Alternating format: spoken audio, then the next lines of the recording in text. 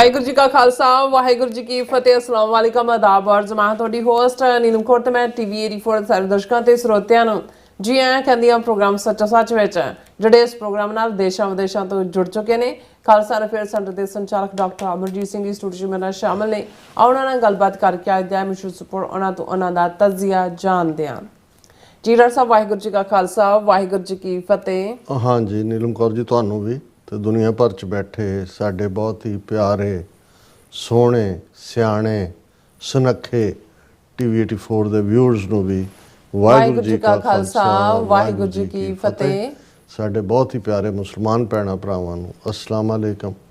ਗੰਗਾ ਜਮਨੀ ਤਹਿਜ਼ੀਬ ਦੇ ਹਿੰਦੂ ਤਵੀਆਂ ਨੂੰ ਨਮੋ ਨਮੇ ਤੇ ਹੋਰ ਸਭ ਵੀਰਾਂ ਭੈਣਾਂ ਨੂੰ ਆਦਾਬਰਸ। ਜੀ ਡਾਕਟਰ ਸਾਹਿਬ ਜੀ ਨੂੰ ਪ੍ਰੋਗਰਾਮ ਸੱਚੋ ਸੱਚ ਵਿੱਚ ਬਹੁਤ ਧੰਨਵਾਦ। ਜੀ ਡਾਕਟਰ ਸਾਹਿਬ ਅੱਜ 12 ਸਤੰਬਰ 2025 28 ਭਾਦੋ ਨਾਨਕ ਸ਼ਾਹੀ ਸੰਮਤ 557 ਦਾ ਦਿਨ ਹੈ ਤੇ ਡਾਕਟਰ ਸਾਹਿਬ ਪ੍ਰੋਗਰਾਮ ਸ਼ੁਰੂ ਕਰਨ ਤੋਂ ਪਹਿਲਾਂ ਅਸੀਂ ਦਰਸ਼ਕਾਂ ਤੇ ਸਰੋਤਿਆਂ ਨੂੰ ਹਮੇਸ਼ਾ ਤਰ੍ਹਾਂ ਦੱਸਦੇ ਵਿਊਅਰਸ ਜੇ ਤੁਸੀਂ ਹੱਕ ਸੱਚ ਇਨਸਾਫ ਤੇ ਪਿਆਰਾ ਦਿਨ ਦਾ ਇੱਕੋ ਇੱਕ ਚੈਨਲ ਟੀਵੀ 84 ਨੂੰ ਦੇਖਣਾ ਚਾਹੁੰਦੇ ਹੋ ਤਾਂ ਤੁਸੀਂ ਦੇਖ ਸਕਦੇ ਸਪੈਕਟਰਮ ਕੇਬਲ ਆਰਸੀਐਨ ਕੇਬਲ ਵਾਫਰਨ ਕੈਨੇਡਾ roku ਚਾਤੂ ਬਾਕਸ ਸ਼ਾਵਾ ਫੇਸਬੁੱਕ ਟੀਵੀ 84 ਦੇ ਐਪ ਰਾਹੀਂ online streaming and IP box ਤੇ ਤੁਸੀਂ ਟੀਵੀ 84 ਨੂੰ ਦੇਖ ਸਕਦੇ ਹੋ। ਵਿਊਅਰਸ ਜੇ ਤੁਸੀਂ ਟੀਵੀ 84 ਨਾਲ ਜਾਂ ਪ੍ਰੋਗਰਾਮ ਸੱਚੋ ਸੱਚ ਨਾਲ ਫੇਸਬੁੱਕ ਰਾਹੀਂ ਜੁੜੇ ਹੋ ਤਾਂ ਇਸ ਵੱਧ ਲਾਈਕ ਕਰੋ ਤੇ ਸ਼ੇਅਰ ਕਰੋ ਅਤੇ ਨਾਲ ਹੀ YouTube ਤੇ ਸਬਸਕ੍ਰਾਈਬ ਕਰੋ। ਇਹ ਵੀ ਦੱਸ ਦਿਓ ਕਿ ਤੁਸੀਂ ਟੀਵੀ 84 ਦੀ ਐਪ ਨੂੰ ਐਂਡਰੋਇਡ ਐਂਡ ਐਪ ਸਟੋਰ ਤੇ ਡਾਊਨਲੋਡ ਕਰਕੇ ਜੋ ਟੀਵੀ 84 ਦੀ ਲਾਈਵ ਸਟ੍ਰੀਮ ਹੈ ਇਸ ਨੂੰ ਤੁਸੀਂ 24 ਆਵਰਸ ਦੇਖ ਸਕਦੇ ਹੋ। ਸੋ ਵਿਊਅਰਸ ਪ੍ਰੋਗਰਾਮ ਦੀ ਸ਼ੁਰੂਆਤ ਕਰਨ ਜਾ ਰਹੇ ਹਾਂ ਅੱਜ ਦੀ ਸਪਾਂਸਰਸ਼ਿਪ ਦੇ ਨਾਲ ਕਿ ਅੱਜ ਦੇ ਪ੍ਰੋਗਰਾਮ ਸੱਚੋ ਸੱਚ ਨੂੰ ਸਪਾਂਸਰ ਕੀਤਾ ਗਿਆ ਹੈ ਡਾਲਸ ਟੈਕਸਸ ਤੋਂ ਸਰਦਾਰ ਸੁਖਵਿੰਦਰ ਸਿੰਘ ਜੋਰਾ ਵੱਲੋਂ। ਸੇ ਇਹਨਾਂ ਨੇ ਅੱਜ ਦਾ ਪ੍ਰੋਗਰਾਮ ਆਪਣੀ ਸਿੰਘਣੀ ਬੀਬੀ ਜਸਪੀਰ ਕੌਰ ਦੇ ਜਨਮ ਦਿਨ ਦੀ ਖੁਸ਼ੀ ਵਿੱਚ ਜਿਹੜਾ ਸਪਾਂਸਰ ਕੀਤਾ ਹੈ। ਅਸੀਂ ਇਹਨਾਂ ਨੂੰ ਬਹੁਤ ਬਹੁਤ ਮੁਬਾਰਕਾਂ ਦਿੰਦੇ ਹਾਂ ਔਰ ਜਿਸ ਤਰ੍ਹਾਂ ਕਿ ਟੀਵੀ 84 ਦੇ ਜਿਹੜੇ ਸੁਖਵਿੰਦਰ ਸਿੰਘ ਜੀ ਡੜੇ ਨੇ ਉਹ ਪੱਕੇ ਖੈਰ ਖੁਆਹ ਨੇ ਔਰ ਆਪ ਵੀ ਮੀਡੀਆ ਨਾਲ ਸੰਬੰਧਿਤ ਨੇ ਔਰ ਟੀਵੀ 84 ਦੀ ਚੜ੍ਹਦੀ ਕਲਾ ਲੋਚਦੇ ਨੇ। ਸੋ ਅੱਜ ਦੀ ਸਪਾਂਸਰਸ਼ਿਪ ਲਈ ਅਸੀਂ ਵੀ ਸੁਖਵਿੰਦਰ ਸਿੰਘ ਜੋਰਾਂ ਦਾ ਤਹਿ ਦਿਲ ਤੋਂ ਧੰਨਵਾਦ ਕਰਦੇ ਹਾਂ ਔਰ ਤੁਹਾਨੂੰ ਵੀ ਅਪੀਲ ਤੇ ਬੇਨਤੀ ਕਰਦੇ ਹਾਂ ਕਿ ਤੁਸੀਂ ਪ੍ਰੋਗਰਾਮ ਸੱਚੋ ਸੱਚ ਨੂੰ ਵੱਧ ਤੋਂ ਵੱਧ ਸਪਾਂਸਰ ਕਰੋ। ਸਪਾਂਸਰਸ਼ਿਪ ਲਈ ਤੁਸੀਂ ਸਾਨੂੰ ਕਾਲ ਕਰ ਸਕਦੇ ਹੋ ਸਾਡੇ ਫੋਨ ਨੰਬਰ ਤੇ 5166191984 ਸੇਮ ਨੰਬਰ ਤੇ WhatsApp ਕਰ ਸਕਦੇ ਹੋ। ਤੁਸੀਂ ਈਮੇਲ ਵੀ ਕਰ ਸਕਦੇ ਹੋ info@tv84.tv ਤੇ। ਸੋ ਵਿਊਅਰਸ ਜਿਸ ਤਰ੍ਹਾਂ ਕਿ ਅਸੀਂ ਇਸ ਵੀਕ ਦਾ ਅਖੀਰਲਾ ਪ੍ਰੋਗਰਾਮ ਕਰਨ ਜਾ ਰਹੇ ਹਾਂ ਔਰ ਅਰਦਾਸ ਤੇ ਦੁਆ ਕਰਾਂਗੇ ਜਿਹੜਾ ਤੁਹਾਡਾ ਵੀਕਐਂਡ ਹੈ ਬਹੁਤ ਹੀ ਵਧੀਆ ਗੁਜ਼ਰੇ। ਸੋ ਵਿਊਅਰਸ ਪਹਿਲੇ ਸੈਗਮੈਂਟ ਦੇ ਵਿੱਚ ਆਪਾਂ ਗੱਲਬਾਤ ਕਰਾਂਗੇ ਅਮਰੀਕਾ ਤੇ ਭਾਰਤ ਦੇ ਹਵਾਲੇ ਨਾਲ ਕਿ ਅਮਰੀਕਾ ਤੇ ਭਾਰਤ ਵਿੱਚ ਵਪਾਰਿਕ ਸਬੰਧਾਂ ਤੇ ਸਿਆਸੀ ਸਬੰਧਾਂ ਨੂੰ ਲੈ ਕੇ ਅੱਜ ਕੱਲ੍ਹ ਜਿਹੜੇ ਮਿਕਸ ਸਿਗਨਲ ਆ ਰਹੇ ਨੇ ਔਰ ਇੱਕ ਪਾਸੇ ਅਮਰੀਕਾ ਭਾਰਤ ਦੀ ਤਾਰੀਫ ਕਰਦਾ ਹੈ ਅਤੇ ਨਾਲ ਹੀ ਇਹ ਯਾਦ ਦਹਾਨੀ ਵੀ ਕਰਵਾ ਦਿੰਦਾ ਹੈ ਕਿ ਕਿਸੇ ਵੀ ਵਪਾਰਕ ਸਮਝੌਤੇ ਲਈ रूस तो तेल खरीदना बंद करना पवेगा और वेखो ऊठ किस करवट बैठता है। सो इस बारे आप गलबात करन जा रहे हैं। सो असीं चाहांगे कि तुसीं इसी तरह बने रहना देखण सुनन लई तुहाडा सब दा बहुत बहुत शुक्रिया। जी डॉक्टर साहब की विचार ने देखो अज दे प्रोग्राम नूं स्पॉन्सर करने वाले वीर सुखविंदर सिंह साडे लई बहुत अहमियत वाली थां रखते हैं जिथे ਉਹਨਾਂ ਦੀਆਂ ਆਪਣੀਆਂ ਸੇਵਾਵਾਂ ਮੀਡੀਆ ਦੇ ਖੇਤਰ 'ਚ ਨੇ। Voice of Khalsa radio programme ਫਿਰ ਟੀਵੀ ਔਰ ਇਸ ਦੇ ਨਾਲ ਨਾਲ ਉਹਨਾਂ ਨੇ ਭਾਰਤ ਦੇ ਵਿੱਚ ਜਿਹੜੇ ਮੂਲ ਨਿਵਾਸੀ ਉਹਨਾਂ ਦੇ ਨਾਲ ਰਾਬਤਾ ਕਰਕੇ ਜਿਹੜੀਆਂ ਸਿੱਖ ਵੈਲਿਊਜ਼ ਨੇ ਸਿੱਖ ਕਦਰਾਂ ਕੀਮਤਾਂ ਨੇ ਉਹਨਾਂ ਤੱਕ ਪਹੁੰਚਾਈਆਂ। ਉਹ ਇੱਕ ਤਾਲਮੇਲ ਬਿਠਾਉਣ ਦੀ ਕੋਸ਼ਿਸ਼ ਕੀਤੀ ਔਰ ਟੀਵੀ 84 ਨਾਲ ਉਹਨਾਂ ਦਾ ਸੰਬੰਧ ਉਸ ਤੋਂ ਵੀ ਪਹਿਲਾਂ ਡਾਕਟਰ ਰਣਜੀਤ ਸਿੰਘ ਜਿਨ੍ਹਾਂ ਦਾ ਇਹ ਬ੍ਰੇਨ ਚਾਈਲਡ ਹੈ ਉਹਨਾਂ ਦੇ ਨਾਲ ਉਹਨਾਂ ਦਾ ਦੋਸਤਾਨਾ ਰਿਹਾ ਜਿਸ ਨੂੰ ਦਿਲੀ ਯਾਰ ਵਾਲੀ ਗੱਲ ਹੁੰਦੀ ਹੈ ਕੌਮੀ ਪੱਖ ਤੋਂ ਵੀ। ਔਰ ਜਦੋਂ ਵੀ ਅਸੀਂ ਟੀਵੀ 84 ਦੇ ਕ੍ਰਾਈਸਿਸ ਦੀ ਗੱਲ ਕੀਤੀ ਇਹਨਾਂ ਦੀ ਕਾਲ ਅਗਲੇ ਦਿਨ ਆ ਜਾਂਦੀ ਸੀ ਤੇ ਇਹਨਾਂ ਨੇ ਮੈਨੂੰ ਕਹਿਣਾ ਕਿ ਵੀ ਮੈਨੂੰ ਬਹੁਤ ਦੁੱਖ ਹੁੰਦਾ ਹੈ ਜਦੋਂ ਮੈਂ ਦੇਖਦਾ ਕਿ ਬੀਬੀ ਨੀਲਮ ਕੌਰ ਅਪੀਲ ਕਰ ਰਹੇ ਹੁੰਦੇ ਨੇ ਤੇ ਕੁਛ ਕਰਨਾ ਚਾਹੀਦਾ ਹੈ ਜਿਹਦੇ ਥੱਲੇ ਬਾਰ-ਬਾਰ ਇਹ ਕਹਿਣਾ ਜਦੋਂ ਕਿ ਤੁਸੀਂ ਇੰਨਾ ਵੱਡਾ ਕੰਮ ਕਰ ਰਹੇ ਹੋ ਕੌਮ ਦਾ ਘਰ ਬਣਾਉਣ ਦੇ ਲਈ। ਔਰ ਇਹ ਵੀ ਮੈਂ ਦੱਸਦਾ ਕਿ ਜਿਹੜੀ ਸਪਾਂਸਰਸ਼ਿਪ ਲਾਈਨ ਦੀ ਸ਼ੁਰੂਆਤ ਵੀ ਅਸੀਂ ਕੀਤੀ ਇਹ ਇਹਨਾਂ ਦੇ ਸੁਝਾਅ 'ਤੇ ਕੀਤੀ ਕਿ ਇਹ ਇੱਕ ਤਰੀਕਾ ਹੋਏਗਾ ਜਿਹਦੇ ਨਾਲ ਜਿਹੜੇ ਵੈਲ ਵਿਸ਼ਰ ਨੇ ਟੀਵੀ 84 ਦੇ ਜਾਂ ਪੰਥਕ ਏਜੰਡੇ ਖਾਲਿਸਤਾਨ ਨਾਲ ਜੁੜੇ ਹੋਏ ਉਹਨਾਂ ਨੂੰ ਇੱਕ ਇਨਸੈਂਟਿਵ ਹੋਏਗਾ ਕਿ ਉਹ ਜਿੱਥੇ ਮਦਦ ਵੀ ਕਰਨਗੇ ਉੱਥੇ ਉਹਨਾਂ ਦੇ ਨਾਲ ਜਿਹੜਾ TV 84 ਦੀ ਸਟੇਬਿਲਿਟੀ ਵੀ ਹੋਏਗੀ। ਔਰ ਅਸੀਂ ਉਹਨਾਂ ਦੇ ਸੁਝਾਅ ਤੇ ਅਮਲ ਕੀਤਾ ਔਰ ਅਸੀਂ ਸਮਝਦੇ ਹਾਂ ਕਿ ਵੀ ਬੇਸ਼ੱਕ ਕਈ ਵਾਰ ਤੁਹਾਨੂੰ ਫਿਰ ਵੀ ਅਪੀਲ ਤਾਂ ਕਰਨੀ ਪੈਂਦੀ ਹੈ, ਪਰ ਇਸ ਦੇ ਨਾਲ ਸਾਡੇ ਕੋਲ ਇੱਕ ਪੂਲ ਉਹਨਾਂ ਵੀਰਾਂ ਭੈਣਾਂ ਦਾ ਬਣ ਗਿਆ ਜਿਹੜੇ ਸਮਝਦੇ ਨੇ ਕਿ ਭਾਈ ਜੇ ਅਸੀਂ $1000 ਜਿਹੜਾ ਉਹ ਥਰੋ ਆਊਟ ਕਰਦੇ ਆ ਇਹਨੇ ਮੰਥ ਜਾਂ ਸਾਲ ਦੇ ਇੱਕ ਪੀਰੀਅਡ 'ਚ ਵੀ ਇਹਨੇ ਜੇ ਅਸੀਂ ਦੇਖਣਾ ਹੋਏ ਤੇ 300 ਤੋਂ ਵੀ ਘੱਟ ਪ੍ਰੋਗਰਾਮ ਹੁੰਦੇ ਨੇ, ਵੀਕਐਂਡ ਸੈਚਰਡੇ ਸੰਡੇ ਤਾਂ ਹੁੰਦਾ ਨਹੀਂ, ਤੇ ਇਹ ਸਾਡੇ ਸਮੁੱਚੇ ਖਰਚੇ ਨੂੰ ਹੀ ਜਿਹੜਾ ਉਹ ਸਸਟੇਨ ਕਰ ਸਕਦੇ ਨੇ। ਔਰ ਉਹਨਾਂ ਦੀ 2 ਦਿਨ ਪਹਿਲਾਂ ਹੀ ਕਾਲ ਆਈ, ਉਹ ਕਹਿਣ ਲੱਗੇ ਕਿ ਮੇਰੀ ਸਿੰਘਣੀ ਦਾ ਜਨਮ ਦਿਨ ਹੈ 13 ਸਤੰਬਰ ਨੂੰ ਔਰ ਮਕਸਦ ਤਾਂ ਉਹਨਾਂ ਦਾ ਮਦਦ ਕਰਨਾ ਹੈ ਔਰ ਇਹ ਬਾਕੀਆਂ ਨੂੰ ਵੀ ਇਨਸੈਂਟਿਵ ਦੇਣਾ ਹੈ ਕਿ ਭਾਈ ਜਿੱਥੇ ਤੁਸੀਂ ਸੈਲੀਬ੍ਰੇਟ ਕਰਦੇ ਹੋ, ਮੈਰਿਜ ਐਨੀਵਰਸਰੀ ਸੈਲੀਬ੍ਰੇਟ ਕਰਦੇ ਹੋ, ਬਰਥਡੇ ਸੈਲੀਬ੍ਰੇਟ ਕਰਦੇ ਹੋ, ਬੱਚਿਆਂ ਦੇ ਜਨਮ ਦਿਨ ਕਰਦੇ ਹੋ, ਇਹ ਵੀ ਇੱਕ ਤਰੀਕਾ ਹੈ ਕਿ ਜਿੱਥੇ ਤੁਸੀਂ TV 84 ਦੇ ਪ੍ਰੋਗਰਾਮ ਨੂੰ ਉਸ ਦਿਨ ਸਪਾਂਸਰ ਕਰੋ, ਕਿਉਂਕਿ ਉਹ 13 ਸਤੰਬਰ ਕੱਲ੍ਹ ਦਾ ਦਿਨ ਹੈ, ਸੈਚਰਡੇ ਸਾਡਾ ਸ਼ੋਅ ਨਹੀਂ ਹੁੰਦਾ। ਤੇ ਅੱਜ ਅਸੀਂ ਉਹਨਾਂ ਦੇ ਬਿਹਾਫ ਤੇ ਉਹਨਾਂ ਦੀ ਸਿੰਘਣੀ ਸਾਹਿਬਾ ਬੀਬੀ ਜਸਪੀਰ ਕੌਰ ਉਹਨਾਂ ਨੂੰ ਜਿੱਥੇ ਮੁਬਾਰਕਬਾਦ ਦਿੰਦੇ ਹੈ, ਉੱਥੇ ਸਾਡੇ ਵੀਰ ਸੁਖਵਿੰਦਰ ਸਿੰਘ ਹੋਰਾਂ ਨੇ ਆਪਣਾ ਸੁਨੇਹਾ ਵੀ ਕੌਮ ਦੇ ਨਾਂ ਲਿਖ ਕੇ ਭੇਜਿਆ। ਮੈਂ ਉਹ ਵੀ ਸਾਂਝਾ ਕਰਨਾ ਚਾਹਾਂਗਾ ਉਹਨਾਂ ਦੇ ਲਫ਼ਜ਼ਾਂ 'ਚ ਹੀ, ਕਿਉਂਕਿ ਜਦੋਂ ਕੋਈ ਤੁਹਾਡੇ ਅੰਦਰੋਂ ਇੱਕ ਜਜ਼ਬਾਤ ਕਾਗਜ਼ ਦੇ ਉੱਤੇ ਉਤਰਦੇ ਨੇ, ਉਹਨਾਂ ਦੇ ਵਿੱਚ ਇੱਕ ਆਪਣਾ ਪੁੱਲ ਹੁੰਦਾ ਹੈ। ਸਾਡਾ ਕਹਿਣ ਦਾ ਅੰਦਾਜ਼ ਇੱਕ ਆਪਣਾ ਹੈ, ਅਸੀਂ ਉਸ ਨੂੰ ਫਰਦਰ ਜਿਹੜਾ ਹੈ ਉਹ ਐਂਪਲੀਫਾਈ ਕਰਦੇ ਹਾਂ ਉਸ ਮੈਸੇਜ ਨੂੰ। ਸੋ ਭਾਈ ਸੁਖਵਿੰਦਰ ਸਿੰਘ ਹੋਰਾਂ ਨੇ ਲਿਖਿਆ ਕਿ ਗੁਰੂ ਸਾਹਿਬ ਦੁਆਰਾ ਦਿੱਤੀ ਗਈ ਤੇ ਘੜੀ ਗਈ ਪਰਸਨੈਲਿਟੀ ਤੇ ਸ਼ਖਸੀਅਤ ਤੇ ਕਰੈਕਟਰ ਅੱਜ ਅਸੀਂ ਹੌਲੀ ਹੌਲੀ ਕਿੱਥੇ ਲੈ ਕੇ ਪਹੁੰਚ ਗਏ। ਇਨਸਾਨ ਦੁਆਰਾ ਹਰ ਕੀਤਾ ਹੋਇਆ ਕੰਮ ਮਨੁੱਖ ਦੀ ਪਰਸਨੈਲਿਟੀ ਨੂੰ ਬਿਲਟ ਕਰਦਾ, ਭਾਵੇਂ ਉਹ ਸਾਡੇ ਨਿੱਤ ਦੇ ਜੀਵਨ ਵਿੱਚ ਹਰ ਮਨੁੱਖ ਨਾਲ ਹਰ ਰੋਜ਼ ਹੀ ਹੁੰਦਾ। ਜਿਵੇਂ ਕਿ ਅਸੀਂ ਆਮ ਕਹਿ ਦਿੰਦੇ ਹਾਂ ਕੋਈ ਨਹੀਂ ਕੱਲ੍ਹ ਆਪਾਂ 10 ਵਜੇ ਚੱਲਾਂਗੇ, ਮੈਨੂੰ ਉਸ ਜਗ੍ਹਾ ਮਿਲ ਲੈਣਾ ਜਾਂ ਫੋਨ ਕਰ ਲੈਣਾ, ਪਰ ਸਵੇਰੇ 9:45 ਤੇ ਫੋਨ ਕਰਦੇ ਹਾਂ ਆਪਾਂ ਚੁੱਕਦੇ ਨਹੀਂ ਜਾਂ ਫੋਨ ਬੰਦ ਹੁੰਦਾ। ਜਦੋਂ 12 ਵੱਜ ਜਾਂਦੇ ਨੇ ਦੁਪਹਿਰ ਦੇ ਤਾਂ ਫਿਰ ਅਸੀਂ ਸੱਚੇ ਹੋਣ ਦੇ ਮਾਰੇ ਕਹਿ ਦਿੰਦੇ ਹਾਂ ਕਿ ਮੈਂ ਬਿਜ਼ੀ ਹੋ ਗਿਆ ਸੀ। ਅਸਲ ਵਿੱਚ ਉਸ ਟਾਈਮ ਨੂੰ ਲੰਘਾਉਣ ਦਾ ਹੀ ਇਹ ਅਮਲ ਸੀ ਜਿਸ ਨੂੰ ਬੇਈਮਾਨੀ ਕਹਿੰਦੇ ਨੇ।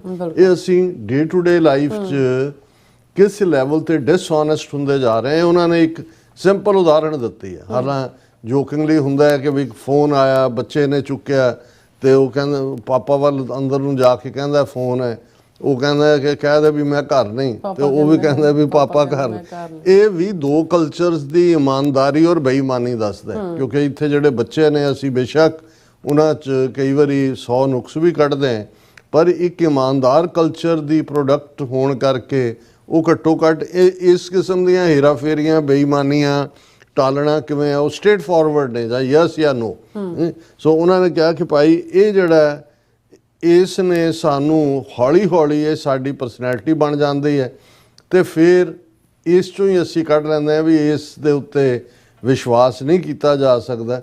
ਜਿਸ ਪਰਸਨੈਲਿਟੀ ਨੂੰ ਗੁਰੂ ਸਾਹਿਬ ਨੇ 230 ਸਾਲ ਲਗਾ ਕੇ 1699 ਵਿੱਚ ਪ੍ਰਗਟ ਕੀਤਾ ਸੀ, ਕਿਉਂਕਿ ਗੁਰੂ ਨਾਨਕ ਪਾਤਸ਼ਾਹ 1469 'ਚ ਪ੍ਰਕਾਸ਼ਮਾਨ ਹੋਏ ਤੇ 1699 'ਚ ਜਦੋਂ ਅਸੀਂ ਸਿੱਖ ਦਾ ਮੁਕੰਮਲ ਸਫ਼ਰ ਸਿੱਖ ਤੋਂ ਸਿੰਘ ਤੱਕ ਖਾਲਸਾ ਤੱਕ ਉਹ 230 ਵਰੇ ਹੈ, ਔਰ ਉਹਦੇ 'ਚ ਜਿਹੜਾ ਇਨਸਾਨ ਘੜਿਆ ਜਿਹਨੂੰ ਮੈਂ ਕਹਿੰਦਾ ਵੀ ਚਿਜ਼ਲ ਕੀਤਾ ਗੁਰੂ ਸਾਹਿਬ ਨੇ, ਉਸ ਦਾ ਮੁੱਖ, ਉਸ ਦੀ ਰੂਹ, ਉਸ ਦੀ ਬੁੱਧੀ, ਉਸ ਦਾ ਦਾਇਰਾ ਸਮਾਜਿਕ ਔਰ ਆਰਥਿਕ ਔਰ ਦੂਸਰਾ ਢਾਂਚਾ ਜਿਹੜਾ ਸਾਰਾ ਗੁਰੂ ਸਾਹਿਬ ਨੇ ਘੜਿਆ। ਔਰ ਉਹਨਾਂ ਨੇ ਕਿਹਾ ਕਿ ਭਾਈ ਇਹ ਹੌਲੀ ਹੌਲੀ 2025 ਤੱਕ ਆਉਂਦੇ ਅਸੀਂ ਅੱਜ ਕਿੱਥੇ ਖੜ੍ਹੇ। ਜਿਸ ਸਿੱਖ ਨੂੰ ਦੇਖ ਕੇ ਰੇਲ ਦੇ ਡੱਬੇ ਵਿੱਚ ਕੋਈ ਸਿਗਰਟ ਨਹੀਂ ਪੀਂਦਾ ਸੀ, ਪਿੰਡ ਵਿੱਚ ਮਾਂ ਆਪਣੀ ਬੇਟੀ ਨੂੰ ਇਹ ਕਹਿ ਦਿੰਦੀ ਸੀ ਮੂੰਹ ਤੇ ਦਾੜੀ ਤੇ ਸਿਰ ਤੇ ਦਸਤਾਰ ਵਾਲਾ ਬੰਦਾ ਕਦੇ ਦੇਖਿਆ ਤਾਂ ਤੇਰੀ ਇੱਜ਼ਤ, ਤੇਰਾ ਗਹਿਣਾ ਗੱਟਾ ਸੁਰੱਖਿਅਤ ਹੋਏਗਾ। ਔਰ ਈਵਨ ਬੰਗਾਲ ਦੇ ਵਿੱਚ ਤੁਹਾਨੂੰ ਬਹੁਤ ਸਾਰੇ ਰਾਈਟਰਸ ਮਿਲਣਗੇ ਕਿ ਜੇ ਮਿਡਨਾਈਟ, ਕਿਉਂਕਿ ਕਲਕੱਤਾ ਲੰਬਾ ਵਕਤ ਕੈਪੀਟਲ ਰਹੀ ਭਾਰਤ ਦੀ ਅੰਗਰੇਜ਼ੀ ਰਾਜ ਵੇਲੇ, ਔਰ ਉਹ ਤੋਂ 1931 ਚੋਂ ਦਿੱਲੀ ਲਿਆਏ ਕੈਪੀਟਲ 1911-12 ਚ ਬਿਲਟ ਹੋ ਗਈ ਸੀ।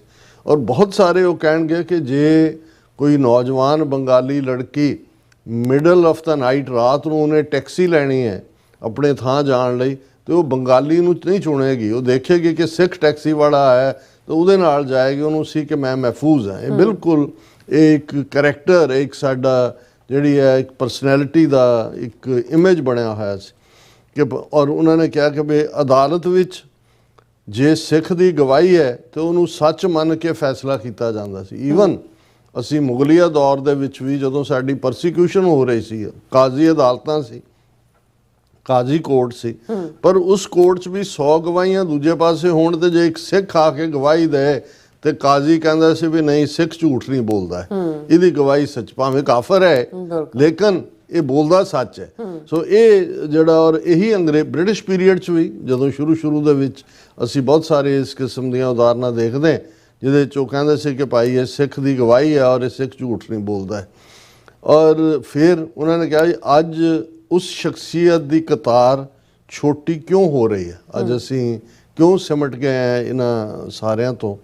ਭਾਵੇਂ ਅੱਜ ਵੀ ਉਸ ਪਰਸਨੈਲਿਟੀ ਨੂੰ ਜੇਲ੍ਹਾਂ ਦੀਆਂ ਕਾਲ ਕੋਠੜੀਆਂ, ਤਸ਼ੱਦਦ ਤੇ ਸਾਰੀ ਉਮਰ ਦੀ ਕੈਦ ਵੀ ਖਤਮ ਨਹੀਂ ਕਰ ਸਕੀ। ਲਿਮਿਟਿਡ ਫਿਊ ਕਿ ਭਾਈ ਜੇ ਜਗਤਾਰ ਸਿੰਘ ਹਵਾਰਾ ਨੇ ਜੇਲ੍ਹ 'ਚ 25-30 ਸਾਲ ਹੋ ਗਏ ਨੇ, ਉਵੇਂ ਹੀ ਉਹਨਾਂ ਦਾ ਉਹ ਕਾਇਮ ਹੈ।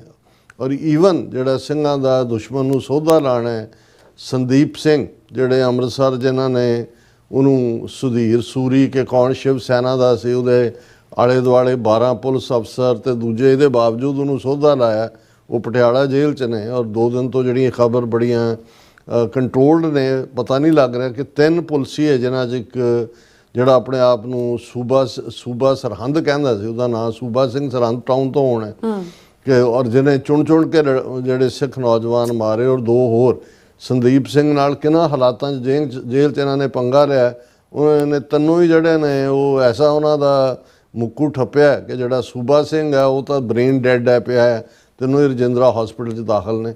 ਹਾਲਾਂ ਉਸ ਦੇ ਨਾਲ ਸੰਦੀਪ ਸਿੰਘ ਦੀ ਬਾਅਦ 'ਚ ਕੀ ਮਾਰਕੁੱਟ ਹੋਈ ਜਾਂ ਕੀ ਹੋਇਆ ਉਹਦੇ ਨਾਲ ਅਜੇ ਪਰਿਵਾਰ ਵਾਲਿਆਂ ਨੂੰ ਵੀ ਮਿਲ ਨਹੀਂ ਦਿੱਤਾ ਜਾ ਰਿਹਾ। ਪਰ ਮੈਂ ਜਜ਼ਬੇ ਦੀ ਗੱਲ ਕਰਦਾ ਕਿ ਵੀ ਕਿਵੇਂ ਜਿਹੜਾ ਦੁਸ਼ਟ ਸਬਨ ਕੋ ਮੂਲੋਂ ਪਾਰੰਗ, ਇਹ ਪਾਰਟ ਵੀ ਹੈ ਲੇਕਿਨ ਇਹ ਲਿਮਿਟਿਡ ਫਿਊ ਹੈ। ਅੱਜ ਅਸੀਂ ਜੇ ਵੱਡੇ ਲੈਵਲ ਦੇ ਉੱਤੇ ਦੇਖੀਏ ਤੇ ਅਸੀਂ ਇੱਕ ਦੂਸਰੇ ਪ੍ਰਤੀ ਨਾ ਇਤਬਾਰੇ, ਝੂਠ ਦਾ ਸਹਾਰਾ, ਕਾਰੋਬਾਰ ਦੇ ਵਿੱਚ ਭਾਈਵਾਲ ਜਿਹਨੂੰ ਬਣਾਉਣਾ ਹੈ ਉਹਦੇ ਨਾਲ ਵੀ ਜਿਹੜਾ ਉਹ ਇਮਾਨਦਾਰ ਨਹੀਂ ਰਹਿਣਾ। ਸੋ ਉਹਨਾਂ ਨੇ ਕਿਹਾ ਕਿ ਭਾਵੇਂ ਸਾਡੇ ਹਵਾਰੇ, ਜਿੰਦੇ ਸੁੱਖੇ, ਤਾਰੇ, ਰਾਜੋ ਆਣੇ, ਦਿਲਾਵਰ ਅੱਜ ਵੀ ਉਸੇ ਤਰ੍ਹਾਂ ਉਸ ਗੁਰੂ ਦੇ ਸਨੇਹ ਨੂੰ ਡਿਲੀਵਰ ਕਰ ਰਹੇ ਨੇ ਤੇ ਕਰਦੇ ਰਹਿਣਗੇ। ਅਗਰ ਟੈਕਨੋਲੋਜੀ ਵਿੱਚ ਅਸੀਂ ਬਹੁਤ ਤਰੱਕੀ ਕਰ ਲਈਏ ਤਾਂ ਵੀ ਕਿਰਦਾਰ ਤੇ ਸ਼ਖਸੀਅਤ ਦੀ ਖੋਜ ਟੈਕਨੋਲੋਜੀ ਤੇ ਸਾਇੰਸ ਨਹੀਂ ਕਰ ਸਕਦੀ। ਅੱਜ ਆਰਟੀਫਿਸ਼ੀਅਲ ਇੰਟੈਲੀਜੈਂਸ ਦੀ ਗੱਲ ਹੈ, ਸੋਚਣ ਵੀ ਉਹਨੂੰ ਲਾ ਦਿੱਤਾ ਹੈ, ਸਵਾਲ ਪੁੱਛੋ 6 ਜਵਾਬ ਬਣਾ ਕੇ ਤੁਹਾਡੇ ਸਾਹਮਣੇ ਦਿੰਦਾ, ਪਰ ਅਲਟੀਮੇਟਲੀ ਜਿਹੜੀ ਸ਼ਖਸੀਅਤ ਹੈ ਜਾਂ ਜਿਹੜਾ ਹੋਂਦ ਹੈ ਇੰਡੀਵਿਜੂਅਲ ਦੀ, ਉਸ ਦਾ ਮੁਕਾਬਲਾ ਤਾਂ ਨਹੀਂ ਕਰ ਸਕਦੇ। ਅਲਟੀਮੇਟਲੀ ਇਹ ਸਾਰੀਆਂ ਚੀਜ਼ਾਂ ਵੀ ਹਿਊਮਨ ਮਾਈਂਡ ਦੀਆਂ ਹੀ ਪੈਦਾਇਸ਼ ਨੇ। ਫਿਰ ਉਹਨਾਂ ਨੇ ਕਿਹਾ ਕਿ ਭਾਈ ਇਸ ਜਿਹੜੀ ਹੈ ਜਿਹਦੀ ਇਹ ਜਿਹੜੀ ਪ੍ਰੋਗਰਾਮਿੰਗ ਹੈ ਸਾਡੇ ਗੁਰੂ ਸਾਹਿਬ ਨੇ ਕੀਤੀ ਹੋਈ ਹੈ, ਇਹਦਾ ਮੁਕਾਬਲਾ ਕੋਈ ਟੈਕਨੋਲੋਜੀ ਔਰ ਕੋਈ ਸਾਇੰਸ ਨਹੀਂ ਕਰ ਸਕਦੀ। ਅੱਜ ਪੰਜਾਬ ਦੁਸ਼ਮਣ ਦੁਆਰਾ ਕੀਤੀ ਆਰਥਿਕ ਨਸਲਕੁਸ਼ੀ ਨਾਲ, ਅੱਜ ਪੰਜਾਬ ਦੁਸ਼ਮਣ ਦੁਆਰਾ ਕੀਤੀ ਗਈ ਜਾਂ ਕੀਤੀ ਜਾ ਰਹੀ ਆਰਥਿਕ ਨਸਲਕੁਸ਼ੀ ਨਾਲ ਲੜ ਰਿਹਾ ਹੈ। ਜਿਹੜੀ ਕੌਮ ਜੰਗ ਦੇ ਮੈਦਾਨ ਵਿੱਚ ਹੋਵੇ ਉਸ ਦਾ ਫੋਕਸ ਸਿਰਫ ਮੱਛੀ ਦੀ ਅੱਖ ਉੱਤੇ ਹੋਣਾ ਚਾਹੀਦਾ। ਜਿਵੇਂ ਤੀਰ ਅੰਦਾਜ਼ ਦਾ ਹੈ ਕਿ ਭਾਈ ਉਹਦਾ ਟੀਚਰ ਉਹਨੂੰ ਟ੍ਰੇਨਡ ਕਰ ਰਿਹਾ ਔਰ ਉਹਨੂੰ ਕਹਿ ਰਿਹਾ ਕਿ ਦੇਖ ਨਿਸ਼ਾਨਾ ਸਾਧਨਾ ਹੈ ਮੱਛੀ ਦੀ ਅੱਖ ਤੇ, ਔਰ ਉਹੀ ਜੇ ਖੱਬੇ ਸੱਜੇ ਉਹਦਾ ਧਿਆਨ ਹੋਏਗਾ ਤੇ ਫਿਰ ਉਹਦਾ ਤੀਰ ਟਿਕਾਣੇ ਨਹੀਂ ਲੱਗੇਗਾ। ਔਰ ਇਵੇਂ ਹੀ ਉਹ ਜਿਹੜਾ ਸਾਡਾ ਫੋਕਸ ਹੈ ਉਹ ਮੱਛੀ ਦੀ ਅੱਖ ਉੱਤੇ ਹੋਣਾ ਚਾਹੀਦਾ। ਜਿਹਨੂੰ ਅਸੀਂ ਨਚਾਰ ਤੇ ਹੋਰ ਭੈੜੇ ਭੈੜੇ ਸ਼ਬਦਾਂ ਦੇ ਨਾਲ ਸੰਬੋਧਨ ਕਰਦੇ ਰਹੇ ਹਾਂ, ਉਹਨਾਂ ਨੂੰ ਵੀ ਇਹ ਗੱਲ ਸਮਝ ਆ ਗਈ ਕਿ ਆਪਣੇ ਪ੍ਰੋਗਰਾਮ ਕੈਂਸਲ ਕਰਕੇ ਬਿਨਾਂ ਕਿਸੇ ਸਵਾਰਥ ਦੇ ਗੁਰੂ ਦੇ ਪਾਏ ਪੂਰਨਿਆਂ ਤੇ ਪਹਿਰਾ ਦੇ ਕੇ ਉਸ ਗਮ ਵਿੱਚ ਸ਼ਰੀਕ ਹੋਏ ਤੇ ਮਦਦਗਾਰ ਹੋਏ। ਜੋ ਪੰਜਾਬ ਦੇ ਫਲੱਡ 'ਚ ਕਲਾਕਾਰਾਂ ਦਾ ਰੋਲ ਹੈ ਉਸ ਵੱਲ ਉਹਨਾਂ ਨੇ ਜ਼ਿਕਰ ਕੀਤਾ। ਅਗਰ ਨਚਾਰਾਂ ਨੂੰ ਇਹ ਗੱਲ ਸਮਝ ਆ ਗਈ ਤੇ ਧਾਰਮਿਕ ਸੰਸਥਾਵਾਂ ਦੇ ਮੋਢੀਆਂ ਨੂੰ ਤਾਂ ਹੋਰ ਵੀ ਜਲਦੀ ਇਹ ਵਧੀਆ ਤਰੀਕੇ ਨਾਲ ਸਮਝ ਆਉਣੀ ਚਾਹੀਦੀ ਸੀ। ਪਰ ਅਸੀਂ ਦੁਸ਼ਮਣ ਦੇ ਬਣਾਏ ਬਿਰਤਾਂਤ ਦੇ ਵਿੱਚ ਬਹਿ ਤੁਰੇ ਤੇ ਆਪਣੇ ਗੁਰੂਆਂ ਦੇ ਦਿੱਤੇ ਇਸ ਪਰਸਨੈਲਿਟੀ ਦੇ ਅਮੁੱਲ ਵਸਤੂ ਦੇ ਗਿਫਟ ਨੂੰ ਅਜਾਈ ਤੇ ਬਰਬਾਦ ਕਰਨ ਤੇ ਉਤਰ ਆਇਆ। ਪੰਜਾਬ ਗਮ ਵਿੱਚ ਵਿਚਰ ਰਿਹਾ ਤੇ ਅਸੀਂ ਕਬੱਡੀਆਂ ਦੇ ਤੇ ਸਿੰਗਰਾਂ ਦੇ ਪ੍ਰੋਗਰਾਮਾਂ ਵਿੱਚ ਉਲਝ ਗਏ। ਜਿਵੇਂ ਬਾਹਰ ਅਮਰੀਕਾ ਕੈਨੇਡਾ ਅਜੇ ਵੀ ਤੁਸੀਂ ਐਡਾਂ ਦੇਖ ਰਹੇ ਹੋ ਜੀ, ਫਲਾਂ ਥਾਂ ਕਬੱਡੀ ਮੈਚ ਤੇ ਫਲਾਂ ਥਾਂ ਇਹ ਤੇ ਫਲਾਣੀ ਥਾਂ ਅਖਾੜਾ ਤੇ ਫਲਾਣੀ ਥਾਂ ਇਹ ਹੋ ਰਿਹਾ। ਉਹਨਾਂ ਨੇ ਇਸ ਤੋਂ ਪਹਿਲਾਂ ਉਹਨਾਂ ਦੀ ਇੱਕ ਲਿਖਤ ਵੀ ਸੋਸ਼ਲ ਮੀਡੀਆ ਦੇ ਉੱਤੇ ਸੁਖਵਿੰਦਰ ਸਿੰਘ ਹੋਰਾਂ ਨੇ ਕਾਫੀ ਸਪਸ਼ਟਤਾ ਦੇ ਨਾਲ ਇਸ ਮੁੱਦੇ ਦੇ ਉੱਤੇ ਗੱਲ ਕੀਤੀ ਸੀ। ਇਹ ਬਿਲਕੁਲ ਯਾਦ ਰੱਖਣ ਕਿ ਇਤਿਹਾਸ ਕਦੇ ਵੀ ਕਿਸੇ ਨੂੰ ਮੁਆਫ ਨਹੀਂ ਕਰਦਾ। 20 ਅਗਸਤ ਨੂੰ ਹੜ੍ਹਾਂ ਨੇ ਪੰਜਾਬ ਨੂੰ ਘੇਰ ਲਿਆ। ਪੰਜਾਬ ਦੇ ਹੱਕ ਵਿੱਚ ਪਹਿਲੇ 5 ਦਿਨ ਇੱਕ ਵੀ ਮੀਡੀਆ ਭਾਰਤ ਦਾ ਪੰਜਾਬ ਨੂੰ ਛੱਡ ਕੇ ਐਕਟਰ, ਪਾਰਟੀਆਂ, ਖਿਡਾਰੀਆਂ, ਸਕਾਲਰਾਂ, ਪ੍ਰੋਫੈਸਰਾਂ ਤੇ ਲੀਡਰਾਂ, ਪਾਰਲੀਮੈਂਟ ਮੈਂਬਰਾਂ ਜਾਂ ਕੋਈ ਵੀ ਹੋਵੇ, ਕਿਸੇ ਨੇ ਵੀ ਇਸ ਪਾਸੇ ਵੱਲ ਬਿਲਕੁਲ ਧਿਆਨ ਨਹੀਂ ਦਿੱਤਾ। ਉਹ ਪੰਜਾਬ ਦੀ ਬਰਬਾਦੀ ਦਾ ਇੰਤਜ਼ਾਰ ਕਰ ਰਹੇ ਸਨ। ਹੌਲੀ ਹੌਲੀ ਜਦੋਂ ਪੰਜਾਬ ਆਪਣੇ ਆਪ ਪੈਰਾਂ ਤੇ ਖੜਾ ਹੋਣ ਲੱਗ ਗਿਆ ਤਾਂ ਯੂਟਿਊਬਰ ਤੇ ਮੀਡੀਆ ਲੀਡਰ ਵੀ ਜਾਗ ਪਏ। ਉਹ ਵੀ ਵਗਦੀ ਗੰਗਾ ਵਿੱਚ ਹੱਥ ਧੋਣ ਲੱਗ ਗਏ। ਦੇਖੋ ਜੀ, ਪੰਜਾਬ ਕੀ ਮਿੱਟੀ में क्या है, सिख कौम, सिख समाज, उसका तो मुकाबला ही कोई नहीं। ਉਹ ਆ ਕੇ ਫਿਰ ਜਿਹੜੇ ਨੇ ਉਹੀ ਪੈਂਪਰਿੰਗ ਵਾਲਾ ਜਿਹੜਾ ਉਹਨਾਂ ਨੇ ਰਾਗ ਸ਼ੁਰੂ ਕਰਤਾ। ਸੰਕਟ ਕਿਤੇ ਵੀ ਹੋਵੇ ਉਸ ਦੀ ਮਦਦ ਹੋਵੇਗੀ, ਪਰ ਜਦੋਂ ਗੱਲ ਪੰਜਾਬ ਦੀ ਹੋਵੇਗੀ ਫਿਰ ਭਾਰਤੀਆਂ ਦਾ ਨਜ਼ਰੀਆ ਹੋਰ ਹੀ ਹੋਏਗਾ। ਉਹ ਹਰ ਮੁਸੀਬਤ ਤੋਂ ਬਾਅਦ ਅਸੀਂ ਦੇਖਦੇ ਹਾਂ। ਯਾਦ ਰਹੇ, ਗੁਰੂਆਂ ਦੁਆਰਾ ਦਿੱਤੀ ਹੋਈ ਸ਼ਖਸੀਅਤ ਅੱਜ ਵੀ ਮੌਜੂਦ ਹੈ, ਪਰ ਘਟ ਰਹੀ ਗਿਣਤੀ ਨੂੰ ਜ਼ਰੂਰ ਵਧਾਈਏ ਕਿ ਅਸੀਂ ਜਿਹੜਾ ਇੱਕ ਵੱਡਾ ਤਬਕਾ ਸਿੱਖੀ ਦੇ ਮੂਲ ਜਿਹੜੇ ਕਰੈਕਟਰ ਨੇ ਉਸ ਤੋਂ ਦੂਰ ਹੋ ਰਹੇ ਹਾਂ, ਉਸ ਨੂੰ ਸੰਭਾਲੀਏ। ਅੱਜ ਲੜਾਈ ਨੈਰੇਟਿਵ ਦੀ ਹੈ, ਬਿਰਤਾਂਤ ਦੀ ਹੈ। ਜਿਹੜੇ ਲੋਕ, ਜਿਹੜਾ ਮਨੁੱਖ ਕੋਈ ਵੀ ਹੋਵੇ, ਜਿਹੜਾ ਮੀਡੀਆ ਤੁਹਾਡੇ ਬਿਰਤਾਂਤ, ਤੁਹਾਡੇ ਨੈਰੇਟਿਵ ਦੀ ਲੜਾਈ ਲੜ ਰਿਹਾ ਹੈ, ਉਸ ਦੀ ਮਦਦ ਜ਼ਰੂਰ ਕਰੋ। ਉਹ ਵੀ ਤੁਹਾਡੀ ਪਰਸਨੈਲਿਟੀ ਨੂੰ, ਤੁਹਾਡੇ ਕਰੈਕਟਰ ਨੂੰ ਜ਼ਰੂਰ ਬਿਲਡ ਕਰੇਗਾ ਕਿ ਸਾਡੇ ਲਈ ਪ੍ਰਾਇੋਰਟੀ ਕੀ ਹੈ। ਜੇ ਅੱਜ ਵੀ ਅਸੀਂ, ਜਿਵੇਂ ਉਹਨਾਂ ਨੇ ਮੱਛੀ ਦੀ ਅੱਖ ਦਾ ਇਸ਼ਾਰਾ ਕੀਤਾ ਸੀ, ਕਿ ਵੀ ਜੇ ਸਾਡਾ ਫੋਕਸ ਨਹੀਂ ਹੈ ਔਰ ਅਸੀਂ ਇੱਧਰ ਉੱਧਰ ਕਿਤੇ ਹੋ ਗਿਆ, ਇੱਕ ਮੁਸੀਬਤ ਲੰਘੀ, ਉਹਦੇ 'ਚ ਬੱਲੇ ਬੱਲੇ ਹੋ ਗਏ ਕਿ ਜੀ ਕਰਤਾ ਹੈ, ਫਿਰ ਅਗਲੇ ਦਿਨ ਇੰਤਜ਼ਾਰ ਕਰੀਏ ਜੀ ਅਗਲਾ 2 ਸਾਲ ਬਾਅਦ ਕਦੋਂ ਫਿਰ ਫਲੱਡ ਹੋਣਾ ਹੈ, ਕਦੋਂ ਉਹਨਾਂ ਨੇ ਕੋਈ ਹੋਰ ਸ਼ੋਸ਼ਾ ਛੱਡ ਦੇਣਾ ਹੈ। ਔਰ ਕਿਸ ਲੈਵਲ ਦੇ ਉੱਤੇ ਜਾ ਕੇ ਜਿਹੜੇ ਕਰੂਅਲ ਜੋਕ, ਮੋਦੀ ਆਉਂਦਾ ਹੈ ਜ਼ਮੀਨ ਤੇ ਹੀ ਨਹੀਂ ਉਤਰਦਾ, ਹੈਲੀਕਾਪਟਰ ਦੇ ਉੱਤੇ ਗੇੜੇ ਦੇ ਰਿਹਾ ਤੇ ਜਾਣ ਲੱਗੇ 1500 ਕਰੋੜ। ਇਹ ਜਿਹਨੂੰ ਉਹਨਾਂ ਦੇ ਇੱਕ ਲੀਡਰ ਨੇ ਕਿਹਾ ਕਿ ਵੀ ਇਹ ਊਂਠ ਦੇ ਮੂੰਹ 'ਚ ਦਿੱਤਾ ਜੀਰਾ, ਲੇਕਿਨ ਮੈਂ ਸਮਝਦਾ ਵੀ ਇਹ ਨਹੀਂ ਹੈ ਇਕੱਲਾ ਜੀਰਾ, ਇਹ ਮਜ਼ਾਕ ਹੈ। ਇਹਨੂੰ ਕਹਿੰਦੇ ਨੇ ਕਰੂਅਲ ਜੋਕ, ਕਿ ਭਿਆਨਕ ਜਿਹੜਾ ਉਹ ਮਜ਼ਾਕ ਕਿ ਭਾਈ ਆ ਲਓ ਤੁਹਾਡੀ ਵਕਤ ਜਿਹੜੀ ਹੈ, ਸਾਰੇ 1200 ਤੋਂ ਜ਼ਿਆਦਾ ਪਿੰਡ ਡੁੱਬ ਗਏ ਨੇ, 5 ਲੱਖ ਏਕੜ ਜ਼ਮੀਨ ਜਿਹੜੀ ਹੈ ਉਹ ਪਾਣੀ 'ਚ ਹੈ, ਰੇਤਾ ਹੀ ਰੇਤਾ ਹੈ, ਹਜ਼ਾਰਾਂ ਤੁਹਾਡਾ ਪਸ਼ੂ ਧਨ, ਮੱਝਾਂ, ਗਾਵਾਂ ਦੂਜੀਆਂ ਰੁੜ ਗਈਆਂ ਨੇ, ਤੇ ਆਹ ਤੁਹਾਡਾ ਜਿਹੜਾ ਹੈ ਅਸੀਂ ਤੁਹਾਨੂੰ ਟਿਚ ਨਹੀਂ ਸਮਝਦੇ। ਸੋ ਅਸੀਂ ਵੀਰ ਸੁਖਵਿੰਦਰ ਸਿੰਘ ਹੋਰਾਂ ਦਾ ਬਹੁਤ ਬਹੁਤ ਸ਼ੁਕਰੀਆ ਅਦਾ ਕਰਦੇ ਹਾਂ। ਤੇ ਭੈਣ ਜੀ ਜਸਵੀਰ ਕੌਰ, ਉਹਨਾਂ ਦੇ ਜਨਮ ਦਿਨ ਤੇ ਜਿਹੜਾ ਕੱਲ੍ਹ ਹੈ 13 ਸਤੰਬਰ ਨੂੰ, ਉਹਨਾਂ ਨੂੰ ਮੁਬਾਰਕਬਾਦ ਵੀ ਦਿੰਦੇ। ਔਰ ਅਸੀਂ ਇਹ ਵੀ ਆਸ ਕਰਦੇ ਹਾਂ ਇਸ ਬਹਾਨੇ ਨਾਲ ਅਸੀਂ ਆਪਣੀ ਮੰਗ ਵੀ ਕਰ ਲੈਂਦੇ ਕਿ ਭਾਈ ਕੋਈ ਵੀ ਮੌਕਾ ਤੁਹਾਡੇ ਕੋਲ ਹੋਏ ਜਿਹੜਾ ਤੁਸੀਂ ਸੈਲੀਬ੍ਰੇਟ ਕਰਦੇ ਹੋ, ਉਹਦੇ 'ਚ ਜਿਵੇਂ ਭਾਈ ਸੁਖਵਿੰਦਰ ਸਿੰਘ ਹੋਰਾਂ ਨੇ ਕਿਹਾ ਕਿ ਅੱਜ ਲੜਾਈ ਦਾ ਇੱਕ ਵੱਡਾ ਹਿੱਸਾ ਬਿਰਤਾਂਤ ਹੈ, ਨੈਰੇਟਿਵ ਹੈ।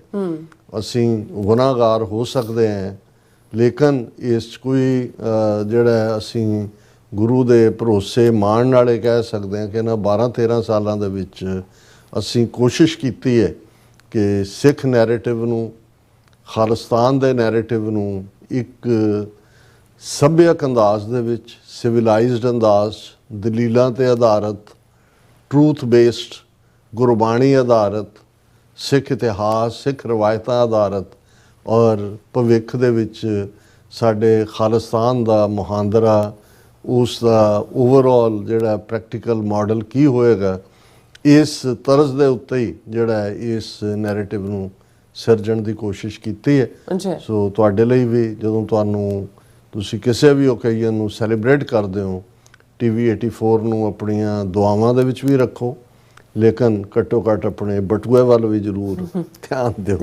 ਜੀ ਗੱਲ ਹੁਣ ਜਦੋਂ ਦਾ ਮੇਰਾ ਖਿਆਲ ਹੈ 2 ਮਹੀਨੇ ਤੋਂ ਜ਼ਿਆਦਾ ਹੀ ਹੋ ਗਏ ਜਦੋਂ ਦਾ ਟੈਰਿਫ ਵਾਰਫੇਅਰ ਚੱਲੀ ਹੋਈ ਹੈ। ਸਾਡੇ ਲੀਡ ਟੌਪਿਕਸ ਬਹੁਤ ਵਾਰ ਭਾਰਤ ਅਮਰੀਕਾ ਸੰਬੰਧ ਹੀ ਹੁੰਦੇ ਨੇ, ਕਿਉਂਕਿ ਕਿਉਂਕਿ ਸਾਡੀ ਲੜਾਈ ਖਾਲਿਸਤਾਨ ਦੀ ਵੀ ਇੰਡੀਅਨ ਸਟੇਟ ਦੇ ਨਾਲ ਹੈ, ਔਰ ਇਹ ਵੀ ਅਸੀਂ ਮੰਨ ਕੇ ਤੁਰਦੇ ਹਾਂ ਕਿ ਭਾਈ ਕੌਮੀ ਘਰ ਖਾਲਿਸਤਾਨ ਬਣਾਉਣ ਦੇ ਲਈ ਜੇ ਕੋਈ ਇੰਟਰਨੈਸ਼ਨਲ ਹੈਲਪ ਜਾਂ ਇੰਟਰਨੈਸ਼ਨਲ ਇੰਟਰਫੇਰੈਂਸ ਕਿਸੇ ਸਟੇਜ ਤੇ ਹੋਏਗੀ ਤਾਂ ਜ਼ਾਹਰ ਹੈ 5 ਆਈਜ਼ ਕੰਟਰੀਜ਼ ਵੈਸਟਰਨ, ਔਰ ਉਹਨਾਂ 'ਚ ਵੀ ਵੱਡਾ ਸਰਪੰਚ ਦੁਨੀਆ ਦਾ ਅਮਰੀਕਾ ਤੇ ਅਮਰੀਕਾ ਦੇ ਪ੍ਰੈਜ਼ੀਡੈਂਟ ਟਰੰਪ ਜਿਹੜੇ ਨੇ ਉਹ ਬੋਲਡਲੀ ਕੋਈ ਵੀ ਗੱਲ ਜਿਹੜੀ ਹੈ ਉਹਨੂੰ ਇੰਪਲੀਮੈਂਟ ਕਰਨ ਦੀ ਹਿੰਮਤ ਰੱਖਦੇ ਨੇ। ਹਾਲਾਂ ਬਹੁਤ ਵਾਰ ਇਹ ਹੁੰਦਾ ਕਿ ਵੀ ਜਿਹੜੇ ਰਿਪਬਲਿਕਨ ਲਾਈਨ ਹੈ ਉਹਨਾਂ ਦੀਆਂ ਕੁਝ ਪਾਲਿਸੀਜ਼ ਜਿਹੜੀਆਂ ਨੇ ਉਹ ਬਹੁਤ ਵਾਰ ਜਿਹੜੀਆਂ ਇਮੀਗ੍ਰੈਂਟ ਕਮਿਊਨਿਟੀਜ਼ ਨੇ ਉਹਨਾਂ ਨੂੰ ਸੂਟ ਨਹੀਂ ਕਰਦੀਆਂ। ਉਹ ਇਸ ਲਈ ਉਹ ਇੰਗਲੈਂਡ ਦੇ ਵਿੱਚ ਲੇਬਰ ਸੀ, ਅਮਰੀਕਾ 'ਚ ਡੈਮੋਕਰੈਟ, ਜਾਂ ਕੈਨੇਡਾ ਦੇ ਵਿੱਚ ਲਿਬਰਲ ਜਾਂ NDP ਕੰਜ਼ਰਵੇਟਿਵਸ ਤੋਂ ਦੂਰ ਹੀ ਰਹੇ। ਲੇਕਿਨ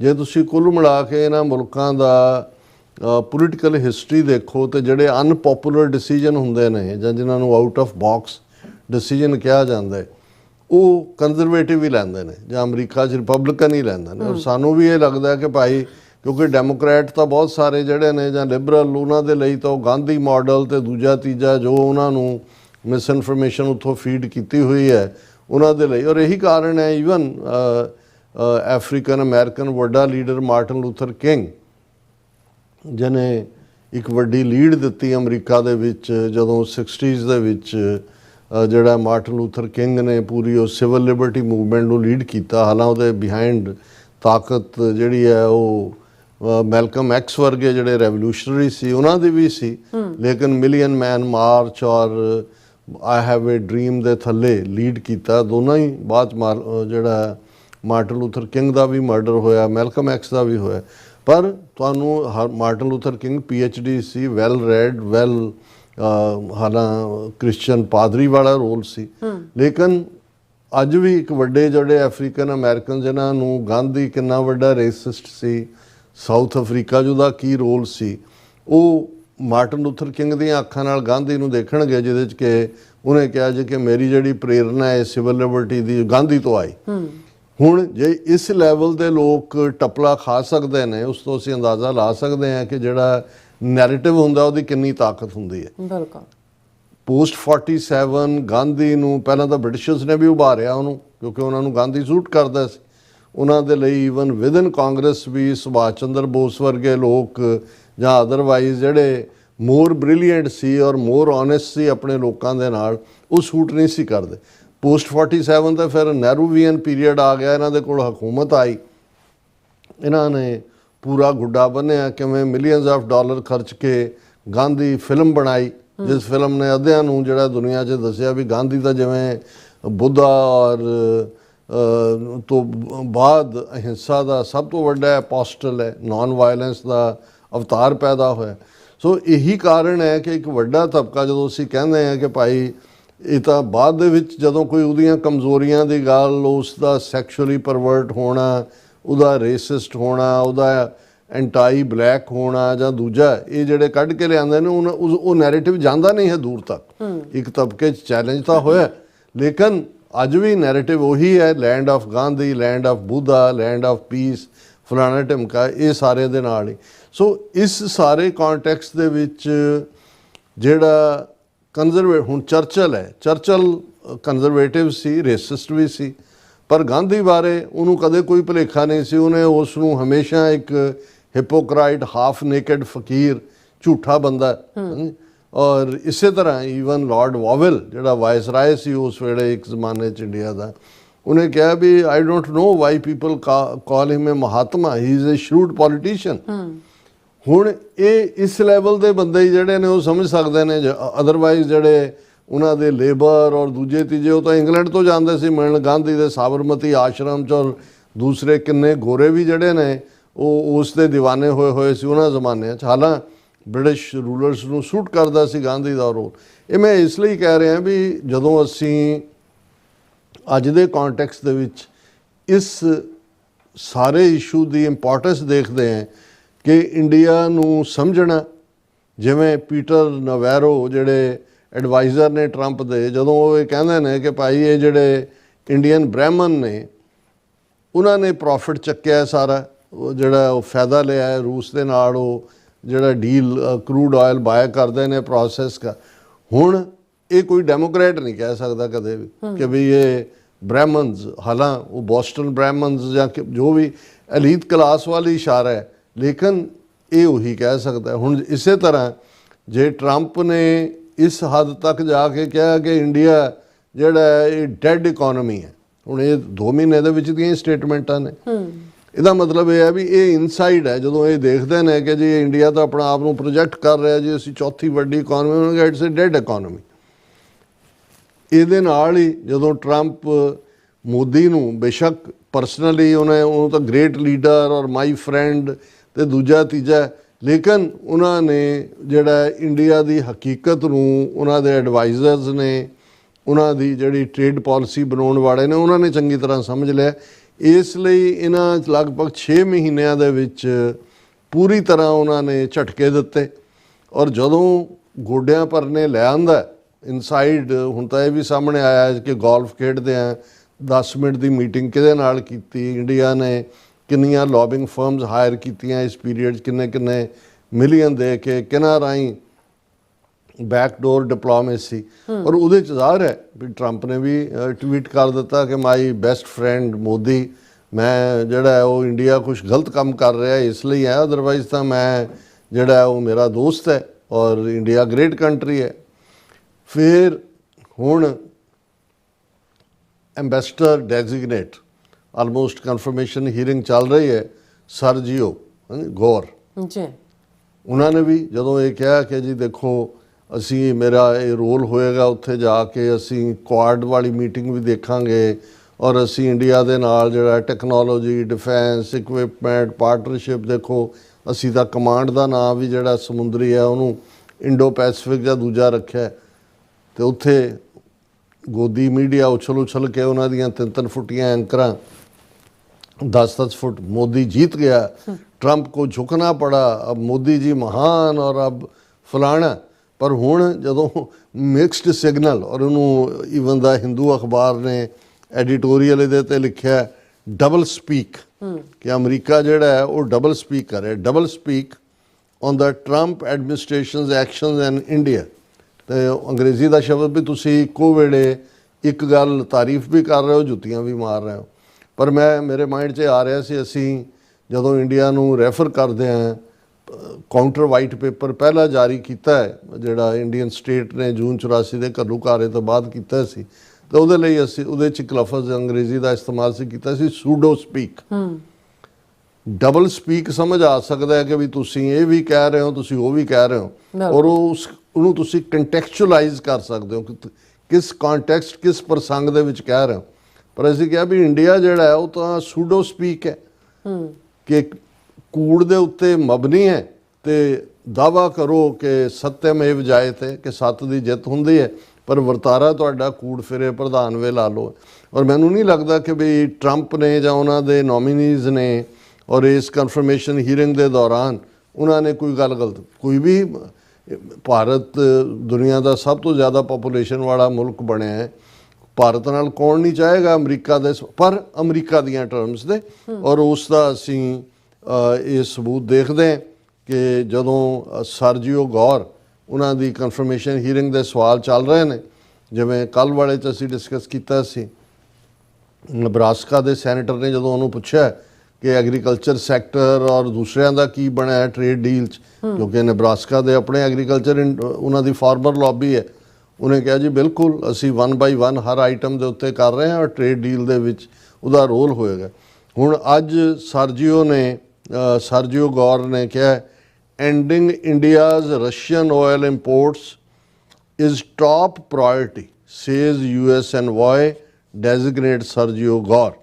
और trade deal only once India ends Russian oil imports, says US Commerce Secretary.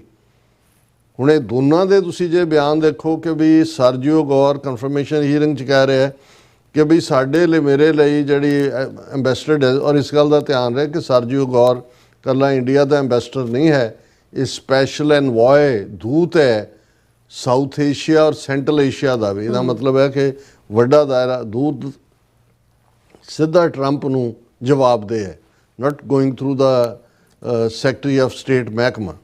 ਹੁਣ ਔਰ ਨਾਲ ਦੀ ਨਾਲ ਉਹ ਇਹ ਕਹਿ ਰਿਹਾ ਕਿ ਭਾਈ ਇਹ ਜਿਹੜਾ ਰੂਸ ਤੋਂ ਤੇਲ ਖਰੀਦਣਾ ਬੰਦ ਕਰਵਾਉਣਾ ਇਹ ਸਾਡੀ ਟੌਪ ਪ੍ਰਾਇੋਰਟੀ ਹੈ। ਪਰ ਨਾਲ ਹੀ ਉਹਨਾਂ ਦੇ ਜਿਹੜੇ ਦੂਸਰੇ ਨੇ ਕਮਰਸ ਸੈਕਟਰੀ, ਉਹਨਾਂ ਨੇ ਕਿਹਾ ਕਿ trade deal only once India ends Russian oil imports, ਵੀ ਉਦੋਂ ਹੀ ਟ੍ਰੇਡ ਡੀਲ ਹੋਏਗੀ ਜਦੋਂ ਭਾਰਤ ਜਿਹੜਾ ਹੈ ਰੂਸ ਦਾ ਤੋਂ ਤੇਲ ਖਰੀਦਣਾ ਬੰਦ ਕਰੇਗਾ। ਔਰ ਇਹਨੂੰ ਫਿਰ ਪ੍ਰੈਜ਼ੀਡੈਂਟ ਟਰੰਪ ਨੇ ਕੱਲ੍ਹ ਜਿਹੜਾ ਹੈ ਉਹ ਇੱਕ ਇੰਟਰਵਿਊ ਦਿੱਤਾ ਹੈ ਉਹਨਾਂ ਨੇ ਫੌਕਸ ਨਿਊਜ਼ ਦੇ ਉੱਤੇ, ਫੌਕਸ ਐਂਡ ਫਰੈਂਡਸ, ਫਰਾਈਡੇ ਜਿਹੜਾ ਸਪਟੈਂਬਰ 12 ਜਿਹੜਾ ਉਹ ਡੇਟ ਲਾਈਨ ਹੈ ਉਹਦੇ 'ਤੇ ਉਹਨਾਂ ਨੇ ਕਿਹਾ ਕਿ ਵੀ causes a rift with India, Trump on imposing tariffs on India for purchasing Russian oil। ਔਰ ਇਸ ਇੰਟਰਵਿਊ ਦੇ ਦੌਰਾਨ ਉਹਦੇ 'ਚ ਉਹਨਾਂ ਨੇ ਕਿਹਾ ਲੁੱਕ ਇੰਡੀਆ, ਉਹਨੂੰ ਪੁੱਛਿਆ ਗਿਆ ਜੀ ਰੂਸ ਨੂੰ ਡਿਜ਼ਿਸਟ ਕਰਨ ਲਈ ਤੁਸੀਂ ਕੀ ਕਰ ਰਹੇ ਹੋ, ਉਹਨੇ ਕਿਹਾ ਲੁੱਕ, ਇਹ ਟਰੰਪ ਕਹਿ ਰਿਹਾ ਜਸਟ ਅੱਜ ਦਾ ਜਿਹੜਾ ਪਬਲਿਸ਼ ਹੋਇਆ, look India was there biggest customer, I put a 50% tariff on India because they are buying oil from Russia। ਤੇ ਸਭ ਤੋਂ ਵੱਡਾ ਕਲਾਇੰਟ ਤਾਂ ਇੰਡੀਆ ਹੈ ਰਸ਼ੀਆ ਦਾ, ਮੈਂ ਉਹਨਾਂ ਦੇ ਉੱਤੇ 50% tariff ਠੋਕੇ। That is not an easy thing to do, ਇਹ ਸੌਖਾ ਨਹੀਂ ਸੀ ਕਰਨਾ। That is a big deal and it causes a rift with India। ਇਹਨੇ ਭਾਰਤ ਦੇ ਨਾਲ ਰਿਫਟ ਪੈਦਾ ਕੀਤੀ, ਪਰ ਮੈਂ ਕੀਤਾ ਔਰ ਮੈਂ ਇਹ ਕਰ ਰਿਹਾ। ਫਿਰ ਉਸ ਉਹਨਾਂ ਨੇ ਕਿਹਾ but I have already done it, I have done a lot. ਔਰ ਫਿਰ ਉਹਨੇ ਯੂਰਪ ਵਾਲਿਆਂ ਨੂੰ ਕਿਹਾ and remember this is a Europe problem much more than our problem. ਹੁਣ ਅਸੀਂ ਕੱਲ੍ਹ ਡਿਸਕਸ ਕੀਤਾ ਸੀ ਕਿ ਯੂਰਪੀਅਨ ਯੂਨੀਅਨ ਨੂੰ ਟਰੰਪ ਨੇ ਟੈਲੀ ਕਾਨਫਰੰਸ ਦੇ ਵਿੱਚ ਸਪੈਸ਼ਲ ਜਾ ਕੇ ਕਿਹਾ ਵੀ ਇੰਡੀਆ 'ਤੇ 100% ਟੈਰਿਫ ਲਾਓ ਕਿਉਂਕਿ ਇਹ ਰਸ਼ੀਅਨ ਆਇਲ ਬਾਇ ਕਰ ਰਿਹਾ ਹੈ। ਔਰ ਯੂਰਪ ਵਾਲਿਆਂ ਨੂੰ ਕਿਹਾ ਉਹਨਾਂ ਨੇ ਕਿ ਭਾਈ ਤੁਸੀਂ ਜਿਹੜਾ ਆਪਣਾ ਰੋਲ ਅਦਾ ਕਰੋ। ਹੁਣ ਇਸ ਸਾਰੇ ਦੇ ਨੂੰ ਦੇਖਦੇ ਹਾਂ, ਈਵਨ ਇਹਨਾਂ ਦੇ ਆਪਣੇ ਮੀਡੀਆ 'ਚ ਵੀ ਜਿਹੜੇ ਲੋਕ ਸੈਂਸੀਬਲ ਨੇ, ਔਰ ਇੱਕ ਜਿਹੜਾ ਡੀਟੇਲਡ ਆਰਟੀਕਲ ਇਹਨਾਂ ਦੀ ਪ੍ਰਮੁੱਖ ਵੀਕਲੀ ਦੇ ਵਿੱਚ ਛਪਿਆ, ਮੁਕਲ ਕੈਸਾਵਨ ਦਾ ਲਿਖਿਆ ਹੋਇਆ ਜ਼ਾਹਰ ਹੈ ਹਿੰਦੂ ਸੱਜਣ ਨੇ, ਉਹਦੇ 'ਚ ਉਹਨਾਂ ਨੇ ਹੈਡਲਾਈਨ ਹੀ ਉਹਦੀ ਹੈ ਕਿ blindsided by Trump, Modi is learning hard lessons about India's place in the new world order.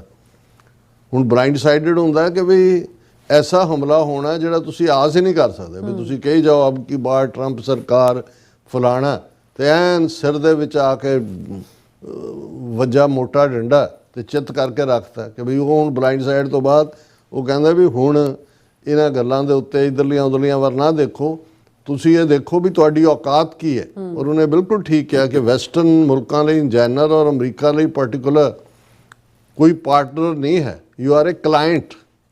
ਤੁਸੀਂ ਤੁਹਾਡੀ ਹਸਤੀ ਕਲਾਇੰਟ ਵਾਲੀ ਹੈ, ਜਿੰਨੀ ਦੇਰ ਤੱਕ ਤੁਸੀਂ ਉਹਨਾਂ ਨੂੰ ਮਫਾਦ ਦੇ ਰਹੇ ਹੋ, ਉਹਨਾਂ ਦੇ ਮਫਾਦ 'ਚ ਉਹ ਤੁਹਾਨੂੰ ਦੋਸਤ ਕਹਿਣਗੇ, ਯਾਰ ਕਹਿਣਗੇ। ਈਵਨ ਅਮਰੀਕਾ ਦੇ ਪਾਕਿਸਤਾਨ ਨਾਲ ਸੰਬੰਧ ਆਪਣੇ ਆਪ 'ਚ ਇੱਕ ਉਦਾਹਰਣ ਹੈ ਕਿ ਕਿਸ ਲੈਵਲ ਦੇ ਉੱਤੇ ਜਾ ਕੇ ਪਾਕਿਸਤਾਨ ਜਿਹੜਾ ਬਗਦਾਦ ਪੈਕਟ ਦਾ ਹਿੱਸਾ ਸੀ, ਅਫਗਾਨਿਸਤਾਨ 'ਚ ਜਿਹੜਾ ਸੋਵੀਅਤ ਯੂਨੀਅਨ ਦਾ ਕਲੈਪਸ ਹੋਣਾ, ਉਹਦੇ 'ਚ ਸਭ ਤੋਂ ਵੱਡਾ ਰੋਲ ਜਿਹੜਾ ਉਹ ਪਾਕਿਸਤਾਨ ਦਾ ਹੈ, ਜਿੱਥੇ 1979 ਤੋਂ 1999 ਤੱਕ 10 ਸਾਲ ਸੋਵੀਅਤ ਯੂਨੀਅਨ ਦੇ ਖਿਲਾਫ ਲੜਾਈ, ਔਰ ਉਹਦੇ ਨਤੀਜਾ ਪਾਕਿਸਤਾਨ ਦੀਆਂ ਬਰੂਹਾਂ ਦੇ ਉੱਤੇ ਹੀ ਨਹੀਂ, ਉਹਨਾਂ ਦੇ ਅੰਦਰ ਦਹਿਸ਼ਤਗਰਦੀ ਆਈ। ਉਹੀ ਮਜ਼ਹਬ ਦੇ ਨਾਂ ਨੂੰ ਇਸਤੇਮਾਲ ਕਰਕੇ ਹੋਲੀ ਵਾਰੀਅਰਸ ਮੁਜਾਹਿਦੀਨ ਲੜਾਈ ਲੜੀ, ਫਿਰ ਕਿਵੇਂ ਉਹਨੂੰ ਡੰਪ ਕੀਤਾ। ਫਿਰ 9/11 ਤੋਂ ਬਾਅਦ 15-20 ਸਾਲ ਪਾਕਿਸਤਾਨ ਨੇ ਕਿੰਨੇ ਆਪਣੇ ਸਿਵਿਲੀਅਨ ਔਰ ਕਿਸ ਲੈਵਲ ਦਾ ਕੀਤਾ, ਉਹਨੂੰ ਫਿਰ ਜੇ ਪ੍ਰੈਜ਼ੀਡੈਂਟ ਟਰੰਪ ਦੀ ਪਹਿਲੀ ਟਰਮ ਦੇਖੀਏ ਤਾਂ ਡੰਪ ਕੀਤਾ। ਹੁਣ ਜੇ ਇੰਡੀਆ ਨੂੰ ਸਬਕ ਸਿਖਾਉਣਾ ਜਾਂ ਦੂਜਾ ਤੇ ਪਾਕਿਸਤਾਨ ਨੂੰ ਅਗੇਨ ਜਿਹੜਾ ਉਹ ਸਪੈਸ਼ਲ ਦੋਸਤੀ ਦਾ। ਸੋ ਮਤਲਬ ਇਹ ਹੈ ਵੀ ਇਹਨਾਂ ਦੇ ਲਈ ਜਿਹੜਾ ਉਹ ਕਲਾਇੰਟ ਸਟੇਟਸ ਨੇ, ਕੋਈ ਪਾਰਟਨਰਸ਼ਿਪ ਜਾਂ ਕੋਈ ਦੋਸਤੀ ਜਾਂ ਦੂਜੀ। ਉਹ ਮੋਦੀ ਤਾਂ ਸਮਝਦਾ ਸੀ ਕਿ ਸਾਡਾ ਜਿਹੜਾ ਸੂਡੋ ਸਪੀਕ ਕਰੈਕਟਰ ਹੈ, ਅਸੀਂ ਅਮਰੀਕਾ ਨੂੰ ਫਸਾ ਲਿਆ। ਇੱਥੇ ਹੁਣ ਯੋਗਾ ਵੀ ਕਰਨ ਲੱਗ ਗਏ, ਇੱਥੇ ਮੈਡੀਸਨ ਸਕੇਅਰ ਜਾਂ ਦੂਜੇ 'ਚ ਲੱਤਾਂ ਉੱਤੇ ਕੀਤੇ ਹੋਈਆਂ ਨੇ। ਔਰ ਦੂਜਾ, ਔਰ ਦੇਖੋ ਇੰਡੀਆ ਅਸੀਂ ਵਿਸ਼ਵ ਗੁਰੂ ਬਣ ਗਏ, ਉਹ ਮਦਰ ਆਫ ਆਲ ਡੈਮੋਕ੍ਰੇਸੀਜ਼ ਕਹਿਣ ਲੱਗ। ਹੁਣ ਤਾਂ ਇਹ ਵੀ ਕਹਿਣੋਂ ਹਟ ਗਏ ਸੀ ਕਿ ਤੁਸੀਂ ਗ੍ਰੇਟ ਡੈਮੋਕ੍ਰੇਸੀ ਹੋ, ਅਸੀਂ ਲਾਰਜੈਸਟ ਡੈਮੋਕ੍ਰੇਸੀ ਹਾਂ। ਜਦੋਂ G20 ਹੋਇਆ, ਜਿੰਨੇ ਬੋਰਡ ਸੀ ਮਦਰ ਆਫ ਆਲ ਡੈਮੋਕ੍ਰੇਸੀਜ਼, ਤੇ ਇਹਨਾਂ ਨੇ ਟਰੰਪ ਨੇ ਕਿਹਾ ਕਿ ਵੀ bye bye in the company of darkest, deepest China with dead economy, enjoy the prosperity. ਸੋ ਅਸੀਂ ਸਮਝਦੇ ਹਾਂ ਵੀ ਹਾਲ ਦੀ ਘੜੀ ਇਹ ਚੱਲ ਰਿਹਾ ਖੇਲ ਮੇਲਾ। ਔਰ ਇਨ ਦਾ ਐਂਡ ਦੇਖੋ ਇੱਕ ਗੱਲ ਰਹਿ ਕਿ ਵੀ ਅਲਟੀਮੇਟਲੀ ਜ਼ੋਰਾਵਰਾਂ ਦਾ ਹੀ 2700 ਹੁੰਦਾ ਹੈ। ਬੈਗਰਸ ਆਰ ਨੋ ਚੂਜ਼ਰਸ। ਬਿਲਕੁਲ ਡਾਕਟਰ ਸਾਹਿਬ, ਤੁਹਾਡਾ ਬਹੁਤ ਬਹੁਤ ਸ਼ੁਕਰੀਆ। ਸੋ ਇੱਥੇ ਲੈਣ ਬ੍ਰੇਕ ਤੇ ਜਾਣ ਤੋਂ ਪਹਿਲਾਂ ਅਸੀਂ ਦਰਸ਼ਕਾਂ ਤੇ ਸਰੋਤਿਆਂ ਨੂੰ ਅਪੀਲ ਤੇ ਬੇਨਤੀ ਕਰਦੀ ਹੈ, ਵਿਊਅਰਸ, ਜਿਸ ਤਰ੍ਹਾਂ ਤੁਸੀਂ ਜਾਣਦੇ ਹੋ ਕਿ TV 84 ਹੱਕ ਸੱਚ ਇਨਸਾਫ ਦੀ ਆਵਾਜ਼ ਬੁਲੰਦ ਕਰ ਰਿਹਾ ਹੈ। ਇਹ ਆਵਾਜ਼ ਤੁਹਾਡੇ ਪਿਆਰ ਸਦਕਾ, ਤੁਹਾਡੇ ਵਿਸ਼ਵਾਸ ਸਦਕਾ, ਤੁਹਾਡੇ ਡੋਨੇਸ਼ਨ ਸਦਕਾ ਹੀ ਹੋ ਸਕਦੀ ਹੈ। ਸੋ ਅਸੀਂ ਚਾਹਾਂਗੇ ਕਿ ਤੁਸੀਂ TV 84 ਦੀ ਚੜ੍ਹਦੀ ਕਲਾ ਲਈ ਵੱਧ ਤੋਂ ਵੱਧ ਡੋਨੇਟ ਕਰੋ।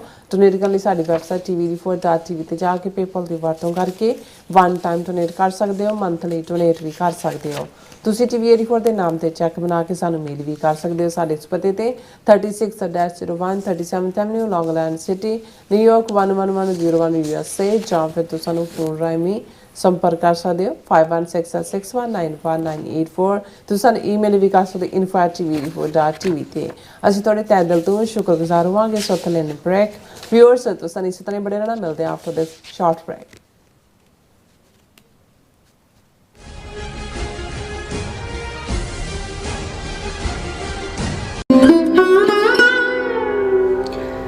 आज श्री गुरु ग्रंथ साहिब जी ਦੇ ਪਹਿਲੇ ਪ੍ਰਕਾਸ਼ ਪੁਰਬ ਨੂੰ ਸਮਰਪਿਤ ਮਹਾਨ ਗੁਰਮਤਿ ਸਮਾਗਮ ਅਤੇ ਨਗਰ ਕੀਰਤਨ ਗੁਰਦੁਆਰਾ ਸ਼੍ਰੀ ਗੁਰੂ ਹਰਗੋਬਿੰਦ ਸਾਹਿਬ ਜੀ ਵਿਖੇ 19, 20 ਅਤੇ 21 ਸਤੰਬਰ 2025 ਨੂੰ ਹੋਣ ਜਾ ਰਿਹਾ ਹੈ।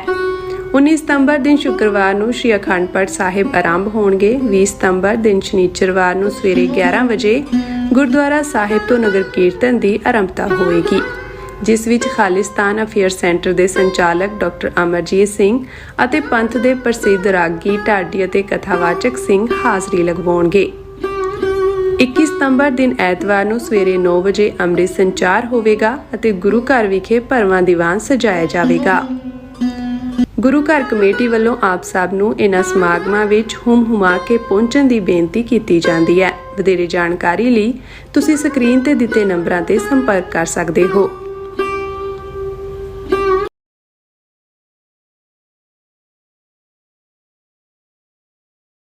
ਜਿਹੜਾ ਹੜ੍ਹ ਆਇਆ ਸੀਗਾ ਗੁਰਦੁਆਰਾ ਸਾਹਿਬ ਕਰਤਾਰਪੁਰ ਸਾਹਿਬ ਦੇ ਵਿੱਚ, ਬਹੁਤ ਹੀ ਤਬਾਹੀ ਮਚਾਈ ਹੈ ਉਸ ਹੜ੍ਹ ਨੇ।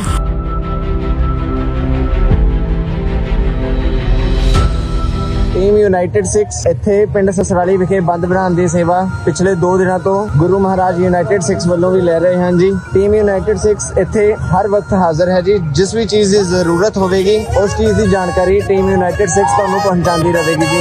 ਪੰਜਾਬ ਵਿੱਚ ਆਏ ਹੜ੍ਹਾਂ ਨੇ ਸਭ ਪਾਸੇ ਤਬਾਹੀ ਮਚਾਈ ਹੋਈ ਹੈ। ਚਾਰੇ ਪਾਸੇ ਪਾਣੀ ਹੀ ਪਾਣੀ ਹੈ। ਜਨ ਜੀਵਨ ਬੁਰੀ ਤਰ੍ਹਾਂ ਪ੍ਰਭਾਵਿਤ ਹੋਇਆ ਹੈ। ਫਸਲਾਂ ਤਬਾਹ ਹੋ ਚੁੱਕੀਆਂ ਹਨ ਤੇ ਲੋਕ ਬੇਘਰ ਹੋ ਗਏ ਹਨ। ਪਰ ਹਮੇਸ਼ਾ ਦੀ ਤਰ੍ਹਾਂ ਇਸ ਮੁਸ਼ਕਿਲ ਦੀ ਘੜੀ ਵਿੱਚ ਵੀ ਇੱਕ ਸੰਸਥਾ ਸਹਾਇਤਾ ਲਈ ਅੱਗੇ ਆਈ ਹੈ, ਯੂਨਾਈਟਿਡ 6। ਮੁਸੀਬਤ ਵਿੱਚ ਫਸੇ ਹਜ਼ਾਰਾਂ ਪਰਿਵਾਰਾਂ ਨੂੰ ਯੂਨਾਈਟਿਡ 6 ਦੇ ਸੇਵਾਦਾਰ ਮੀਲਾਂ ਤੱਕ ਪੈਦਲ ਤੁਰ ਕੇ ਕਿਸ਼ਤੀਆਂ ਰਾਹੀਂ ਹਰ ਸੰਭਵ ਅਸੰਭਵ ਤਰੀਕੇ ਨਾਲ ਉਹਨਾਂ ਨੂੰ ਮਦਦ ਦੇਣ ਲਈ ਪਹੁੰਚ ਕਰ ਰਹੇ ਹਨ। ਪ੍ਰਭਾਵਿਤ ਪਰਿਵਾਰਾਂ ਲਈ ਹਰ ਰੋਜ਼ ਉਹ ਭੋਜਨ, ਸਾਫ਼ ਪਾਣੀ, ਦਵਾਈਆਂ, ਮੱਛਰਦਾਨੀਆਂ, ਪਸ਼ੂਆਂ ਲਈ ਚਾਰਾ ਅਤੇ ਹੋਰ ਜ਼ਰੂਰੀ ਵਸਤਾਂ ਦੀ ਸਪਲਾਈ ਕਰ ਰਹੇ ਹਨ। ਪ੍ਰਭਾਵਿਤ ਪਰਿਵਾਰਾਂ ਨੂੰ ਕੋਈ ਮੁਸ਼ਕਿਲ ਨਾ ਹੋਵੇ, ਇਕੱਲਾਪਣ ਨਾ ਲੱਗੇ, ਇਸ ਲਈ ਸੇਵਾਦਾਰ ਹਰ ਰੋਜ਼ ਉਹਨਾਂ ਲਈ ਤਨਦੇਹੀ ਨਾਲ ਸੇਵਾਵਾਂ ਨਿਭਾ ਰਹੇ ਹਨ। ਤੁਸੀਂ ਵੀ ਯੂਨਾਈਟਿਡ 6 ਜਥੇਬੰਦੀ ਨਾਲ ਜੁੜ ਸਕਦੇ ਹੋ। ਆਪਣਾ ਯੋਗਦਾਨ ਪਾਓ ਅਤੇ ਪੀੜਤਾਂ ਦੀ ਸਹਾਇਤਾ ਕਰੋ। ਵਧੇਰੇ ਜਾਣਕਾਰੀ ਲਈ ਤੁਸੀਂ ਸਕਰੀਨ ਤੇ ਦਿੱਤੇ ਨੰਬਰਾਂ ਤੇ ਸੰਪਰਕ ਕਰ ਸਕਦੇ ਹੋ।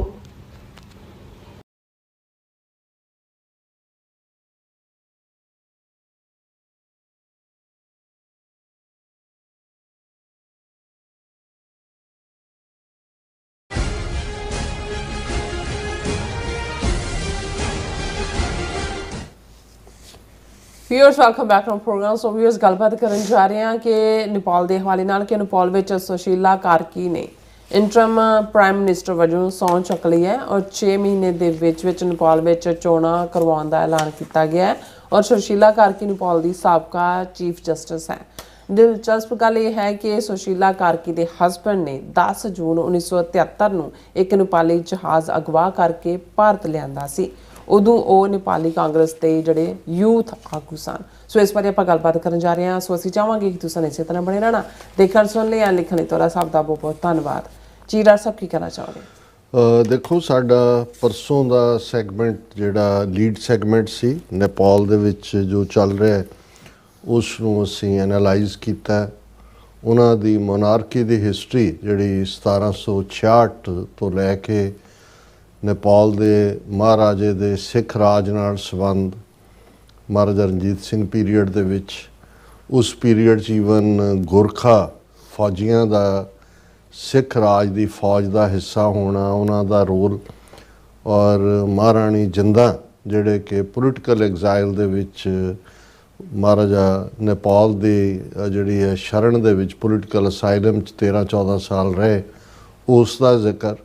ਔਰ ਇਹ ਸਾਰੇ ਦੇ ਨਾਲ ਫਿਰ ਕਿਵੇਂ 47 ਤੋਂ ਬਾਅਦ ਕਿਵੇਂ ਨੇਪਾਲ ਦੇ ਮਹਾਰਾਜੇ ਦੇ ਉੱਤੇ ਜਿਹੜਾ ਹਿੰਦੂ ਰਾਸ਼ਟਰ ਵਾਲਿਆਂ ਦਾ RSS ਨੇ ਕਿਵੇਂ ਆਪਣਾ ਦਬਾਅ ਬਣਾਉਣਾ ਸ਼ੁਰੂ ਕੀਤਾ, ਕਿਉਂਕਿ ਜਿਹੜੀ ਮਹਾਰਾਜਗੀ ਦੇ ਥੱਲੇ ਜਿਹੜਾ ਸਿਸਟਮ ਸੀ ਉਹ ਭਾਵੇਂ ਉਹਨੂੰ ਪੰਚਾਇਤੀ ਸਿਸਟਮ ਕਿਹਾ ਜਾਂਦਾ ਸੀ, ਲੇਕਿਨ ਆਲ ਪਾਵਰਫੁਲ ਮਹਾਰਾਜੇ ਦੇ ਕੋਲ ਹੀ, ਔਰ ਬਣਾਉਣ ਨੂੰ ਇੱਕ ਪ੍ਰਾਈਮ ਮਿਨਿਸਟਰ ਸੀ, ਉਹ ਰਾਣਾ ਡਾਇਨੈਸਟੀ ਇੱਧਰੋਂ ਮੱਧ ਪ੍ਰਦੇਸ਼ 'ਚੋਂ ਗਈ ਹੋਈ ਹੈ, ਉਹ ਉਹਨਾਂ ਦਾ ਮਨਪਸੰਦ। ਔਰ ਇਵੇਂ ਲੋਕਾਂ 'ਚ ਅੰਤਾਂ ਦੀ ਗਰੀਬੀ ਔਰ ਬਹੁਤ ਜ਼ਿਆਦਾ ਐਕਸਪਲੋਇਟੇਸ਼ਨ। ਹਾਲਾਂ ਜਿਵੇਂ ਮੈਂ ਬਿਆਨਿਆ ਸੀ ਕਿ ਵੀ ਜਿਹੜਾ ਗੁਰਖਾ ਕਰੈਕਟਰ ਹੈ ਉਹ ਇੱਕ ਬੜਾ ਯੂਨੀਕ, ਇਮਾਨਦਾਰ ਔਰ ਵਫਾਦਾਰ ਫੌਜੀ ਦੇ ਤੌਰ 'ਤੇ ਵੀ ਉਹ ਜਾਣਿਆ ਜਾਂਦਾ ਹੈ। ਘਰੇਲੂ ਵੀ ਜਿਹੜਾ ਇੱਕ ਜ਼ਮਾਨੇ ਦੇ ਵਿੱਚ ਚੌਕੀਦਾਰ ਦਾ ਮਤਲਬ ਹੀ ਗੋਰਖਾ ਹੁੰਦਾ ਸੀ, ਕਿ ਹੁੰਦਾ ਹੀ ਉਹ ਸੀ। ਲੇਕਿਨ ਹਾਲਾਤ ਬਦਲੇ। ਪੋਸਟ 47 ਜਿਹੜਾ ਹੈ ਉਹ ਇੰਡੀਆ ਨੇ, ਜਿੰਨੀ ਦੇਰ ਤੱਕ ਨਹਿਰੂ ਪੀਰੀਅਡ ਆ, ਨਹਿਰੂ ਨੂੰ ਮਹਾਰਾਜਗੀ ਜਾਂ ਦੂਜਾ ਪਸੰਦ ਨਹੀਂ ਸੀ, ਉਸ ਨੇ ਉਸ ਪੀਰੀਅਡ ਦੇ ਵਿੱਚ ਮਿਸਟਰ ਕੋਇਰਾਲਾ ਜਿਹੜੇ ਬਾਅਦ ਦੇ ਵਿੱਚ ਪ੍ਰਾਈਮ ਮਿਨਿਸਟਰ ਵੀ ਬਣੇ, ਪ੍ਰਧਾਨ ਮੰਤਰੀ, ਔਰ ਉਹਨਾਂ ਦਾ ਗਿਰਜਾ ਪ੍ਰਸਾਦ ਕੋਇਰਾਲਾ, ਉਹਨੂੰ ਸਪੋਰਟ ਕੀਤਾ। ਔਰ ਮਹਾਰਾਜਗੀ ਨੂੰ ਜਾਂ ਇਹਦੇ ਖਿਲਾਫ ਈਵਨ ਵਿਦਨ ਨੇਪਾਲ ਕਾਂਗਰਸ, ਕੋਇਰਾਲਾ ਦੀ ਜਿਹੜੀ ਜਮਾਤ ਹੈ ਕਾਂਗਰਸ, ਔਰ ਕਿਉਂਕਿ ਇਹ ਕੋਇਰਾਲਾ ਫੈਮਿਲੀ ਜਾਂ ਗਿਰੀਸ਼ ਕੁਮਾਰ ਕੋਇਰਾਲਾ ਇਹ ਬ੍ਰਿਟਿਸ਼ ਪੀਰੀਅਡ 'ਚ ਵੀ ਇੰਡੀਆ ਆ ਕੇ ਵੀ ਗ੍ਰਿਫਤਾਰੀ ਦਿੱਤੀ ਹੋਈ ਸੀ ਭਾਰਤ ਦੀ ਆਜ਼ਾਦੀ ਦੀ ਸਟਰਗਲ ਦੇ ਵਿੱਚ ਵੀ ਕਾਂਗਰਸ ਦੇ ਨਾਲ। ਸੋ ਨਹਿਰੂ ਦੇ ਵੀ ਫੇਵਰੇਟ ਸੀ ਔਰ ਉਹ ਚਾਹੁੰਦੇ ਸੀ ਵੀ ਨੇਪਾਲ ਦੇ ਵਿੱਚ ਵੀ ਗਣਤੰਤਰ ਜਾਂ ਰਿਪਬਲਿਕ ਸਥਾਪਿਤ ਹੋਏ। ਲੇਕਿਨ ਨੇਪਾਲ ਦੇ ਮਹਾਰਾਜੇ ਨੇ ਜਿਹੜਾ ਉਸ ਨੂੰ ਬਾਅਦ ਦੇ ਵਿੱਚ ਅੰਦਰ ਕਰ ਦਿੱਤਾ ਸੀ ਕੋਇਰਾਲਾ ਨੂੰ, ਔਰ ਨਹਿਰੂ ਨੇ ਇਹਦੇ 'ਤੇ ਕਾਫੀ ਜ਼ੋਰਦਾਰ ਪ੍ਰੋਟੈਸਟ ਵੀ ਕੀਤਾ ਸੀ। ਔਰ ਇਹੀ ਕਾਰਨ ਹੈ ਕਿਉਂਕਿ ਮਹਾਰਾਜਾ ਜਿਹੜਾ ਉਹ ਬਹੁਤਾ ਦਿੱਲੀ ਦੇ ਨੇੜੇ ਨਹੀਂ ਸੀ, ਉਹਨੂੰ ਲਾਉਂਦੇ ਦਿੱਲੀ ਵਾਲੇ। ਅਤੇ ਇਹੀ ਪੀਰੀਅਡ ਸੀ ਕਿ ਜਦੋਂ ਨੇਪਾਲ ਨੂੰ ਹਿੰਦੂ ਰਾਸ਼ਟਰ ਵੀ ਐਲਾਨਿਆ ਗਿਆ ਔਰ RSS ਦੇ ਨਜ਼ਦੀਕ ਨੇਪਾਲ ਦੀ ਜਿਹੜੇ ਮਹਾਰਾਜੇ ਆਏ, RSS ਦੇ ਫੰਕਸ਼ਨ ਵੀ ਉੱਥੇ ਹੋਣੇ ਸ਼ੁਰੂ ਹੋਏ। ਔਰ ਯੁਵਰਾਜ ਕਰਨ ਸਿੰਘ ਜਿਹੜਾ ਹਰੀ ਸਿੰਘ ਦਾ ਮੁੰਡਾ, ਜੰਮੂ ਕਸ਼ਮੀਰ ਦੇ ਡੋਗਰਿਆਂ ਦੀ, ਸਿੱਖ ਰਾਜ ਦੇ ਗਦਾਰ ਡੋਗਰਿਆਂ ਦੀ ਔਲਾਦ, ਉਹਨੇ ਸ਼ਿਵ ਸੈਨਾ ਬਣਾਈ ਅਤੇ ਉਹਨਾਂ ਦੇ ਵੀ ਹੈੱਡਕੁਆਰਟਰ ਔਰ ਵੱਡੇ ਵੱਡੇ ਸਮਾਗਮ ਨੇਪਾਲ 'ਚ। ਔਰ ਉਹਨਾਂ ਨੇ ਜਿਵੇਂ ਹਿੰਦੂ ਤਵੀਆਂ ਨੇ ਗੋਧਰਾ ਕਾਂਡ ਤੋਂ ਬਾਅਦ ਜਿਹਦੇ 'ਚ ਹਜ਼ਾਰਾਂ ਜਿਹਦੀ ਆੜ ਦੇ ਵਿੱਚ ਹਜ਼ਾਰਾਂ ਮੁਸਲਮਾਨ ਗੁਜਰਾਤ 'ਚ ਮਾਰੇ, ਔਰ ਇਹਨੂੰ ਹਿੰਦੂ ਹਿਰਦੇ ਸਮਰਾਟ ਦਾ ਖਿਤਾਬ ਇਹਨੂੰ ਨਰਿੰਦਰ ਮੋਦੀ ਨੂੰ ਦਿੱਤਾ। ਇਵੇਂ ਹੀ ਜਿਹੜਾ ਇਹਨਾਂ ਨੇ ਨੇਪਾਲ ਦੇ ਮਹਾਰਾਜੇ ਨੂੰ ਹਿੰਦੂ ਰਾਸ਼ਟਰ ਸਮਰਾਟ ਕਹਿ ਕੇ ਇਹ ਸੰਬੋਧਨ ਕਰਦੇ ਸੀ ਔਰ ਉਹਨੂੰ ਹਿੰਦੂ ਰਾਸ਼ਟਰ ਐਲਾਨਿਆ। ਔਰ ਇੱਕ ਸਟੇਜ ਦੇ ਉੱਤੇ ਈਵਨ ਨਾਗਪੁਰ ਦੇ ਇੱਕ ਵਿਸ਼ੇਸ਼ ਫੰਕਸ਼ਨ ਦੇ ਵਿੱਚ ਵੀ ਮਹਾਰਾਜਾ ਨੇਪਾਲ ਜਿਹੜਾ ਉਹਦੇ ਆਉਣ ਦੇ ਇਨਵੀਟੇਸ਼ਨ ਛਪ ਗਏ ਸੀ ਔਰ ਬਿਨਾਂ ਈਵਨ ਇੰਡੀਅਨ ਗਵਰਨਮੈਂਟ ਦੀ ਪਰਮਿਸ਼ਨ ਦੇ, ਨਹਿਰੂ ਦੇ। ਔਰ ਇਸ ਗੱਲ ਦਾ ਨਹਿਰੂ ਨੇ ਕਾਫੀ ਗੁੱਸਾ ਮੰਨਿਆ ਸੀ ਔਰ ਉਹਨੂੰ ਬਾਅਦ ਦੇ ਵਿੱਚ ਜਿਹੜਾ ਉਹ ਕੈਂਸਲ ਕਰਨੀ ਪਈ ਸੀ ਵਿਜ਼ਿਟ। ਮੈਂ ਪਿਛੋਕੜ ਇਸ ਲਈ ਦੇ ਰਿਹਾ ਕਿ ਬਈ ਫਿਰ ਜਦੋਂ ਨਹਿਰੂ ਪੀਰੀਅਡ ਤੋਂ ਬਾਅਦ ਇਹਨਾਂ ਦਾ ਇੱਕ ਤਬਦੀਲੀ ਆਉਣੀ ਸ਼ੁਰੂ ਹੋਈ ਔਰ ਜਿਹੜਾ ਨੇਪਾਲ ਦਾ ਰਾਜਾ ਉਹ ਥੋੜ੍ਹਾ ਬਹੁਤ ਇੰਡੀਅਨ ਸਟੇਟ ਨਾਲੋਂ ਵੱਖਰਾ ਸੋਚਣ ਲੱਗਾ ਅਤੇ ਫਿਰ ਰਾਅ ਦੇ ਕੋਆਪਰੇਸ਼ਨ ਦੇ ਥੱਲੇ ਉਹਨਾਂ ਦੇ ਹੀ ਪਰਿਵਾਰ ਦੇ ਇੱਕ ਜੀ ਨੂੰ ਇਸਤੇਮਾਲ ਕਰਕੇ 20-21 ਜਿਹੜੇ ਪਰਿਵਾਰ ਦਾ ਸਾਰੇ ਦੇ ਸਾਰੀ ਫੈਮਿਲੀ ਹੈ ਉਹ ਵਾਈਪ ਆਊਟ ਕਰ ਦਿੱਤੀ ਗਈ ਸੀ। ਕਿੰਗ ਵੀ, ਕੁਈਨ ਵੀ, ਅੱਗੋਂ ਵੀ ਉਹਨਾਂ ਦੇ ਬੱਚੇ। ਔਰ ਉਸ ਤੋਂ ਬਾਅਦ ਜਿਹੜਾ ਆਇਆ ਉਸ ਨੂੰ ਜਿਹੜਾ ਅਲਟੀਮੇਟਲੀ ਇੰਡੀਅਨ ਸਟੇਟ ਦੀ ਹਮਾਇਤ ਸੀ, ਲੇਕਿਨ ਹੌਲੀ ਅੱਜ ਤੋਂ 13-14 ਸਾਲ ਪਹਿਲਾਂ ਔਰ ਉਸ ਤੋਂ ਵੀ ਪਹਿਲਾਂ ਜਿਹੜੀ ਸਟਰਗਲ, ਫਿਰ ਆਰਮਡ ਸਟਰਗਲ ਨੇਪਾਲ ਦੇ ਵਿੱਚ ਸ਼ੁਰੂ ਹੋਈ ਮਹਾਰਾਜਗੀ ਦੇ ਖਿਲਾਫ, ਔਰ ਨਤੀਜਾ ਜਿਹੜਾ ਹੈ ਉਹ 2007-8 ਤੱਕ ਪਹੁੰਚਦੇ ਆ ਉੱਥੇ ਸਮਝੌਤਾ ਕਰਨਾ ਪਿਆ, ਮਹਾਰਾਜਗੀ ਦਾ ਐਂਡ ਹੋਇਆ ਔਰ ਇਲੈਕਸ਼ਨਸ ਜਾਂ ਦੂਜੀ ਸਿਸਟਮ, ਨਵਾਂ ਕਨਸਟੀਟਿਊਸ਼ਨ। ਇਹ ਵੱਖਰੀ ਕਹਾਣੀ ਹੈ ਕਿ ਵੀ ਕਨਸਟੀਟਿਊਸ਼ਨ ਬੜਾ ਖੂਬਸੂਰਤ ਹੈ, ਪ੍ਰੋਪੋਰਸ਼ਨੇਟ ਰਿਪਰੈਜ਼ੈਂਟੇਸ਼ਨ ਹੈ, ਲੇਕਿਨ ਕਿਸੇ ਪਾਰਟੀ ਦਾ ਐਬਸੋਲੂਟ ਮੈਜੋਰਿਟੀ 'ਚ ਨਾ ਹੋਣ ਕਰਕੇ ਦੋ ਕਮਿਊਨਿਸਟ ਪਾਰਟੀਆਂ ਨੇ ਮੇਨ, ਇੱਕ CPI ਜਿਹੜੀ ML ਹੈ, ਇੱਕ ਦੂਜਾ, ਔਰ ਇੱਕ ਨੇਪਾਲ ਕਾਂਗਰਸ। ਸੋ ਦੋਨੋਂ ਕਮਿਊਨਿਸਟ ਪਾਰਟੀਆਂ ਹੀ ਮਿਲ ਕੇ ਜਿਹੜਾ ਨੇ, ਔਰ ਇਹੀ ਕਾਰਨ ਹੈ ਕਿ ਜਿਹੜੇ 3 ਪ੍ਰਾਈਮ ਮਿਨਿਸਟਰ ਜਿਨ੍ਹਾਂ 'ਚ ਦਿਓਰਾਜ ਔਰ ਪ੍ਰਚੰਡਾ ਔਰ ਆਇਲੀ ਜਿਨ੍ਹਾਂ ਦਾ ਇਹ ਜਿਵੇਂ ਉਹ ਮਿਊਜ਼ੀਕਲ ਚੇਅਰਸ ਹੁੰਦਾ ਉਹਦੇ ਵਾਂਗ ਇਹ ਬਣਦੇ ਰਹੇ। ਕਰਪਸ਼ਨ ਵੀ ਇਸ ਪੀਰੀਅਡ 'ਚ ਆਈ, ਇਹਨਾਂ ਦੇ ਅੱਗੋਂ ਟੱਬਰ ਦੂਜੇ ਵੀ ਕਰਪਟ ਹੋਏ ਲੋਕਾਂ ਦੇ ਵਿੱਚ ਇਨ ਜਨਰਲ, ਔਰ ਜਿਹੜੀ ਯੰਗ ਜਨਰੇਸ਼ਨ ਜਿਹਨੂੰ ਜਨਰੇਸ਼ਨ Z ਕਹਿੰਦੇ ਨੇ, ਪੋਸਟ ਮਿਲੇਨੀਅਮ, ਔਰ ਉਹਨਾਂ 'ਚ 14-15 ਸਾਲ ਦੀ ਉਮਰ ਤੋਂ 30 ਸਾਲ ਤੱਕ ਦੇ ਜਿਹੜੇ ਇੰਟਰਨੈਟ ਸਾਵੀ ਔਰ ਦੂਜੇ, ਉਹਨਾਂ ਨੇ ਇਸ ਪ੍ਰੋਟੈਸਟ ਨੂੰ ਜਨਮ ਦਿੱਤਾ, ਜਿਹਦੇ ਥੱਲੇ ਮਿਸਟਰ ਆਇਲੀ ਸਮੇਤ ਉਹਨਾਂ ਦੇ ਬਹੁਤ ਮਿਨਿਸਟਰਾਂ ਨੇ ਭੱਜ ਕੇ ਜਾਨ ਬਚਾਈ, ਰਿਜ਼ਾਈਨ ਕਰਨਾ ਪਿਆ।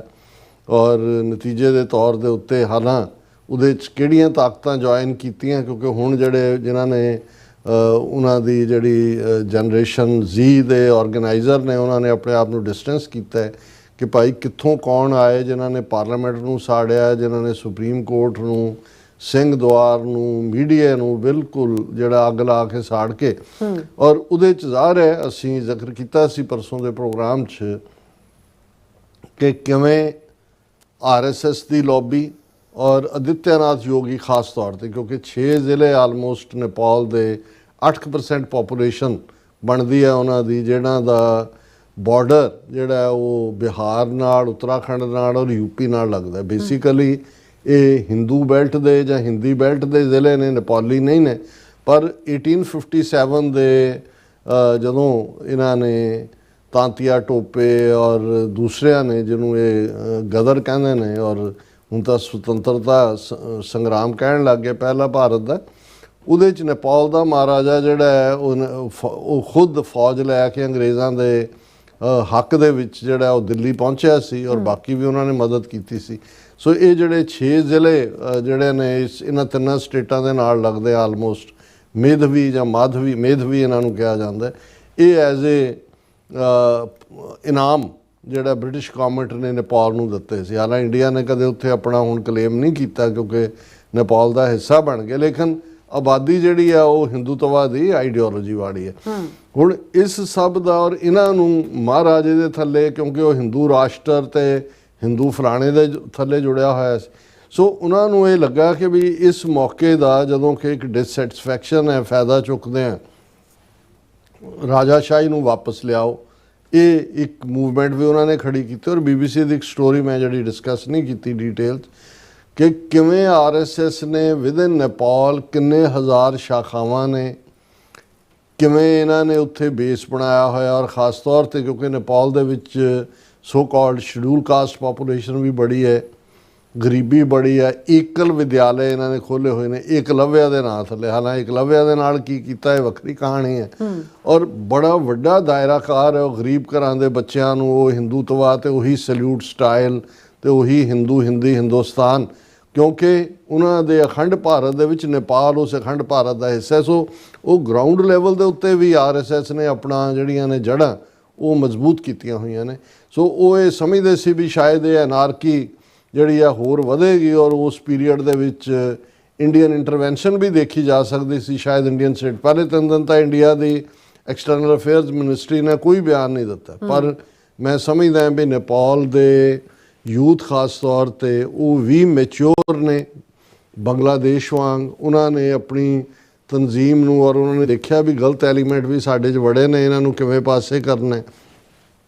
ਔਰ ਪ੍ਰੈਜ਼ੀਡੈਂਟ ਦੇ ਨਾਲ ਫੌਜ ਸਟੈਪ ਇਨ ਕੀਤੀ, ਫੌਜ ਨੇ ਕਰਫਿਊ ਲਾਇਆ, ਸਟੇਬਿਲਿਟੀ ਹੋਈ। ਔਰ ਜਿਹੜੀ ਉਹਦੇ 'ਚ ਪੋਜ਼ੀਟਿਵ ਗੱਲ ਹੈ ਉਹ ਇਹ ਹੈ ਵੀ ਆਲਰੇਡੀ ਉਹਨਾਂ ਨੇ ਜਿਹੜੀ ਨੇਪਾਲ ਦੀ ਸੁਪਰੀਮ ਕੋਰਟ ਦੀ ਚੀਫ ਜਸਟਿਸ ਰਹੀ ਬੀਬੀ ਸੁਸ਼ੀਲਾ ਕਾਰਕੀ, ਇੱਕੋ ਇੱਕ ਫੀਮੇਲ ਜਿਹੜੀ ਹੈ ਚੀਫ ਜਸਟਿਸ ਰਹੀ, ਉਹਨੂੰ ਉਹਨਾਂ ਨੇ ਐਜ਼ ਏ ਇੰਟਰਮ ਅੰਤਰੰਗ ਜਿਹਨੂੰ ਅਸੀਂ ਕਹਿੰਦੇ ਹਾਂ ਪ੍ਰਾਈਮ ਮਿਨਿਸਟਰ ਸਹੁੰ ਚੁਕਾਈ ਹੈ।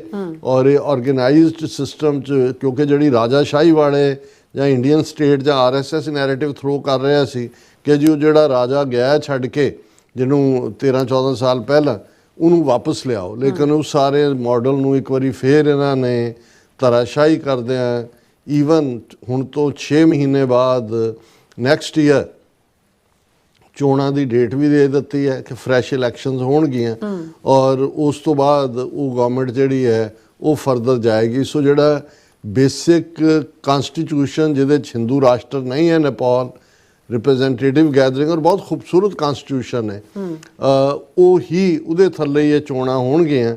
ਔਰ ਸੁਸ਼ੀਲਾ ਕਾਰਕੀ ਹਾਲਾਂਕਿ ਇਹ 70+ ਸਾਲਾਂ ਦੀ ਹੈ, ਪਰ ਇਸ ਦਾ ਰੋਲ ਇਹ ਵੀ ਉਹਨਾਂ ਨੇ ਜਿਹੜਾ ਵਿਦਨ ਇੰਟਰਨੈਟ ਇੱਕ ਗਰੁੱਪ ਬਣਾਏ ਸੀ, ਕਿੰਨੇ ਉਹਦੇ 'ਚ ਨੋਮੀਨੀ ਸੀ, ਕਾਠਮੰਡੂ ਦਾ ਮੇਅਰ ਵੀ ਸੀ, ਲੇਕਿਨ ਉਹਨੂੰ ਚੁਣਿਆ। ਲੇਕਿਨ ਜਿਹੜੀ ਦਿਲਚਸਪ ਗੱਲ ਕਰਕੇ ਇਹਨੂੰ ਮੈਂ ਦੁਬਾਰਾ ਐਜ਼ ਇਹ ਟੌਪਿਕ ਚੁਣਿਆ, ਇੱਕ ਤਾਂ ਇਸ ਗੱਲ ਦੀ ਤਸੱਲੀ ਹੈ ਕਿ ਭਾਈ ਆਲਰੇਡੀ ਸਿਸਟਮ 'ਚ ਵਾਇਲੈਂਸ ਖਤਮ ਹੋਈ ਹੈ ਔਰ ਇੰਟਰਿਮ ਪ੍ਰਾਈਮ ਮਿਨਿਸਟਰ ਬਣ ਗਿਆ, 6 ਮਹੀਨੇ ਦੇ ਵਿੱਚ ਵੀ ਚੋਣਾਂ ਹੋਣੀਆਂ ਨੇ ਔਰ ਇਹ ਪਹਿਲੀ ਔਰਤ ਪ੍ਰਾਈਮ ਮਿਨਿਸਟਰ ਬਣੀ ਹੈ, ਜਿਵੇਂ ਕਿ ਪਹਿਲੀ ਔਰਤ ਹੀ ਇਹ ਚੀਫ ਜਸਟਿਸ ਬਣੀ ਸੀ। ਪਰ ਇਸ ਪੀਰੀਅਡ ਦੇ ਵਿੱਚ ਇੱਕ ਸਟੋਰੀ ਉਹਨਾਂ ਦੇ ਬੀਬੀ ਸੁਸ਼ੀਲਾ ਕਾਰਕੀ ਦਾ ਘਰਵਾਲਾ ਦੁਰਗਾ ਪ੍ਰਸਾਦ ਸੁਵੇਦੀ ਉਹਨੂੰ ਲੈ ਕੇ ਆਈ ਕਿ ਵੀ ਇਹਦੇ ਹਸਬੈਂਡ ਦੁਰਗਾ ਪ੍ਰਸਾਦ ਸੁਵੇਦੀ ਨੇ 10 ਜੂਨ 1973 ਨੂੰ ਇੱਕ ਹਵਾਈ ਜਹਾਜ਼ ਨੇਪਾਲ ਦਾ ਜਿਹੜਾ ਅਗਵਾ ਕੀਤਾ ਸੀ, ਜਿਹਦੇ 'ਚ 19 ਮੁਸਾਫਰ ਸਨ ਔਰ ਜਿਨ੍ਹਾਂ ਦੇ ਵਿੱਚ ਮਾਲਾ ਸੈਨਾ, ਔਰ ਬਹੁਤਿਆਂ ਨੂੰ ਸ਼ਾਇਦ ਇਹ ਪਤਾ ਨਾ ਹੋਏ ਕਿ ਵੀ ਬਹੁਤ ਵਾਰੀ ਜਿਹੜੀ ਕਿਉਂਕਿ ਨੇਪਾਲ ਦੇ ਨਾਲ ਭਾਰਤ ਦਾ ਖੁੱਲ੍ਹਾ ਬਾਰਡਰ ਹੈ, ਕੋਈ ਚੈੱਕ ਵੀ ਨਹੀਂ ਹੁੰਦਾ, ਖੁੱਲ੍ਹਾ ਆਉਣ ਜਾਣ ਹੈ, ਲੈਂਡ ਲੌਕਡ ਕੰਟਰੀ ਹੈ ਔਰ ਨੇਪਾਲ 'ਚੋਂ ਜਿਹੜੀਆਂ ਐਕਟਰੈਸਿਸ ਖਾਸ ਤੌਰ 'ਤੇ ਉਹ ਬਾਲੀਵੁੱਡ ਦੀ ਇੰਡਸਟਰੀ ਦੇ ਵਿੱਚ ਉਹਨਾਂ ਦਾ ਆਪਣਾ ਰੋਲ ਰਿਹਾ। ਔਰ ਜੇ ਮੈਂ ਗਲਤ ਨਾ ਹੋਵਾਂ ਤਾਂ ਮਾਲਾ ਸਿਨਹਾ ਵੀ ਸ਼ਾਇਦ ਨੇਪਾਲੀ ਓਰੀਜਨ ਦੀ ਹੋਏਗੀ। ਇਸੇ ਤਰ੍ਹਾਂ ਇੱਕ ਪੋਪੂਲਰ ਐਕਟਰੈਸ ਜਿਹੜਾ ਲੰਬਾ ਵਕਤ ਉਹਨਾਂ ਦੀ ਸਿਲਵਰ ਸਕਰੀਨ ਤੇ ਰਹੀ ਮੁੰਬਈ ਦੀ, ਜਿਨ੍ਹਾਂ ਦੇ ਵਿੱਚ ਮਨੀਸ਼ਾ ਕੋਇਰਾਲਾ, ਔਰ ਸ਼ਾਇਦ ਮਨੀਸ਼ਾ ਕੋਇਰਾਲਾ ਇਹ ਜਿਹੜੇ ਪ੍ਰਾਈਮ ਮਿਨਿਸਟਰ ਕੋਇਰਾਲਾ ਹੈ ਇਹਨਾਂ ਦੀ ਰਿਲੇਟਿਵ ਹੀ ਸੀ, ਇਹਨਾਂ ਦੀ ਡਾਟਰ ਹੋਏਗੀ ਜਾਂ ਭਤੀਜੀ ਹੋਏਗੀ। ਪਰ ਮੈਂ ਇਸ ਲਈ ਕਹਿ ਰਿਹਾ ਕਿਉਂਕਿ ਜਦੋਂ ਅਸੀਂ ਪਹਿਲੀ ਉਸ ਹਾਈਜੈਕਿੰਗ ਦਾ ਜ਼ਿਕਰ ਕਰਦੇ ਜਿਸ ਭਾਈ ਗਜਿੰਦਰ ਸਿੰਘ ਔਰ ਉਹਨਾਂ ਦੇ ਸਾਥੀਆਂ ਨੇ 30 ਅਪ੍ਰੈਲ 1981 30 ਸਤੰਬਰ 1981 ਨੂੰ, ਜਦੋਂ ਕਿ 20 ਸਤੰਬਰ 1981 ਨੂੰ ਸੰਤ ਪਿੰਡਾਂ ਵਾਲਿਆਂ ਨੇ ਗ੍ਰਿਫਤਾਰੀ ਦਿੱਤੀ ਸੀ, ਉਦੋਂ ਜਹਾਜ਼ ਜਿਹੜਾ ਉਹ ਲੈ ਗਏ ਸੀ ਅਗਵਾ ਕਰਕੇ ਲਾਹੌਰ ਤੋਂ ਦੂਜੇ। ਔਰ ਮੈਂ ਅਕਸਰ ਇਹ ਕਹਿੰਦਾ ਕਿ ਵੀ ਬਹੁਤ ਵਾਰ ਉਸ ਪੀਰੀਅਡ ਤੱਕ ਹੁਣ ਤਾਂ ਇੱਕ ਵੱਡਾ ਕ੍ਰਾਈਮ ਹੈ, ਇੱਕ ਪੋਲੀਟੀਕਲ ਸਟੇਟਮੈਂਟ ਹੁੰਦੀ ਸੀ ਕਿ ਵੀ ਤੁਸੀਂ ਆਪਣੇ ਗੱਲ ਨੂੰ। ਔਰ ਮੈਂ ਜਦੋਂ ਇਹ ਦੇਖਿਆ ਕਿ ਵੀ ਇਹ ਦੁਰਗਾ ਪ੍ਰਸਾਦ ਸੁਵੇਦੀ ਨੇ ਜਿਹੜਾ ਜਹਾਜ਼ ਹਾਈਜੈਕ ਕੀਤਾ, ਜਿਹਦੇ 'ਚ ਮਾਲਾ ਸਿਨਹਾ ਵੀ ਮੌਜੂਦ ਸੀ, 19 ਲੋਕਾਂ ਵਾਲਾ ਰਾਇਲ ਨੇਵਲ 에ਅਰਲਾਈਨ ਸੀ ਔਰ ਇਹ 10 ਜੂਨ 1973 ਦਾ ਵਾਕਿਆ ਹੈ। ਔਰ ਇਸ ਜਹਾਜ਼ ਨੂੰ ਨੇਪਾਲ ਤੋਂ ਹਾਈਜੈਕ ਕਰਕੇ ਉਹਨਾਂ ਨੇ ਜਿਹੜਾ ਫੋਰਬਸਗੰਜ ਬਿਹਾਰ ਦੇ ਵਿੱਚ ਉਤਾਰਿਆ ਸੀ ਔਰ ਉਹ ਸਾਰੇ ਹੀ ਜਿਹੜੇ ਨੇ ਉਹ ਸਲਿੱਪ ਕਰ ਗਏ ਸੀ। ਔਰ ਉਹਦਾ ਰੀਜ਼ਨ ਉਸ ਤੋਂ ਵੀ ਦਿਲਚਸਪ ਹੈ ਕਿ ਔਰ ਮੈਂ ਜਿਵੇਂ ਕਿਹਾ ਕਿ ਬਈ ਕਿਉਂਕਿ ਮਿਸਟਰ ਕੋਇਰਾਲਾ ਦਾ ਹਮਾਇਤੀ ਸੀ ਨਹਿਰੂ ਵੀ, ਉਦੋਂ ਤੱਕ ਤਾਂ ਨਹਿਰੂ ਮਰ ਚੁੱਕਾ ਸੀ, ਇਹ ਜਿਹੜਾ ਇੰਦਰਾ ਗਾਂਧੀ ਦੇ ਪੀਰੀਅਡ ਦੇ ਵਿੱਚ ਹੁੰਦਾ, ਇੰਦਰਾ ਗਾਂਧੀ ਪ੍ਰਾਈਮ ਮਿਨਿਸਟਰ ਸੀ।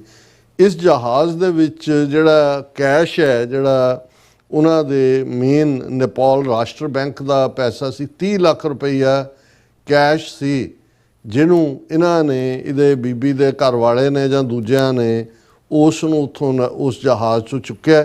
ਔਰ ਕਿਉਂਕਿ ਇਹ ਨੇਪਾਲੀ ਕਾਂਗਰਸ ਉਸ ਵੇਲੇ ਅੰਡਰਗਰਾਊਂਡ ਮੁਹਿੰਮ ਚਲਾ ਰਹੀ ਸੀ ਨੇਪਾਲ ਦੇ ਮਹਾਰਾਜੇ ਦੇ ਖਿਲਾਫ, ਨੇਪਾਲ 'ਚ ਡੈਮੋਕ੍ਰੇਸੀ ਲਿਆਉਣ ਦੇ ਲਈ, ਔਰ ਇਹ 30 ਲੱਖ ਰੁਪਈਆ ਜਿਹੜਾ ਉਹ ਨੇਪਾਲ ਦੇ ਰਾਸ਼ਟਰੀ ਬੈਂਕ 'ਚੋਂ ਸੀ, ਇਸ ਦੇ ਉਹਨੂੰ ਉਹਨਾਂ ਨੇ ਕਾਬੂ ਕੀਤਾ, ਉੱਥੋਂ ਸਲਿੱਪ ਕਰ ਗਏ ਜਹਾਜ਼ ਉੱਥੇ ਛੱਡ ਕੇ। ਔਰ ਬਾਅਦ ਦੇ ਵਿੱਚ ਜਿਹੜਾ ਆਲਮੋਸਟ 1 ਸਾਲ ਬਾਅਦ ਉਹਨਾਂ ਨੂੰ ਫੜ ਲਿਆ ਸੀ ਔਰ ਉਹਨਾਂ ਦੀ ਜੇਲ੍ਹ ਦੇ ਵਿੱਚ ਸੀ ਇੰਡੀਆ ਦੀ। ਲੇਕਿਨ ਜਦੋਂ ਐਮਰਜੈਂਸੀ ਟੁੱਟੀ ਇੰਦਰਾ ਗਾਂਧੀ ਨੇ ਉਹਨਾਂ ਨੂੰ ਫਿਰ ਰਿਲੀਜ਼ ਕਰਤਾ ਔਰ ਵਾਪਸ ਆ ਕੇ ਫਿਰ ਹੁਣ ਤੁਸੀਂ ਦੇਖੋ ਵੀ ਕਿਸ ਲੈਵਲ ਤੇ ਉਹਦਾ ਰੋਲ ਸੀ ਔਰ ਉਹਦੀ ਵਾਈਫ ਜਿਹੜੀ ਹੈ ਉਹ ਅੱਜ ਇੰਟਰਿਮ ਪ੍ਰਾਈਮ ਮਿਨਿਸਟਰ ਬਣਦੀ ਹੈ। ਹੁਣ ਇਹ ਔਰ ਇਹਦੇ 'ਚ ਸੰਤ ਭਿੰਡਰਾਂਵਾਲੇ ਵੀ ਜਦੋਂ ਹਾਈਜੈਕਿੰਗ ਦਾ ਜ਼ਿਕਰ ਕਰਦੇ ਸੀ ਤੇ ਉਹ ਪਾਂਡੇ ਬ੍ਰਦਰਸ ਦਾ ਵੀ ਜ਼ਿਕਰ ਕਰਦੇ ਸੀ ਕਿ ਜਦੋਂ ਇੰਦਰਾ ਗਾਂਧੀ ਨੂੰ ਗ੍ਰਿਫਤਾਰ ਕੀਤਾ ਗਿਆ ਮੁਰਾਰਜੀ ਦੇਸਾਈ ਦੀ ਹਕੂਮਤ ਦੇ ਵੇਲੇ ਤੇ 2 ਭਰਾ ਸੀ ਪਾਂਡੇ ਭਰਾ ਯੂਪੀ ਦੇ, ਉਹਨਾਂ ਨੇ ਵੀ ਲਖਨਊ ਤੋਂ ਜਹਾਜ਼ ਅਗਵਾ ਕਰਕੇ ਕਿਸੇ ਹੋਰ ਸ਼ਹਿਰ 'ਚ ਖੜਿਆ ਸੀ, ਫੜ ਲਿਆ ਸੀ। ਲੇਕਿਨ ਸਰਕਾਰ ਟੁੱਟ ਗਈ। ਬਾਅਦ ਦੇ ਵਿੱਚ ਉਹਨਾਂ ਦੋਨਾਂ ਨੂੰ ਪਾਂਡੇ ਭਰਾਵਾਂ ਨੂੰ ਜਿਹੜਾ ਹੈ ਉਹ ਟਿਕਟ ਦਿੱਤੀ ਗਈ, MLA ਦੀ ਮਿਨਿਸਟਰ ਬਣੇ ਸੀ ਯੂਪੀ ਦੀ ਕੈਬਨਿਟ। ਔਰ ਸੰਤ ਭਿੰਡਰਾਂਵਾਲੇ ਕਹਿੰਦੇ ਸੀ ਕਿ ਪਾਂਡੇ ਭਰਾਵਾਂ ਲਈ ਇਹ ਜਸਟਿਸ ਹੈ ਕਿ ਉਹ ਵਜ਼ੀਰ ਬਣਦੇ ਨੇ ਤੇ ਸਾਡੇ ਭਾਈ ਗਜਿੰਦਰ ਸਿੰਘ, ਭਾਈ ਜਸਬੀਰ ਸਿੰਘ, ਭਾਈ ਕਰਨ ਸਿੰਘ ਔਰ ਦੂਸਰੇ ਜਿਹੜੇ ਸਾਥੀ ਨੇ ਉਹ ਕਿਹਨਾਂ ਹਾਲਾਤਾਂ 'ਚ ਨੇ।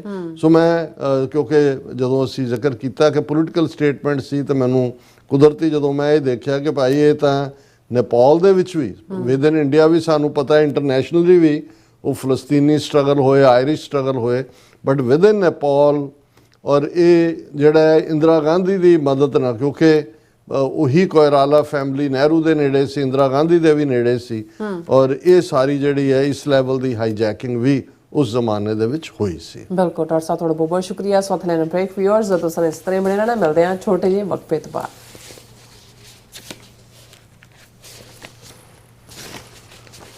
ਹਾਂ ਬਈ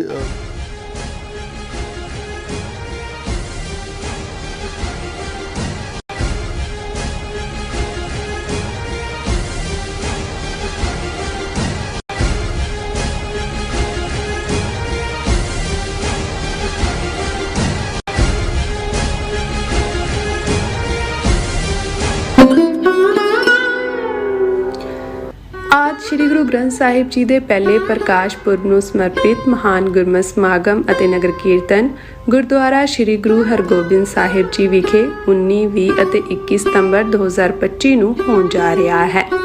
19 ਸਤੰਬਰ ਦਿਨ ਸ਼ੁੱਕਰਵਾਰ ਨੂੰ ਸ਼੍ਰੀ ਅਖੰਡ ਪਾਠ ਸਾਹਿਬ ਆਰੰਭ ਹੋਣਗੇ। 20 ਸਤੰਬਰ ਦਿਨ ਸ਼ਨੀਚਰਵਾਰ ਨੂੰ ਸਵੇਰੇ 11 ਵਜੇ ਗੁਰਦੁਆਰਾ ਸਾਹਿਬ ਤੋਂ ਨਗਰ ਕੀਰਤਨ ਦੀ ਆਰੰਭਤਾ ਹੋਏਗੀ, ਜਿਸ ਵਿੱਚ ਖਾਲਿਸਤਾਨ ਅਫੇਅਰ ਸੈਂਟਰ ਦੇ ਸੰਚਾਲਕ ਡਾਕਟਰ ਅਮਰਜੀਤ ਸਿੰਘ ਅਤੇ ਪੰਥ ਦੇ ਪ੍ਰਸਿੱਧ ਰਾਗੀ, ਢਾਡੀ ਅਤੇ ਕਥਾਵਾਚਕ ਸਿੰਘ ਹਾਜ਼ਰੀ ਲਗਵਾਉਣਗੇ।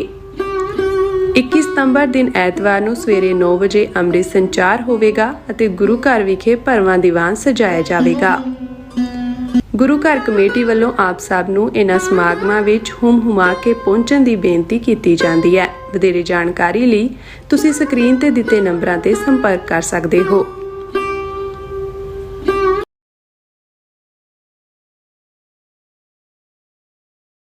ਸਰਕਾਰੀ ਅੱਤਵਾਦ ਨੂੰ ਠੱਲਣ ਵਾਲੇ ਕੌਮੀ ਸ਼ਹੀਦ ਭਾਈ ਦਿਲਾਵਰ ਸਿੰਘ ਅਤੇ ਲਾਵਾਰਸ ਲਾਸ਼ਾਂ ਦੇ ਵਾਰਿਸ ਭਾਈ ਜਸਵੰਤ ਸਿੰਘ ਖਾਲੜਾ ਦੀ ਸ਼ਹਾਦਤ ਨੂੰ ਸਮਰਪਿਤ ਮਹਾਨ ਸ਼ਹੀਦੀ ਸਮਾਗਮ ਆਉਂਦੀ 14 ਸਤੰਬਰ 2025 ਦਿਨ ਐਤਵਾਰ ਨੂੰ ਗੁਰਦੁਆਰਾ ਸਿੱਖ ਕਲਚਰਲ ਸੁਸਾਇਟੀ ਨਿਊਯਾਰਕ ਵਿਖੇ ਕਰਵਾਇਆ ਜਾ ਰਿਹਾ ਹੈ। ਖਾਲਿਸਤਾਨ ਅਫੇਅਰ ਸੈਂਟਰ ਦੇ ਸੰਚਾਲਕ ਡਾਕਟਰ ਅਮਰਜੀਤ ਸਿੰਘ ਵਿਸ਼ੇਸ਼ ਤੌਰ ਤੇ ਇਸ ਸਮਾਗਮ ਵਿੱਚ ਹਾਜ਼ਰੀ ਲਵਾਉਣਗੇ। ਗੁਰਦੁਆਰਾ ਸਾਹਿਬ ਪ੍ਰਬੰਧਕ committee, Doaba Sikh association, Sikh youth of America ਸਮੇਤ ਸਮੂਹ ਪੰਥਕ ਜਥੇਬੰਦੀਆਂ ਵੱਲੋਂ ਆਪ ਸਭ ਨੂੰ ਇਸ ਸਮਾਗਮ ਵਿੱਚ ਹਾਜ਼ਰੀ ਲਵਾਉਣ ਲਈ ਪੁਰਜ਼ੋਰ ਬੇਨਤੀ ਕੀਤੀ ਜਾਂਦੀ ਹੈ। ਵਧੇਰੇ ਜਾਣਕਾਰੀ ਲਈ ਆਪ ਹੇਠ ਦਿੱਤੇ ਨੰਬਰਾਂ ਤੇ ਸੰਪਰਕ ਕਰ ਸਕਦੇ ਹੋ।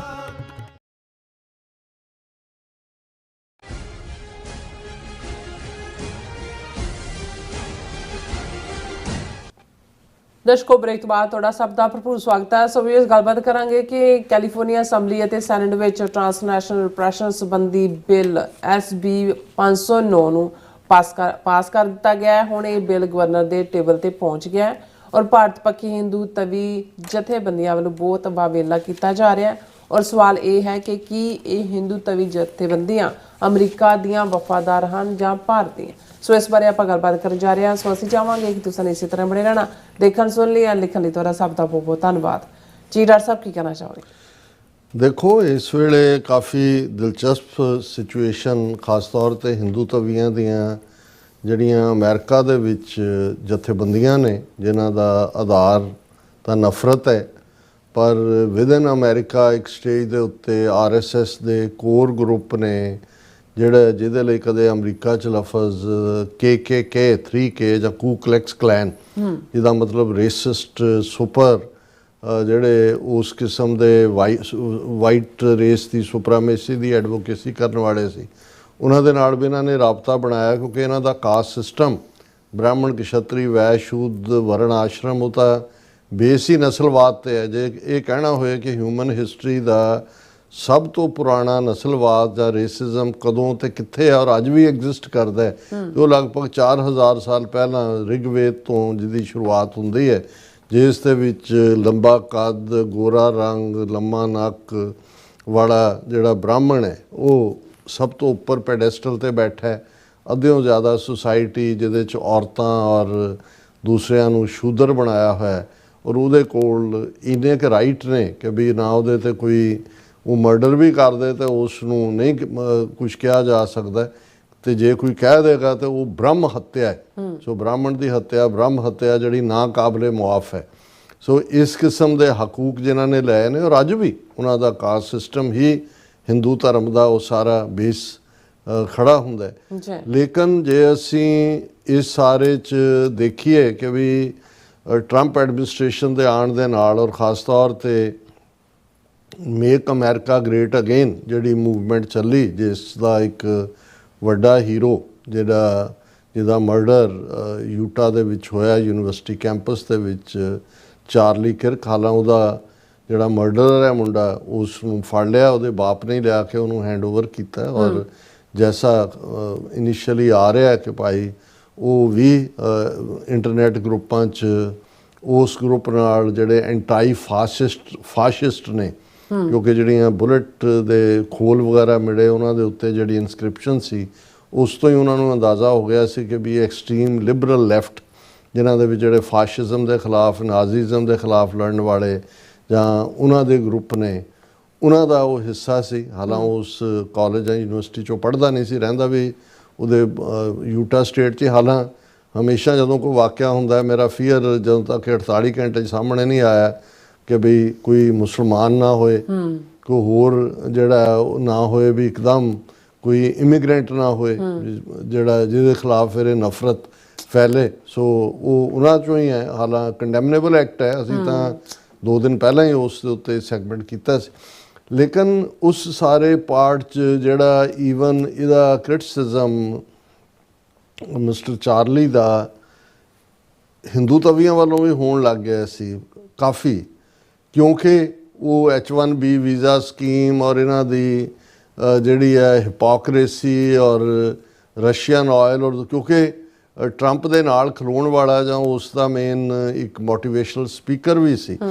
ਸੋ ਇਸ ਸਾਰੇ ਦੇ ਚੱਲਦਿਆਂ ਹੁਣ ਜਿਹੜੇ ਹਿੰਦੂ ਤਵੀ ਵਿਦਨ ਅਮਰੀਕਾ ਦੇ ਵਿੱਚ ਅਮਰੀਕਨਾਂ ਦੇ ਵਿੱਚ ਵੜ ਕੇ ਤੇ ਆਪਣੀ ਆਈਡੀਓਲੋਜੀ ਨੂੰ ਪ੍ਰਮੋਟ ਕਰ ਰਹੇ ਸੀ, ਉਹਨਾਂ ਦੇ ਸਾਹਮਣੇ ਇੱਕ ਜਿਹੜਾ ਉਹ ਸੰਕਟ ਹੈ ਕਿ ਉਹ ਕਿਸ ਰੁਖ 'ਚ ਖੜੇ ਨੇ।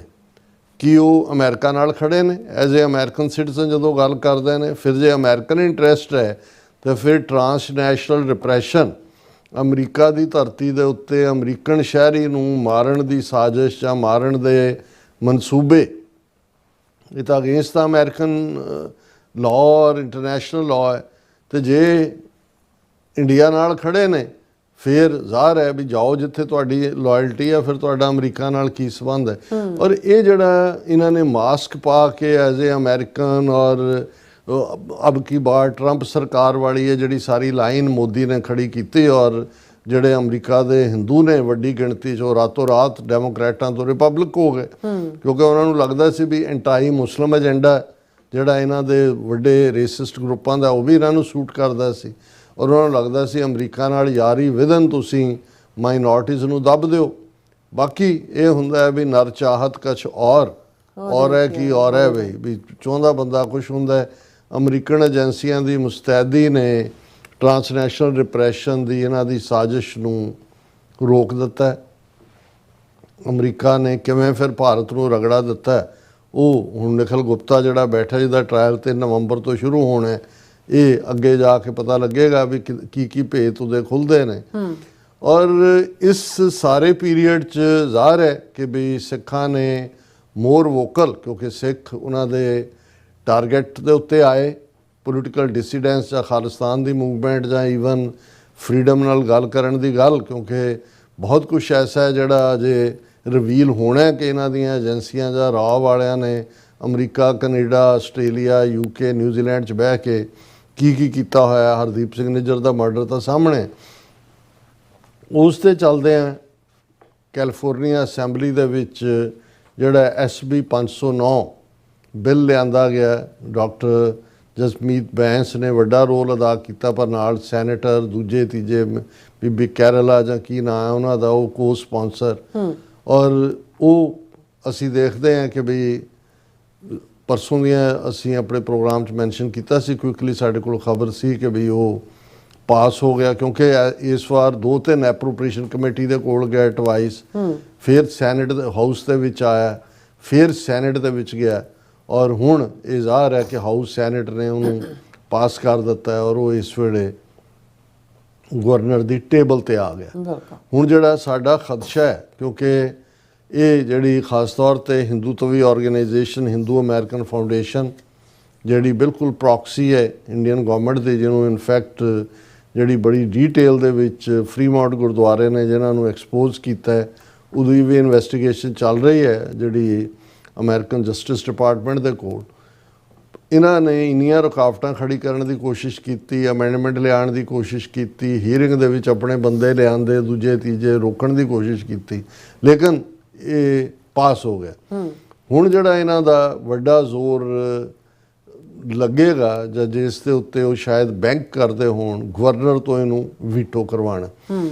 ਲੇਕਿਨ ਇਹਦੇ ਬਾਵਜੂਦ ਕਿ ਇਸ ਬਿੱਲ ਦੀ ਹੀਅਰਿੰਗ ਦੇ ਦੌਰਾਨ ਜਾਂ ਦੂਜੀ ਇੱਕ ਅੱਧੀ ਇਹਨਾਂ ਦੀ ਅਮੈਂਡਮੈਂਟ ਉਹ ਮੰਨ ਵੀ ਲਈ ਗਈ, ਜਿਹਦੇ ਕਰਕੇ ਵਾਪਸ ਵੋਟਿੰਗ ਲਈ ਆਇਆ, ਲੇਕਿਨ ਇਸ ਬਿੱਲ ਦੇ ਪਾਸ ਹੋਣ ਤੋਂ ਬਾਅਦ ਜਿਹੜੀ ਹਿੰਦੂ ਅਮਰੀਕਨ ਫਾਊਂਡੇਸ਼ਨ ਨੇ ਟਵੀਟ ਕੀਤਾ ਹੈ ਬ੍ਰੇਕਿੰਗ ਦੇ ਥੱਲੇ, ਉਹ ਮੈਂ ਸਾਂਝਾ ਕਰਨਾ ਚਾਹਾਂਗਾ ਆਪਣੇ ਵਿਊਅਰਸ ਦੇ ਨਾਲ ਕਿ ਵੀ both house Hindu American foundation breaking both houses of California state legislature just passed the highly controversial, heavily amended SB 509 that would target India and Indian Americans in mandated training about transnational repression.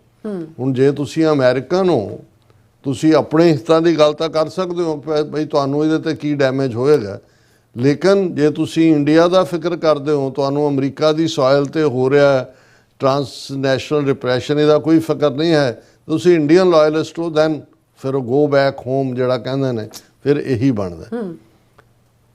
ਪ੍ਰੋਪੋਨੈਂਟਸ of this bill and previous failed versions sought to silence advocacy against the separatist Khalistan movement deeply tied to transnational terror attacks।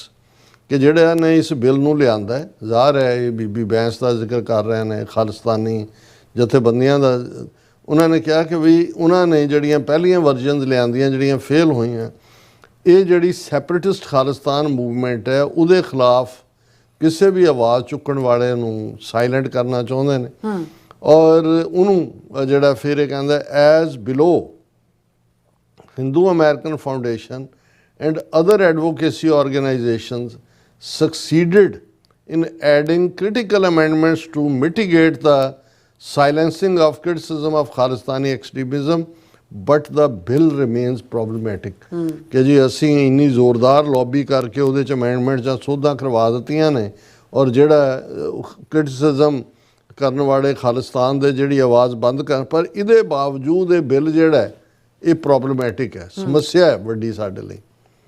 Hindu American Foundation will be requesting governor to veto this expensive, redundant bill that does nothing to protect Californians but will enable activists to train law enforcement to ignore homegrown Khalistan extremism and surveil Indians and Hindu Americans exercising their First Amendment rights।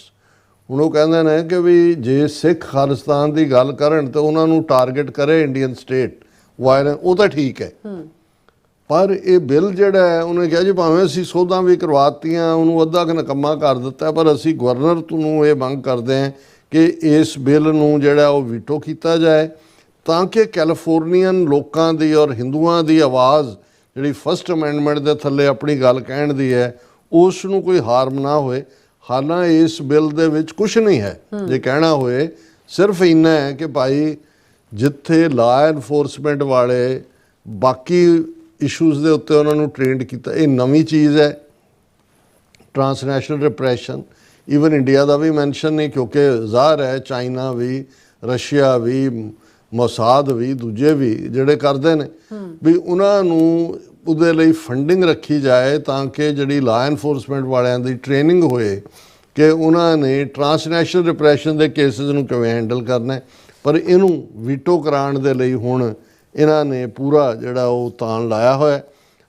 ਇਸ ਦੇ ਉੱਤੇ doctor Pritpal Singh ਜਿਹੜੇ coordinator ਨੇ American Gurdwara ਪ੍ਰਬੰਧਕ committee ਤੇ ਔਰ ਸਿੱਖ ਕਾਂਗਰੈਸ਼ਨਲ caucus committee ਦੇ, ਉਹਨਾਂ ਨੇ ਵੀ ਇਹਦੇ 'ਤੇ ਟਵੀਟ ਕੀਤਾ।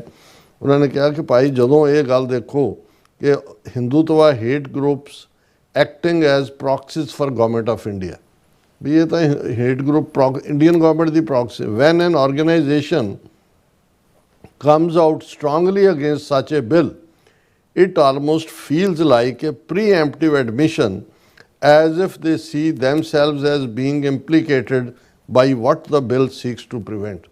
ਉਹਨਾਂ ਨੇ ਕਿਹਾ ਵੀ ਉਹ ਚੋਰ ਦੀ ਦਾੜੀ 'ਚ ਤਿਨਕੇ ਵਾਲੀ ਗੱਲ, ਵੀ ਜਿਵੇਂ ਇਹ ਚੀਕਾਂ ਮਾਰ ਰਹੇ ਨੇ ਇਹਨਾਂ ਨੂੰ, ਕਿਉਂਕਿ ਇਹ ਗੁਨਾਹਗਾਰ ਨੇ, ਇਹ ਉਹਨਾਂ ਦੇ ਸੰਦ ਨੇ ਇੰਡੀਅਨ ਸਟੇਟ ਦੇ, ਸੋ ਉਹਨਾਂ ਨੂੰ ਲੱਗਦਾ ਕਿ ਭਾਈ ਇਹ ਜਿਹੜਾ ਇਹ ਤਾਂ ਸਾਡੇ ਉੱਤੇ ਹੀ ਸ਼ਿਕੰਜਾ ਕੱਸਿਆ ਜਾਣਾ ਹੈ। ਔਰ ਇਹ ਇਹਨਾਂ ਦੀ ਆਪੋਜੀਸ਼ਨ ਆਪਣੇ ਆਪ ਦੇ ਵਿੱਚ ਹੀ ਸ਼ੋਅ ਕਰਦੀ ਹੈ ਕਿ ਭਾਈ ਇਹ ਪ੍ਰੀਐਂਪਟਿਵ ਐਡਮਿਸ਼ਨ ਹੈ ਕਿ ਅਸੀਂ ਹੀ ਇਸ ਟਰਾਂਸਨੈਸ਼ਨਲ ਰਿਪਰੈਸ਼ਨ ਦੇ ਗੁਨਾਹਗਾਰ ਹੈ, ਦਾਅਵੇਦਾਰ ਹੈ। ਇਸ ਨੂੰ ਜਿਹੜਾ ਅਸੀਂ ਕਰਨ ਵਾਲਿਆਂ ਦਾ ਜਿਹੜਾ ਪੱਖ ਵੀ ਪੂਰਦੇ ਹਾਂ ਤੇ ਉਹਨਾਂ ਦੇ ਨਾਲ ਖੜੇ। ਔਰ ਇਸ ਮੁੱਦੇ ਦੇ ਉੱਤੇ ਈਵਨ ਅਲ ਜਜ਼ੀਰਾ ਨੇ ਬੜੀ ਡਿਟੇਲ ਸਟੋਰੀ ਕੀਤੀ, ਜਿਹਦਾ ਉਹਨਾਂ ਨੇ ਟਾਈਟਲ ਦਿੱਤਾ California bill against foreign hits on diaspora splits Indian Americans. ਉਹਦੇ 'ਚ ਉਹਨਾਂ ਨੇ ਕਿਹਾ ਵੀ ਇੱਕ ਪਾਸੇ ਸਿੱਖ ਕੌਮ ਖੜੀ ਹੈ ਔਰ ਉਹਨਾਂ ਦੇ ਨਾਲ ਈਵਨ ਕੁਛ ਪ੍ਰੋਗਰੈਸਿਵ ਹਿੰਦੂ ਜਮਾਤਾਂ, Hindus for human rights, Islamic council ਔਰ ਈਵਨ ਜੂਇਸ਼ ਗਰੁੱਪ ਔਰ ਦੂਸਰੇ ਵੀ ਖੜੇ ਨੇ। ਪਰ ਦੂਸਰੇ ਪਾਸੇ ਜਿਹੜਾ ਹੈ ਉਹ ਜਿਹੜੇ ਹਿੰਦੂ ਨੇ ਔਰ ਉਹ ਬੜੇ ਖੁੱਲ੍ਹ ਕੇ ਜਿਹੜਾ ਇਸ ਦਾ ਵਿਰੋਧ ਕਰ ਰਹੇ ਨੇ।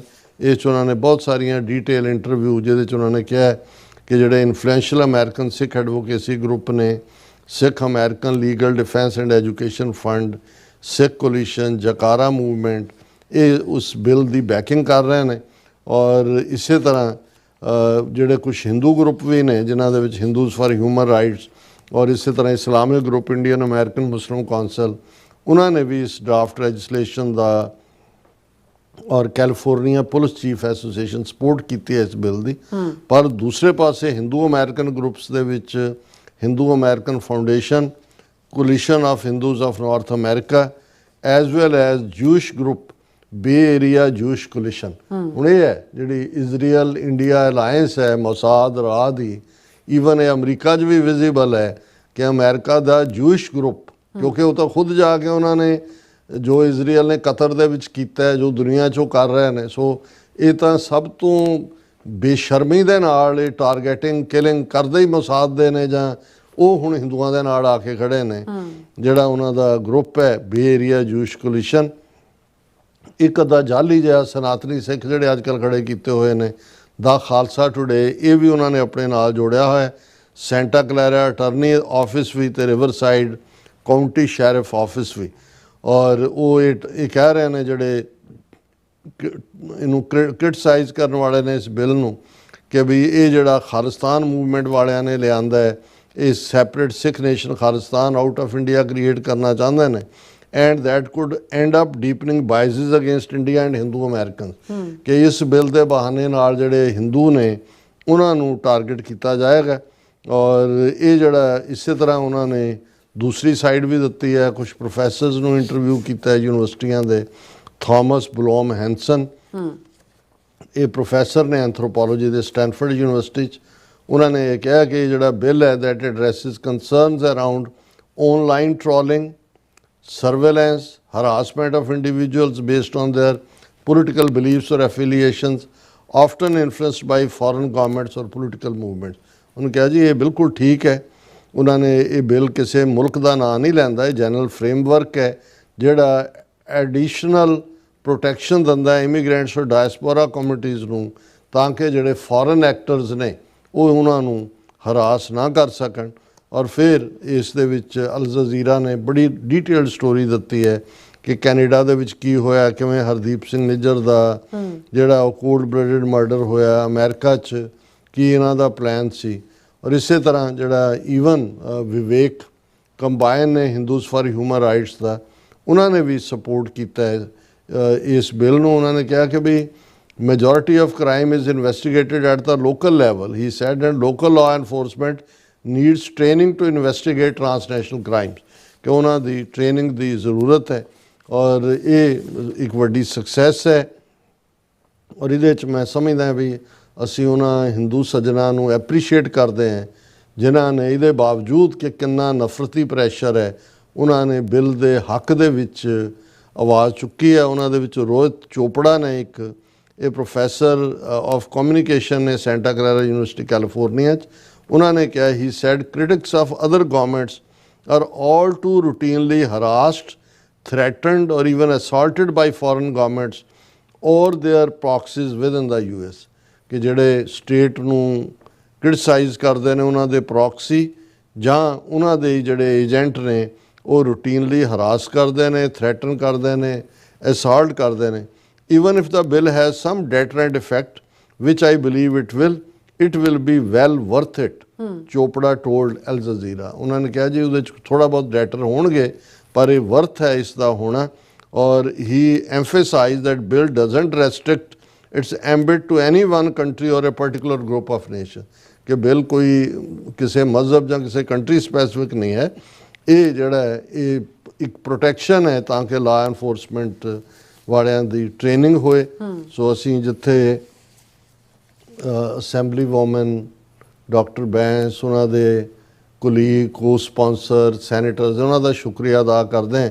ਉੱਥੇ ਜਿਵੇਂ ਅਸੀਂ ਕਿਹਾ ਸੀ ਕਿ ਵੀ ਇਸ ਵੇਲੇ ਇਸ ਗੱਲ ਦਾ ਧਿਆਨ ਰੱਖਣ ਦੀ ਲੋੜ ਹੈ ਕਿ ਗਵਰਨਰ ਤੋਂ ਵੀਟੋ ਨਾ ਹੋਏ, ਉਹਦੇ ਲਈ ਕਾਊਂਟਰ ਪ੍ਰੈਸ਼ਰ ਜਿਹੜਾ ਉਹ ਬਿਲਡ ਕਰਨ ਦੀ ਲੋੜ ਹੈ। ਔਰ ਇਸ ਸੰਬੰਧ ਦੇ ਵਿੱਚ ਹੀ ਅੱਜ ਡਾਕਟਰ ਪ੍ਰਿਤਪਾਲ ਸਿੰਘ, ਸਰ ਜਸਵੰਤ ਸਿੰਘ ਹੋਠੀ ਜਿਹੜੇ ਪ੍ਰੈਜ਼ੀਡੈਂਟ ਨੇ ਅਮਰੀਕਨ ਗੁਰਦੁਆਰਾ ਪ੍ਰਬੰਧਕ ਕਮੇਟੀ ਦੇ, ਔਰ ਦੂਸਰੇ ਸਿੱਖ ਐਕਟਿਵਿਸਟ ਜਿਹੜੇ, ਉਹਨਾਂ ਨੇ ਸੈਕਰਾਮੈਂਟੋ ਜਿਹੜਾ ਹੈ ਸਟੇਟ ਕੈਪੀਟਲ ਦੇ ਬਾਹਰ ਡਾਕਟਰ ਬੈਂਸ ਔਰ ਜਿਹੜੇ ਸੈਨੇਟਰ ਜਿਨ੍ਹਾਂ ਨੇ ਮੂਵ ਕੀਤਾ ਉਹਨਾਂ ਦੇ ਨਾਲ ਮੁਲਾਕਾਤ ਵੀ ਕੀਤੀ। ਉਹ 2-2.5 ਮਿੰਟ ਦੀ ਵੀਡੀਓ ਕਲਿੱਪ ਉਹਨਾਂ ਨੇ ਸਾਨੂੰ ਭੇਜੀ ਹੈ ਕਿ ਭਾਈ ਉਹਨਾਂ 'ਚ ਉਹਨਾਂ ਨੇ ਕੀ ਕਿਹਾ। ਔਰ ਇਹਦੇ ਨਾਲ ਹੀ ਇਹ ਸੈਗਮੈਂਟ ਜਿਹੜਾ ਇਹ ਕਲੋਜ਼ ਵੀ ਹੋਏਗਾ। ਔਰ ਮੈਂ ਟੈਕਨੀਕਲ ਟੀਮ ਨੂੰ ਕਹਾਂਗਾ ਕਿ ਵੀ ਉਸ ਕਲਿੱਪ ਨੂੰ ਜ਼ਰਾ ਦਿਖਾ ਦੇਣ। ਜੀ But thank you guys so much. This was not going to be able to be done without the support of key people. One is SALDEP, one is the Sikh Coalition, one is AGPC, and one is the Sikh Days, and I'm looking forward to being done on Saturday and going home. But thank you guys so much. This was not going to be able to be done without the support of key people. One is SALDEP, one is the Sikh Coalition, one is AGPC, and one is the Sikh. Sweet Garbains. This is an important moment for the Sikh community, but for all immigrant communities. Transnational repression is a threat. It's a threat to democracy. U.S. citizens, residents here are being targeted by foreign interference. Foreign interference right here in the United States. It is unacceptable. I have my uncle here who was targeted, harassed. It is on a list by the Indian government. That is unacceptable. Just because we exercise our free speech and call out governments for the wrongdoings that are taking place in Punjab and speaking our voices for the atrocities, that puts us on a list. That is unacceptable. This is the United States of America, and we will exercise our freedom of speech and our rights and protect not only the Sikh community but all communities. Right now, you have other governments outside of India that are also doing the same thing. In China, Russia, and we want to elevate this to the same level. Foreign interference and the threats and harassment of U.S. citizens and immigrants and citizens right here in the United States will not be tolerated. Let's send a loud and clear message to the governor. Sign this bill. Sign this bill. This is to protect our democracy. Please step up and do the right thing.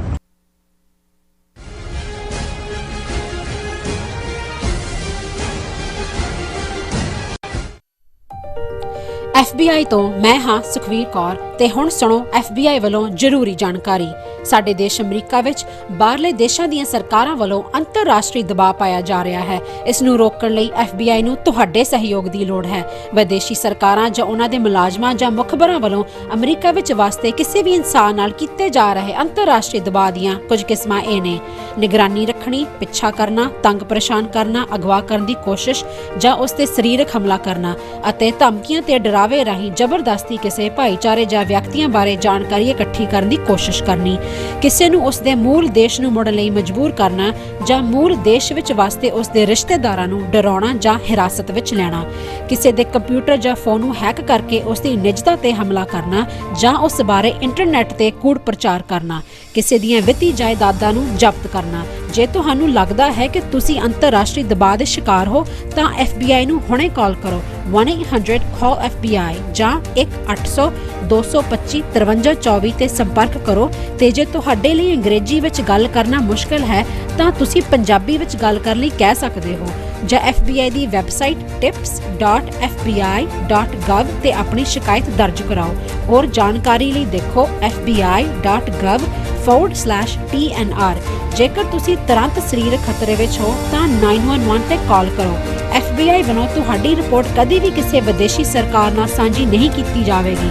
FBI ਦਾ ਮਨੋਰਥ America ਵਿੱਚ ਵਸਦੇ ਲੋਕਾਂ ਦੀ ਰੱਖਿਆ ਕਰਨਾ ਅਤੇ United States ਦੇ ਸੰਵਿਧਾਨ ਨੂੰ ਕਾਇਮ ਰੱਖਣਾ ਹੈ।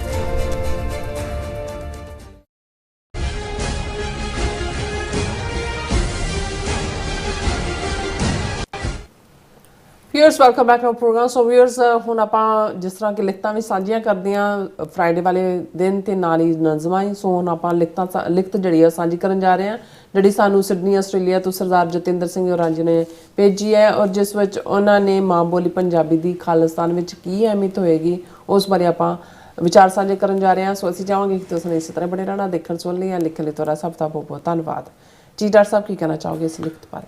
ਦੇਖੋ, ਅਸੀਂ ਹਾਂ ਪੰਜਾਬੀ ਤਾਂ ਪੰਜਾਬੀ ਸਾਡੀ ਬੋਲੀ ਹੈ। ਇਹ ਬਾਬੂ ਫਿਰੋਜ਼ਦੀਨ ਸ਼ਰਫ ਉਹਨਾਂ ਦੀ ਬਹੁਤ ਪੁਰਾਣੀ ਲਾਈਨ ਹੈ ਔਰ ਇਹਦੇ 'ਚ ਕੋਈ ਸ਼ੱਕ ਨਹੀਂ ਕਿ ਜਦੋਂ ਅਸੀਂ ਦੋਵਾਂ ਪੰਜਾਬਾਂ ਵੱਲ ਨਜ਼ਰ ਮਾਰਦੇ ਹਾਂ, ਲਹਿੰਦਾ ਪੰਜਾਬ, ਚੜ੍ਹਦਾ ਪੰਜਾਬ, ਅਤੇ ਅੱਜ ਵੀ ਜਿਹੜਾ ਮਾਂ ਬੋਲੀ ਦਾ ਇਸ਼ੂ ਇਸ ਪਾਸੇ ਤਾਂ ਅਸੀਂ ਹਿੰਦੂ ਤਵੀਆਂ ਨਾਲ ਲੜ ਭਿੜ ਕੇ ਇੱਕ ਸੂਬਾ 1966 'ਚ ਭਾਵੇਂ ਲੂਲਾ ਲੰਗੜਾ ਹੀ ਸਹੀ ਪੰਜਾਬੀ ਸੂਬਾ ਬਣਵਾ ਲਿਆ, ਲੇਕਿਨ ਦੂਸਰੇ ਪਾਸੇ ਅਸੀਂ ਦੇਖਦੇ ਹਾਂ ਕਿ ਵੀ ਅਜੇ ਵੀ ਸਾਡੇ ਇਹਦੇ 'ਚ ਠੀਕ ਹੈ ਕਿ ਇਜ਼ਾਫਾ ਹੋਇਆ। ਬਹੁਤ ਸਾਰੇ ਵੀਰ ਭੈਣ ਪਾਕਿਸਤਾਨ ਦੇ ਵਿੱਚ ਪੰਜਾਬੀ ਮਾਂ ਬੋਲੀ ਨੂੰ ਲੈ ਕੇ ਕਿ ਐਟਲੀਸਟ ਪ੍ਰਾਇਮਰੀ ਐਜੂਕੇਸ਼ਨ ਦੇ ਵਿੱਚ ਜਿਵੇਂ ਸਿੰਧੀ ਹੈ ਔਰ ਬਲੋਚੀ ਹੈ ਔਰ ਪਸ਼ਤੋ ਸਕੂਲਾਂ ਦੇ ਵਿੱਚ ਹੈ, ਇਵੇਂ ਹੀ ਪੰਜਾਬੀ ਨੂੰ ਲੈ ਕੇ ਸਟਰਗਲ ਵੀ ਕਰ ਰਹੇ ਨੇ। ਪੰਜਾਬੀ ਕਾਨਫਰੰਸਿਸ, ਸੈਮੀਨਾਰ, ਡਿਸਕਸ਼ਨਸ ਔਰ ਬਹੁਤ ਦਿਲਚਸਪ ਹੁਣ ਈਵਨ TV ਦੇ ਉੱਤੇ ਵੀ ਡਿਜੀਟਲ ਮੀਡੀਆ 'ਤੇ ਪੰਜਾਬੀ ਪ੍ਰੋਗਰਾਮ ਵੀ ਜਿਹੜੇ ਨੇ ਉਹਦੇ 'ਚ ਜ਼ਿਕਰ ਹੁੰਦਾ ਹੈ ਔਰ ਇਹ ਸਾਰਾ ਪਾਰਟ ਹੈ। ਅਸੀਂ ਸਮਝਦੇ ਹਾਂ ਵੀ ਜਿਹੜਾ ਕਿਸੇ ਵੀ ਮੁਲਕ ਦੀ ਤਰੱਕੀ ਦੇ ਵਿੱਚ ਉਸ ਦੀ ਮਾਂ ਬੋਲੀ, ਕਿਉਂਕਿ ਜਿਵੇਂ ਵੀਰ ਸੁਖਵਿੰਦਰ ਸਿੰਘ ਹੋਰਾਂ ਨੇ ਬਿਆਨਿਆ ਕਿ ਜਿਹੜੀ ਕਰੈਕਟਰ ਬਿਲਡਿੰਗ ਹੈ ਉਸ ਦੇ ਵਿੱਚ ਬਹੁਤ ਸਾਰੇ ਐਲੀਮੈਂਟ ਨੇ ਔਰ ਉਹਦੇ 'ਚ ਇੱਕ ਵੱਡਾ ਮਾਂ ਦਾ ਰੋਲ ਹੈ ਅਤੇ ਮਾਂ ਦੇ ਨਾਲ ਫਿਰ ਮਾਂ ਦੀ ਬੋਲੀ ਹੈ, ਜਿਹੜੀ ਬੋਲੀ ਮਾਂ ਨੇ ਬੋਲਣੀ ਹੈ ਔਰ ਕਿਵੇਂ ਉਹਨਾਂ ਬੋਲੀਆਂ ਦੇ ਵਿੱਚ ਤੁਸੀਂ ਸੋਚਦੇ ਹੋ, ਉਸ ਦੇ ਵਿੱਚ ਤੁਸੀਂ ਜਿਹੜਾ ਉਹ ਤਰੱਕੀ ਵੀ ਕਰਦੇ ਹੋ ਤੁਹਾਡੀ ਕੌਮ ਔਰ ਹਰ ਮੁਲਕ ਦੀ। ਹੁਣ ਚਾਈਨੀਜ਼, ਜੈਪਨੀਜ਼, ਦੂਜੇ ਭਾਵੇਂ ਅਮਰੀਕਾ ਦੀਆਂ ਯੂਨੀਵਰਸਿਟੀਆਂ 'ਚੋਂ PhD ਕੀਤੀ ਹੋਈ ਉਹਨਾਂ ਨੇ, ਪਰ ਅਲਟੀਮੇਟਲੀ ਆਪਣੀ ਉਹ ਬੋਲੀ ਦੇ ਵਿੱਚ ਗੱਲ ਕਰਦੇ ਨੇ ਕਿਉਂਕਿ ਕਿਸੇ ਵੀ ਤਹਿਜ਼ੀਬ ਦਾ ਆਧਾਰ ਉਸ ਦੀ ਬੋਲੀ ਹੁੰਦਾ ਹੈ। ਸੋ ਵੀਰ ਜਤਿੰਦਰ ਸਿੰਘ ਹੋਰਾਂ ਨੇ ਇਹ ਸਾਰਾ ਮਾਡਲ ਦਿੱਤਾ ਪੰਜਾਬ ਦੇ ਹਵਾਲੇ ਨਾਲ, ਪਰ ਅਖੀਰ 'ਚ ਉਹਨਾਂ ਨੇ ਕਨਕਲੂਡ ਇਹ ਹੀ ਕੀਤਾ ਗੁਰੂ ਗ੍ਰੰਥ ਸਾਹਿਬ ਬੇਸਡ ਮਾਡਲ ਹੈ ਕਿ ਵੀ ਇਹ ਅਸੀਂ ਖਾਲਿਸਤਾਨ ਦੇ ਵਿੱਚ ਹੀ ਇੰਪਲੀਮੈਂਟ ਕਰ ਪਾਵਾਂਗੇ ਔਰ ਉਹਦੇ 'ਚ ਉਹਨਾਂ ਨੇ ਕਿਹਾ ਕਿ Sikh model of mother tongue first approach to education in Punjab grounded in the model exemplified by Guru Granth Sahib and the limitations of India's one language policy since 1947.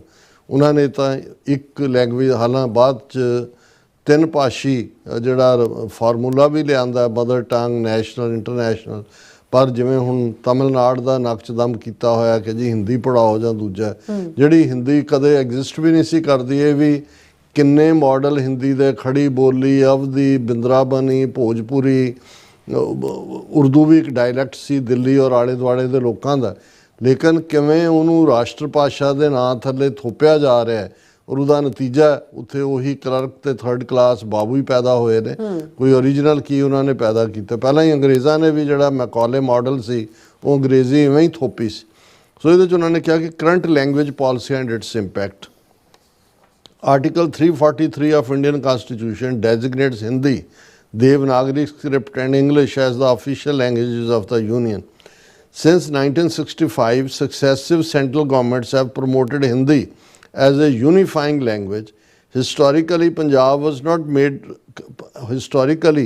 Punjabi was not made compulsory in Punjab schools, while elite private schools actively discourage Punjabi, promoting English as a medium of prestige. Government schools that teach Punjabi face chronic underfunding, reducing both quality and access. ਔਰ ਇਕੱਲਾ ਇੱਕ level 'ਤੇ ਨਹੀਂ ਹੈ, MA Punjabi ਤੁਸੀਂ ਕੀਤੀ ਹੋਈ ਹੈ, ਕਿਹੜਾ ਫੀਲਡ ਤੁਹਾਨੂੰ ਨੌਕਰੀ ਦਿੰਦਾ ਹੈ, ਕਿੰਨੇ ਕੁ ਤੁਹਾਡੇ ਪ੍ਰੋਫੈਸਰ ਲੱਗ ਸਕਦੇ ਨੇ। ਸੋ ਇਹ ਪੰਜਾਬੀ ਬੋਲਣਾ ਜਾਂ ਇਹਦੇ ਬਾਵਜੂਦ ਸਟੇਟ ਲੈਂਗੁਏਜ ਪੰਜਾਬੀ ਹੈ, ਪੰਜਾਬੀ 'ਤੇ ਬੇਸ ਪੰਜਾਬੀ ਸੂਬਾ ਬਣਿਆ, ਪਰ ਅੱਜ ਪੰਜਾਬ ਦੇ ਵਿੱਚ ਵੀ ਜਿਹੜੇ ਪ੍ਰਾਈਵੇਟ ਹਿੰਦੂਆਂ ਦੇ, ਅੰਗਰੇਜ਼ਾਂ ਦੇ ਜਾਂ ਮਿਸ਼ਨਰੀ ਸੰਸਥਾਵਾਂ ਜਿਹੜੀਆਂ ਕ੍ਰਿਸਚਨਸ ਨੇ, ਉਹਨਾਂ 'ਚ ਪੰਜਾਬੀ ਬੋਲਣ ਵਾਲੇ ਬੱਚਿਆਂ ਨੂੰ ਦੰਡ ਦਿੱਤਾ ਜਾਂਦਾ, ਪਨਿਸ਼ਮੈਂਟ ਦਿੱਤੀ ਜਾਂਦੀ ਹੈ। ਉਹ ਬੈਨ ਹੈ ਕਿ ਤੁਸੀਂ ਸਕੂਲ ਦੇ ਕੰਪਲੈਕਸ ਦੇ ਵਿੱਚ ਬੋਲ ਨਹੀਂ ਸਕਦੇ। The impact on children in Punjab is measurable and alarming. ਵੀ ਉਹਦਾ ਅਸਰ ਕੀ ਹੋ ਰਿਹਾ ਪੰਜਾਬ ਦਾ? Educational outcome, only 33 to 35% of class 3rd children can read a class 2nd level text। ਇਹ ਉਹਨਾਂ ਨੇ ਡਾਟਾ ਦਿੱਤਾ ਹੈ ਕਿ ਭਾਈ ਕੀ ਹੋ ਰਿਹਾ। UNESCO India, children fluent in Punjabi at home struggle to express themselves in Hindi English medium classrooms, resulting in higher dropout rates after class 5th and 8th।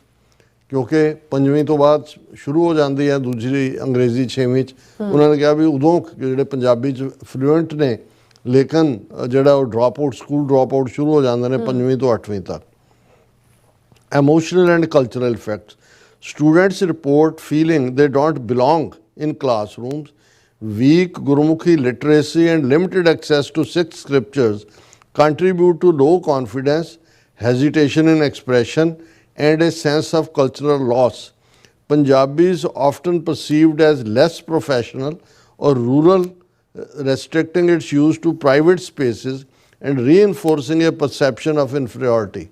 ਅਹਿਸਾਸੇ ਕਮਤਰੀ ਕਿ ਜੀ ਘਟੀਆ ਜ਼ਬਾਨ, ਗਵਾਰਾਂ ਦੀ ਲੈਂਗੁਏਜ, ਦਿਹਾਤੀ, ਇਹ ਪਾਕਿਸਤਾਨ 'ਚ ਇਹ ਜ਼ਿਆਦਾ ਇਸਤੇਮਾਲ ਹੁੰਦਾ, ਪਰ ਇੱਥੇ ਅੰਗਰੇਜ਼ੀ ਪੜ੍ਹਾਉਣ ਦਾ ਜਾਂ ਅੰਗਰੇਜ਼ੀ ਸਕੂਲਾਂ ਦਾ ਚਾਅ ਬਹੁਤਿਆਂ ਨੂੰ ਇੰਨਾ ਚੜ੍ਹਿਆ ਹੁੰਦਾ ਵੀ ਬੱਚੇ ਸਾਡੇ IAS ਲੱਗ ਜਾਣੇ ਨੇ ਅਤੇ ਅੰਗਰੇਜ਼ੀ ਪੜ੍ਹਾਓ। ਨਿੱਕੇ ਨਿੱਕੇ ਨਿਆਣਿਆਂ ਦੇ ਉਹ ਗਲਾਂ 'ਚ ਟਾਈਆਂ ਜਿਹੀਆਂ ਬੰਨ੍ਹ ਕੇ ਉਹਨਾਂ ਨੂੰ ਰਿਕਸ਼ਿਆਂ 'ਤੇ ਤੋਰਿਆ ਹੁੰਦਾ ਹੈ। ਅਤੇ ਉਹਨਾਂ ਨੇ ਵੀ ਅੱਗੋਂ ਜਿਹੜੇ ਪ੍ਰਾਈਵੇਟ ਸਕੂਲ ਪੈਸਾ ਬਣਾ ਰਹੇ ਨੇ, ਉਹਨਾਂ ਨੇ 1000 2-2000 ਰੁਪਈਏ ਦੇ ਉੱਤੇ ਜਿਹੜੇ ਅਨਇੰਪਲੋਇਡ ਨੇ, ਉਹ ਪਾਸ ਕੀਤੀ ਹੋਈ ਹੈ MA ਜਾਂ B.Ed, ਉਹਨਾਂ ਨੂੰ ਰੱਖਿਆ ਹੋਇਆ। ਰਿਜ਼ਲਟ ਉਹਦਾ ਕੁਛ ਵੀ ਨਹੀਂ ਹੈ।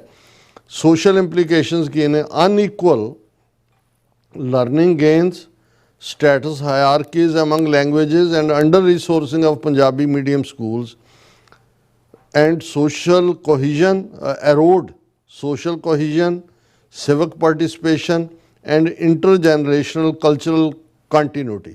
ਕਿ ਉਹਦਾ ਨਤੀਜਾ ਇਹ ਹੈ ਕਿ ਭਾਈ ਜਿਹੜੀਆਂ ਨੇ ਅਨਇਕੁਅਲ ਲਰਨਿੰਗ ਉਹਨਾਂ ਦੀਆਂ ਸਕਿੱਲਸ ਨੇ, ਉਹਦੇ ਥੱਲੇ ਨਾ ਉਹ ਸਿਵਿਕ ਪਾਰਟੀਸਪੇਸ਼ਨ ਹੈ ਔਰ ਉਹਨਾਂ ਦੀ ਜਿਹੜੀ ਇੰਟਰਜਨਰੇਸ਼ਨਲ ਕਲਚਰਲ ਕੰਟੀਨਿਊਟੀ ਉਹ ਵੀ ਪ੍ਰਭਾਵਿਤ ਹੁੰਦੀ ਹੈ, ਜਾਂ ਉਹਨਾਂ ਵੈਲਿਊਜ਼ ਨੂੰ ਸੋਸ਼ਲ ਕੋਹੀਜਨ, ਸਮਾਜਿਕ ਤੌਰ 'ਤੇ ਵੀ ਇੱਕ ਵੱਖਰੀ ਐਲੀਟ ਕਲਾਸ ਹੈ ਅੰਗਰੇਜ਼ੀ ਵਾਲਿਆਂ ਦੀ, ਔਰ ਇੱਧਰ ਜਿਹੜੇ ਨੇ ਇਹ ਆਪਣੀ ਜਿਹੜੀ ਹੈ ਉਹ ਇਨਫੀਰੀਅਰਟੀ ਦੇ ਵਿੱਚ ਜਿਉਂਦੇ ਨੇ। ਗਲੋਬਲ ਐਵੀਡੈਂਸ ਕਲੀਅਰਲੀ ਸਪੋਰਟਸ ਦਾ ਮਦਰ ਟੰਗ ਫਸਟ ਅਪਰੋਚ, ਕਿ ਦੁਨੀਆ ਦੀਆਂ ਰਿਸਰਚਸ ਨੇ ਪੁਆਇੰਟ ਆਊਟ ਕੀਤਾ। ਫਿਰ ਉਹਨਾਂ ਨੇ UNESCO position papers 1953 to 2003 and subsequent programmatic reviews emphasized that early instruction in home language enhances literacy, conceptual understanding and self-confidence. कि ये international well-marked studies ਜਿਹੜੀਆਂ ਹਜ਼ਾਰਾਂ ਲੋਕਾਂ ਦੇ ਉੱਤੇ ਬੱਚਿਆਂ ਤੇ ਕੀਤੀਆਂ ਗਈਆਂ ਨੇ, ਉਹਨਾਂ ਨੇ ਕਿਹਾ ਕਿ ਵੀ ਜਿਹੜੇ ਬੱਚੀਆਂ ਆਪਣੀ ਮਾਂ ਬੋਲੀ ਦੇ ਵਿੱਚ ਸਿੱਖਦੇ ਨੇ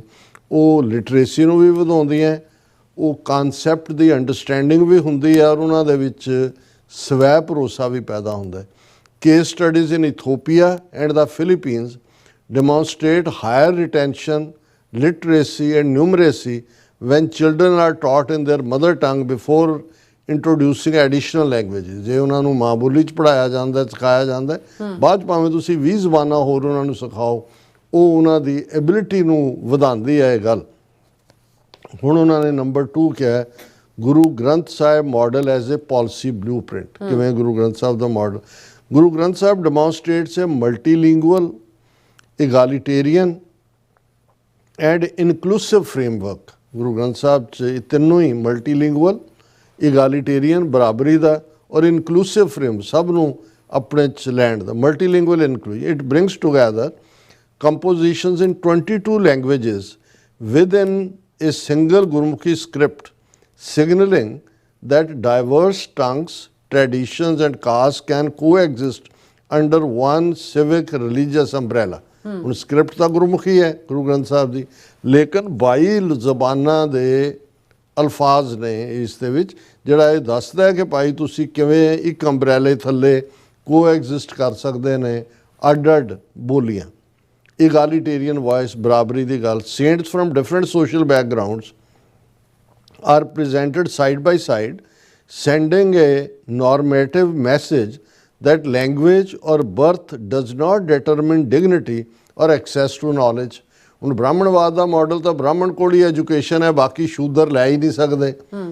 ਇੱਥੇ ਕਬੀਰ ਜੀ ਵੀ ਬੈਠੇ ਨੇ, ਰਵਿਦਾਸ ਜੀ ਵੀ ਬੈਠੇ ਨੇ, ਬਾਬਾ ਫਰੀਦ ਵੀ ਨੇ, ਬਾਬਾ ਸਦਨਾ ਵੀ ਹੈ, ਔਰ ਦੂਸਰਾ ਉੱਚਾ ਨੀਚ ਸਭ ਖਤਮ ਕਰਕੇ। ਸੋ ਇਹ ਇਗਾਲੀਟੇਰੀਅਨ ਵॉइस ਹੈ। Third, educational corollary.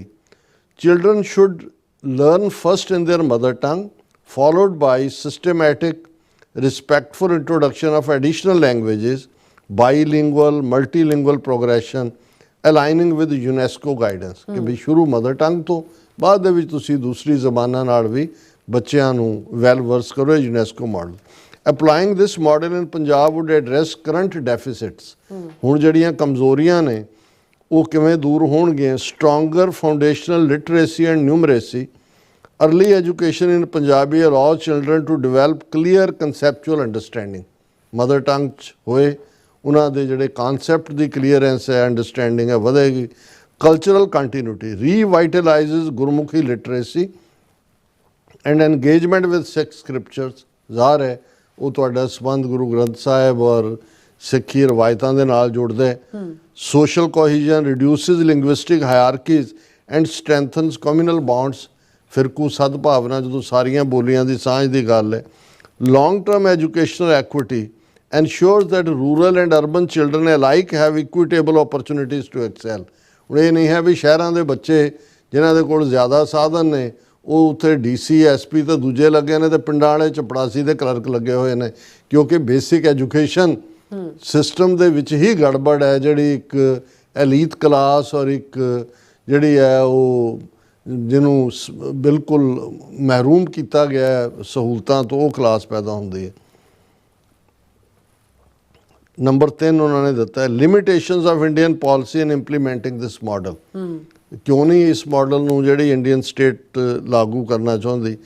Historical patterns demonstrate that centralized Indian language policy has consistently marginalized Punjabi and so do the other ਜਿਹੜੀਆਂ regional languages ਨੇ। The Punjabi Suba movement and the 1966 reorganization reflected strong local demand for Punjabi language recognition, yet central state negotiations often produced partial or compromised outcomes. University grants commission ਦੇ ਥੱਲੇ charge ਲੈ ਲਿਆ, national policy ਦੇ ਥੱਲੇ ਤੁਸੀਂ ਜੋ ਮਰਜ਼ੀ ਉੱਥੇ ਇੰਪਲੀਮੈਂਟ ਕਰ ਰਹੇ ਹੋ, ਲਿਆਂਦੀਆਂ ਤੁਸੀਂ ਉਹਨਾਂ ਦੀਆਂ values. Policies have consistently promoted Hindi and English for national cohesion or competitive advantage, while caste and elite politics reinforced hierarchies that prevent deep systematic reform. Hindi English the dominance ਹੈ ਉਹ central exam 'ਚ ਵੀ, ਨੌਕਰੀਆਂ ਲੈਣ ਲਈ ਵੀ, otherwise ਵੀ। ਇਸ ਲਈ mother tongue Punjabi ਨੂੰ ਉੱਥੇ ਕੌਣ ਪੁੱਛਦਾ ਹੈ? ਔਰ ਅਖੀਰ 'ਚ ਉਹਨਾਂ ਨੇ ਕਿਹਾ ਵੀ empirical evidence from Punjab shows persistent low class third reading levels, weak numeracy and hesitation in Punjabi expression directly tied to language mismatch in schools। और उन्होंने फिर टाइम्स ऑफ इंडिया का हवाला दिता है। हुण फाइनल उन्होंने कंक्लूड किया, given these entrenched structural barriers implementing the Guru Granth Sahib's multilingual model at scale requires stronger devolved authority। वो ज़ाहिर है वो खालिस्तान तो बिना पॉसिबल नहीं होना, उन्होंने तो हिंदुस्तान नू ही प्रमोट करना है। और कंक्लूजन जो उन्होंने किया है, the Guru Granth Sahib offers a tested blueprint for education, social cohesion and unbiased governance, multilingual, mother tongue first and culturally inclusive. In contrast, India's centralized one language approach over the last 78 years. Sikh community argue that only an independent Khalistan policy can provide the legal, fiscal and cultural conditions necessary to fully realize this inclusive educational and governance model।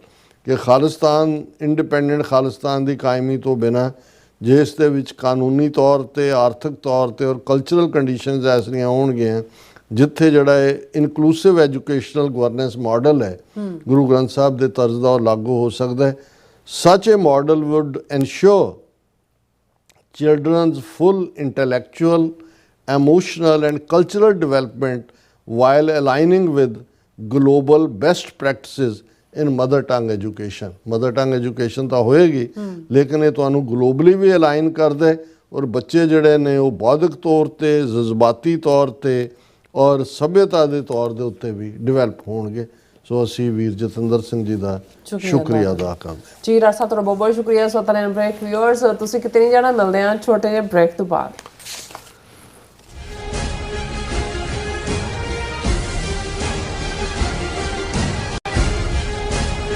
ਸਰਕਾਰੀ ਅੱਤਵਾਦ ਨੂੰ ਠੱਲਣ ਵਾਲੇ ਕੌਮੀ ਸ਼ਹੀਦ ਭਾਈ ਦਿਲਾਵਰ ਸਿੰਘ ਅਤੇ ਲਾਵਾਰਸ ਲਾਸ਼ਾਂ ਦੇ ਵਾਰਸ ਭਾਈ ਜਸਵੰਤ ਸਿੰਘ ਖਾਲੜਾ ਦੀ ਸ਼ਹਾਦਤ ਨੂੰ ਸਮਰਪਿਤ ਮਹਾਨ ਸ਼ਹੀਦੀ ਸਮਾਗਮ ਆਉਂਦੀ 14 ਸਤੰਬਰ 2025 ਦਿਨ ਐਤਵਾਰ ਨੂੰ ਗੁਰਦੁਆਰਾ ਸਿੱਖ ਕਲਚਰਲ ਸੁਸਾਇਟੀ ਨਿਊਯਾਰਕ ਵਿਖੇ ਕਰਵਾਇਆ ਜਾ ਰਿਹਾ ਹੈ। ਖਾਲਿਸਤਾਨ ਅਫੇਅਰਸ ਸੈਂਟਰ ਦੇ ਸੰਚਾਲਕ ਡਾਕਟਰ ਅਮਰਜੀਤ ਸਿੰਘ ਵਿਸ਼ੇਸ਼ ਤੌਰ ਤੇ ਇਸ ਸਮਾਗਮ ਵਿੱਚ ਹਾਜ਼ਰੀ ਲਵਾਉਣਗੇ। ਗੁਰਦੁਆਰਾ ਸਾਹਿਬ ਪ੍ਰਬੰਧਕ committee, Doaba Sikh association, Sikh youth of America ਸਮੇਤ ਸਮੂਹ ਪੰਥਕ ਜਥੇਬੰਦੀਆਂ ਵੱਲੋਂ ਆਪ ਸਭ ਨੂੰ ਇਸ ਸਮਾਗਮ ਵਿੱਚ ਹਾਜ਼ਰੀ ਲਵਾਉਣ ਲਈ ਪੁਰਜ਼ੋਰ ਬੇਨਤੀ ਕੀਤੀ ਜਾਂਦੀ ਹੈ। ਵਧੇਰੇ ਜਾਣਕਾਰੀ ਲਈ ਆਪ ਹੇਠ ਦਿੱਤੇ ਨੰਬਰਾਂ ਤੇ ਸੰਪਰਕ ਕਰ ਸਕਦੇ ਹੋ।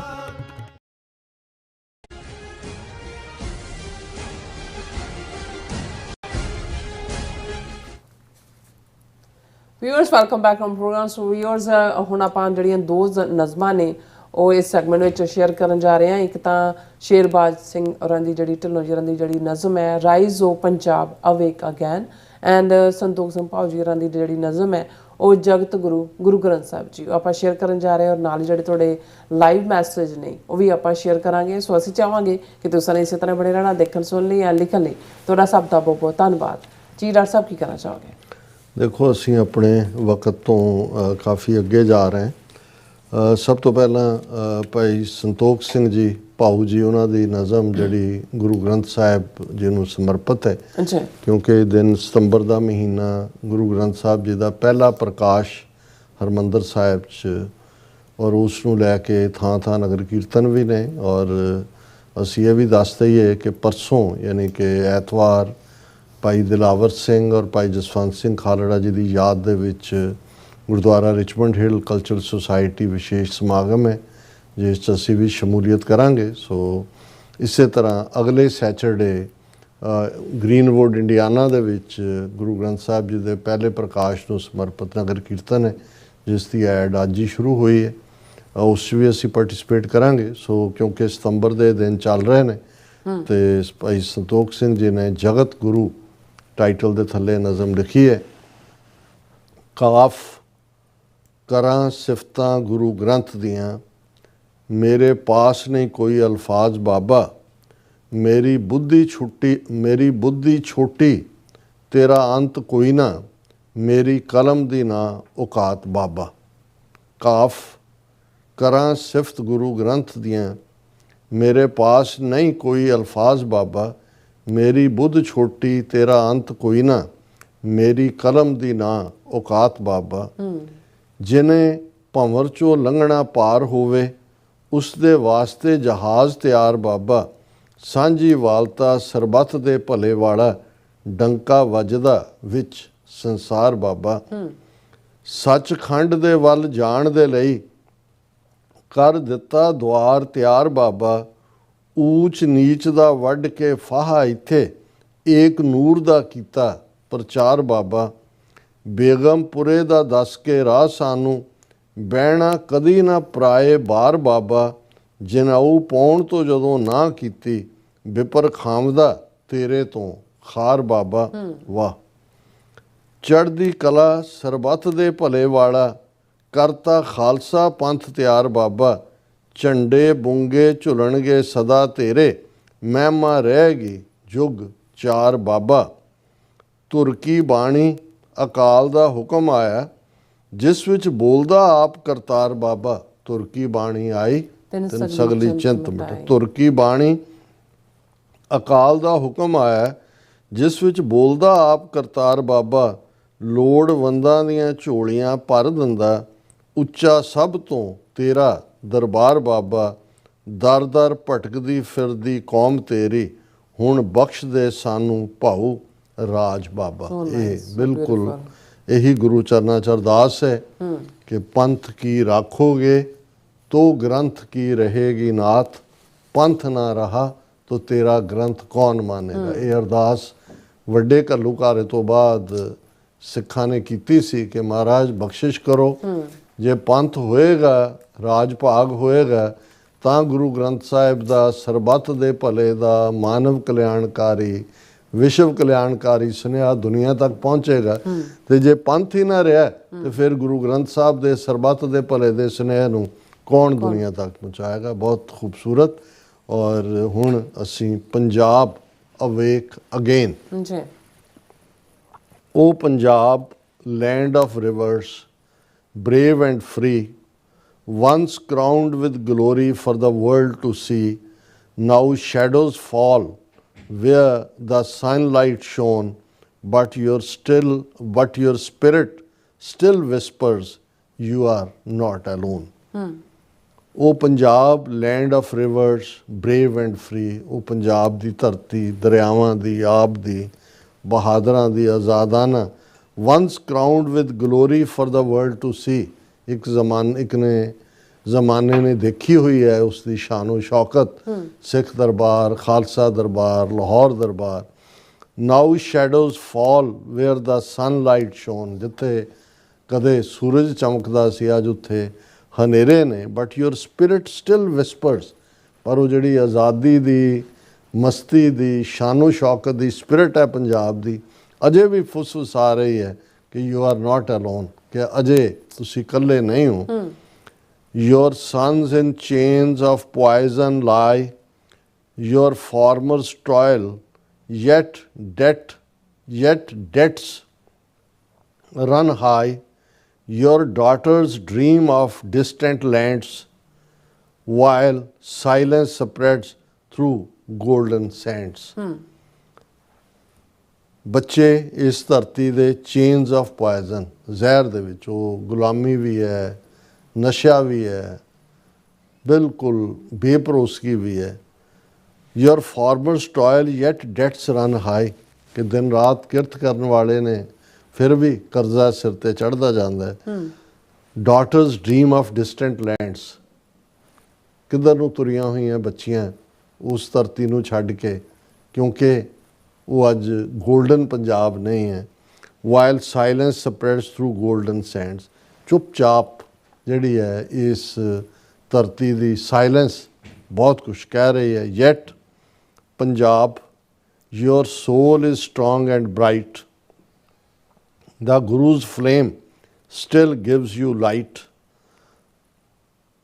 the soil that fed the world with grain can bloom with pride and hope again।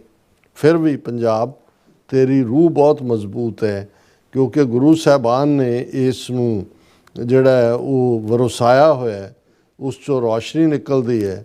ਜਿਸ ਧਰਤੀ ਨੇ ਸਾਰੇ ਸੰਸਾਰ ਨੂੰ ਰਜਾਇਆ ਹੋਇਆ ਕਣਕ ਪੈਦਾ ਕਰਕੇ, ਫਿਰ ਵੀ ਇਸ ਧਰਤੀ ਦੇ ਉੱਤੇ ਪ੍ਰਾਈਡ ਔਰ ਹੋਪ ਜਿਹੜੀ ਹੈ ਉਹ ਵਾਪਸ ਕਦੇ ਜਿਹੜੀ ਹੈ ਉਹ ਵਿਗਸੇਗੀ। Yet Punjab, your soul is strong and bright, the Guru's flame still gives you light, the soil that fed the world with grain can bloom with pride and hope again।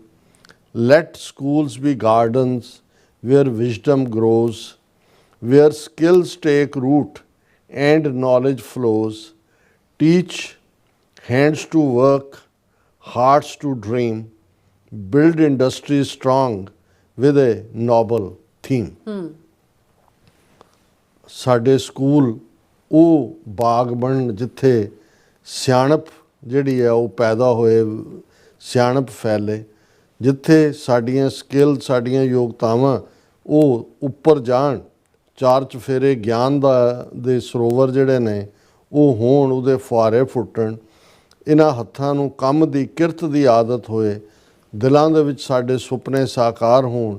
ਇਸ ਕਿਸਮ ਦੀਆਂ ਇੰਡਸਟਰੀਜ਼ ਜਿਹੜੀਆਂ ਨੋਬਲ ਥੀਮ ਦੇ ਨਾਲ ਜੁੜੀਆਂ ਹੋਈਆਂ ਨੇ ਉਹ ਅਸੀਂ ਇਸ ਧਰਤੀ 'ਤੇ ਖੜੇ ਕਰੀਏ। Let schools be gardens where wisdom grows, where skills take root and knowledge flows. Teach hands to work, hearts to dream, build industries strong with a noble theme. Support the farmer, give fair pay, turn fields organic, heal the clay, diversify crops, let green fields rise and see abundance fill the skies।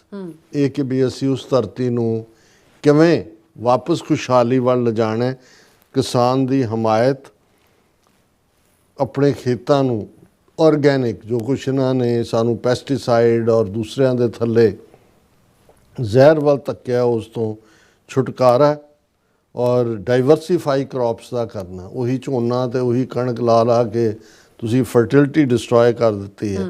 ਔਰ ਇਹ ਜਿਹੜਾ ਜਦੋਂ ਇਹ ਹੋਏਗਾ ਤੇ ਅਬੰਡੈਂਸ ਹੋਏਗੀ ਸਾਰੇ ਪਾਸੇ ਹਰ ਚੀਜ਼ ਦੀ।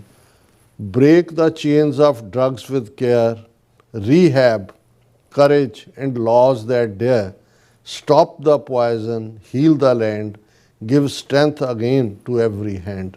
ਡਰੱਗਸ ਦੀ ਪ੍ਰੋਬਲਮਸ ਕਿ ਇਹਨਾਂ ਕੜੀਆਂ ਨੂੰ ਤੋੜੋ, ਹੌਸਲੇ ਨਾਲ ਇਸ ਸਾਰੇ ਨੂੰ, ਇਸ ਜ਼ਹਿਰ ਨੂੰ ਰੋਕੋ, ਇਸ ਧਰਤੀ ਨੂੰ ਹੀਲ ਕਰੋ, ਔਰ ਹਰ ਹੱਥ ਨੂੰ, ਹਰ ਰੂਹ ਨੂੰ, ਹਰ ਵਜੂਦ ਨੂੰ ਇੱਕ ਵਾਰ ਮੁੜ ਕੇ ਤਾਕਤ ਦਿਓ। ਰਿਵਾਈਵ ਦਾ ਟੰਗ, ਦਾ ਸੌਂਗਸ, ਦਾ ਲੋਰ, teach Punjabi pride forevermore, dance to the dhol, lift your head high, let culture shine, let no dream die।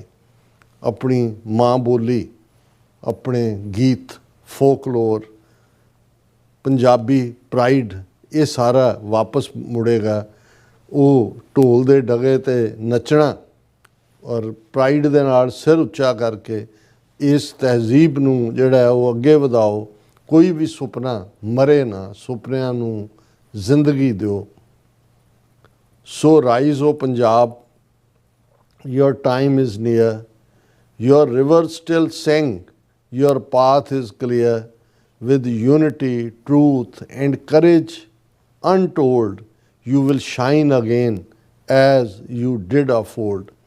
ਉਹ ਪੰਜਾਬ ਖਲੋ, ਤੁਹਾਡਾ ਵਕਤ ਨੇੜੇ ਹੈ।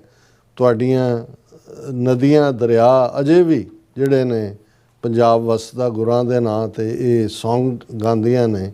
ਤੁਹਾਡਾ ਰਾਹ ਸਾਫ਼ ਹੈ, ਪਰ ਯੂਨਿਟੀ, ਸੱਚ ਤੇ ਹੌਸਲਾ, unity truth and craze untold, you will shine again as you did of old. ਪਹਿਲੇ ਸਮਿਆਂ 'ਚ ਵੀ ਮੁਸੀਬਤਾਂ ਪਈਆਂ, ਤੁਸੀਂ ਉਹਨਾਂ 'ਚੋਂ ਨਿਕਲੇ, ਫੇਰ ਖੜੇ ਹੋਵੋਗੇ। So rise o Punjab, your time is near, your river still sing, your path is clear, with unity, truth and courage untold, you will shine again as you did of old. No savior will come from skies above, the strength is within, the will, the love. Build your aura, be brave, stand tall, this seed of courage can conquer all. ਉੱਤੋਂ ਨਹੀਂ ਕੁਛ ਵੀ ਡਿੱਗਣਾ ਆ ਕੇ। No savior will come from the skies above. Already ਸਾਡੇ ਕੋਲ ਗੁਰੂਆਂ ਦੀ ideology ਹੈ, ਉਸ ਦੇ ਉੱਤੇ ਖਲੋਣ ਦੀ ਹਿੰਮਤ ਗੁਰੂ ਨੇ ਸਾਨੂੰ ਦਿੱਤੀ ਹੋਈ ਹੈ। ਇਸ ਸਟਰੈਂਥ ਨੂੰ ਇਸਤੇਮਾਲ ਕਰੋ, ਆਪਣੀ ਵਿਲ, ਪਿਆਰ ਦੀ ਨਾਲ ਆਪਣੇ ਆਪ ਨੂੰ, ਆਪਣੀ ਸ਼ਖਸੀਅਤ ਨੂੰ ਖੜਾ ਕਰੋ। ਬਹਾਦਰ, stand tall, the seed of courage can conquer all. ਇਹ ਜਿਹੜਾ ਸੀਡ ਹੈ ਬਹਾਦਰੀ ਦਾ, ਹਿੰਮਤ ਦਾ, ਹੌਸਲੇ ਦਾ, ਇਹ ਸਭ ਨੂੰ ਫਤਹ ਕਰੇਗਾ। ਅਖੀਰਲਾ ਉਹਨਾਂ ਦਾ ਸੈਂਟੈਂਸ ਹੈ, the hour is hard but freedom calls, break every chain, break every wall, or else they won't let you rest in peace. So rise, O Punjab, let struggle cease. The hour is hard but freedom calls. सख्त वक्त है पर आज़ादी दस्तक दे रही है। हर chain नू तोड़ दिओ, ब्रेक एवरी वॉल, हर कंध नू गुलामी दी तोड़ो। जे इवें नहीं करोगे तुहानू उन्हां ने टिक के बहन नहीं देना। सो राइज ओ पंजाब, खलो पंजाब, लेट स्ट्रगल सी। इस एंड करो इस सारी गुलामी दा और आज़ादी दे सूरज नू माणो। The hour is hard but freedom calls, break every chain, break every wall, or else they won't let you rest in peace. So rise o Punjab, let struggle cease. Remarkable, so nice. So ਹੁਣ ਆਪਾਂ ਆਪਣੇ ਜਿਹੜੇ viewers message ਨੇ ਉਹ ਲੈਣ ਜਾ ਰਹੇ ਹਾਂ। ਸਭ ਦਾ ਬਹੁਤ ਬਹੁਤ ਸ਼ੁਕਰੀਆ ਅਦਾ ਕਰਦੇ ਹਾਂ। ਧਰਮ ਸਿੰਘ ਜੀ ਸਾਡੇ ਪਹਿਲੇ ਵਿਊਅਰ ਨੇ, ਸਾਨੂੰ ਫਤਿਹ ਬੁਲਾਉਂਦੇ ਨੇ। ਵਾਹਿਗੁਰੂ ਜੀ ਕਾ ਖਾਲਸਾ, ਵਾਹਿਗੁਰੂ ਜੀ ਕੀ ਫਤਿਹ। ਨਿਹੰਗ ਸਿੰਘ ਜੀ, ਸੋਇਮਾਇਲ ਜੀ, ਸੁਖਜੀਵਨ ਬੱਚੂ ਜੀ, ਮਨਜੂਰ ਕੋਇਨੂ ਜੀ, ਹਰਮਨ ਪੰਨੂ ਜੀ, ਔਰ ਡਾਕਟਰ ਪਰਮਜੀਤ ਸਿੰਘ ਸਮਰਾ ਜੀ ਵੀ, और गुरविंदर मान जी भी, अमरजीत सिंह समरा साहब काफ़ी देर बाद आए ना, मेरे ख्याल कैलगरी मूव किए ने, तो मेरे ख्याल कनैक्शन वगैरह मिलते हैं, वक्त लग गया जी। बिलाल अहमद जी भी सानू हलो कहते हैं, और जड़े शानी मॉर्निंग कहते हैं लाहौर च, और मुहम्मद याकूब जी भी, और बसरा जी भी, और फिर इस तरह हाँ जी जसवीर सिंह बराड़ जी भी, और मुहम्मद याकूब जी, उन्होंने काफ़ी सारे मैसेज ने। और ये कहते हैं कि जी डॉक्टर साहब, इंसान को वही कुछ मिलता है जिसके लिए वो कोशिश करता है। आप कहते कोशिश करें और खालिस्तान के लिए ज़रूर मिलेगा। और बहुत शुक्रिया याकूब साहब, बहुत मेहरबानी। हाँ जी, पखंडी लोक जी, और जसवीर सिंह बराड़ जी भी, सतनाम सिंह औजला जी भी, जुझार सिंह जी भी, और फिर इसी तरह मोहम्मद याकूब जी कहते हैं हम इतने कमज़ोर हैं कि अपने दुश्मन का नाम भी नहीं ले सकते। कहते आप समझ ही गए होंगे। हाँ जी, और डॉक्टर परमजीत सिंह समरा जी कहते हैं कि पूर्वी पाकिस्तान, पश्चिमी Pakistan, Afghanistan, Mauritius and Myanmar, Sri Lanka, Bangladesh तो बाद नेपाल विच राज पलटा आउण तो पिछों जल्द ही भारत विच राज पलटे की संभावना है, भविष्यवाणी की गई है। डॉक्टर साहब कल मैं डिस्कस किया एक सैगमेंट, मैनू लगता है कि भी भारत का हशर सोवियत यूनीयन यूगोस्लाविया वर्गा होएगा। ये राज पलटा नाल कुछ नहीं होना, और ना ही उत्थे कोई इस किस्म का कोई रेवोल्यूशन की लाइन है। ये 10-15 टुकड़े होणगे, वो जरूर जिहड़ी है फास्ट होएगी प्रोसैस। कमलजीत सिंह जी कहते मीडिया सच नूं किवें बनाउंदा कि डीसी साक्षी साइनी की उदाहरण देखकर अज सारे सरपाव दे जाते हैं, पर भुल गए कि इस डीसी के दस्तक नाल भाई अमृतपाल सिंह ते दविंदरपाल सिंह भुल्लर अंदर हैं। कमलजीत सिंह जी बिल्कुल तुसी ठीक फरमा रहे हो, क्योंकि असी बहुत जल्दी भुल जाते हैं, तो वक्ती बल्ले बल्ले करन दे लई ते फोटो लवाउण दे लई फिर असी वक्त नहीं लाउंदे। जगरूप जी कहते हैं कि साझा पंजाब, सांझी खुशी, साझा गम ते मिल कर जिहड़े पंजाबी यानी कि खालिस्तान आज़ाद करवा सकते हैं, कि पंजाबी आज़ाद ते कहते कश्मीर ऑटोमैटिकली आज़ाद। ਬਿਲकुल ठीक ਔਰ फरमाया। ਬਿਕਰਮਜੀਤ ਸਿੰਘ ਜੀ ਔਰ ਬਾਜ ਸਿੰਘ ਖਾਲਸਾ ਜੀ ਵੀ, ਔਰ ਇਹ ਕਹਿੰਦੇ ਨੇ ਕਿ ਮੇਰੇ ਖਿਆਲ ਚ all is Akal Prakash Akal Purakh plays. He himself is a devil. He himself is Gurmukh. Only follow Gurmukh. Inner voice Hukam Gurbani. only. Sorry, Hukam. Inner voice Gurbani and experience internal. Eternal bliss। ਹਾਂਜੀ। ਬਾਜ ਸਿੰਘ ਖਾਲਸਾ ਜੀ, ਤੁਸੀਂ ਬੜੀ ਰੂਹਾਨੀਅਤ ਦੀਆਂ ਡੂੰਘੀਆਂ ਗੱਲਾਂ ਕੀਤੀਆਂ ਨੇ।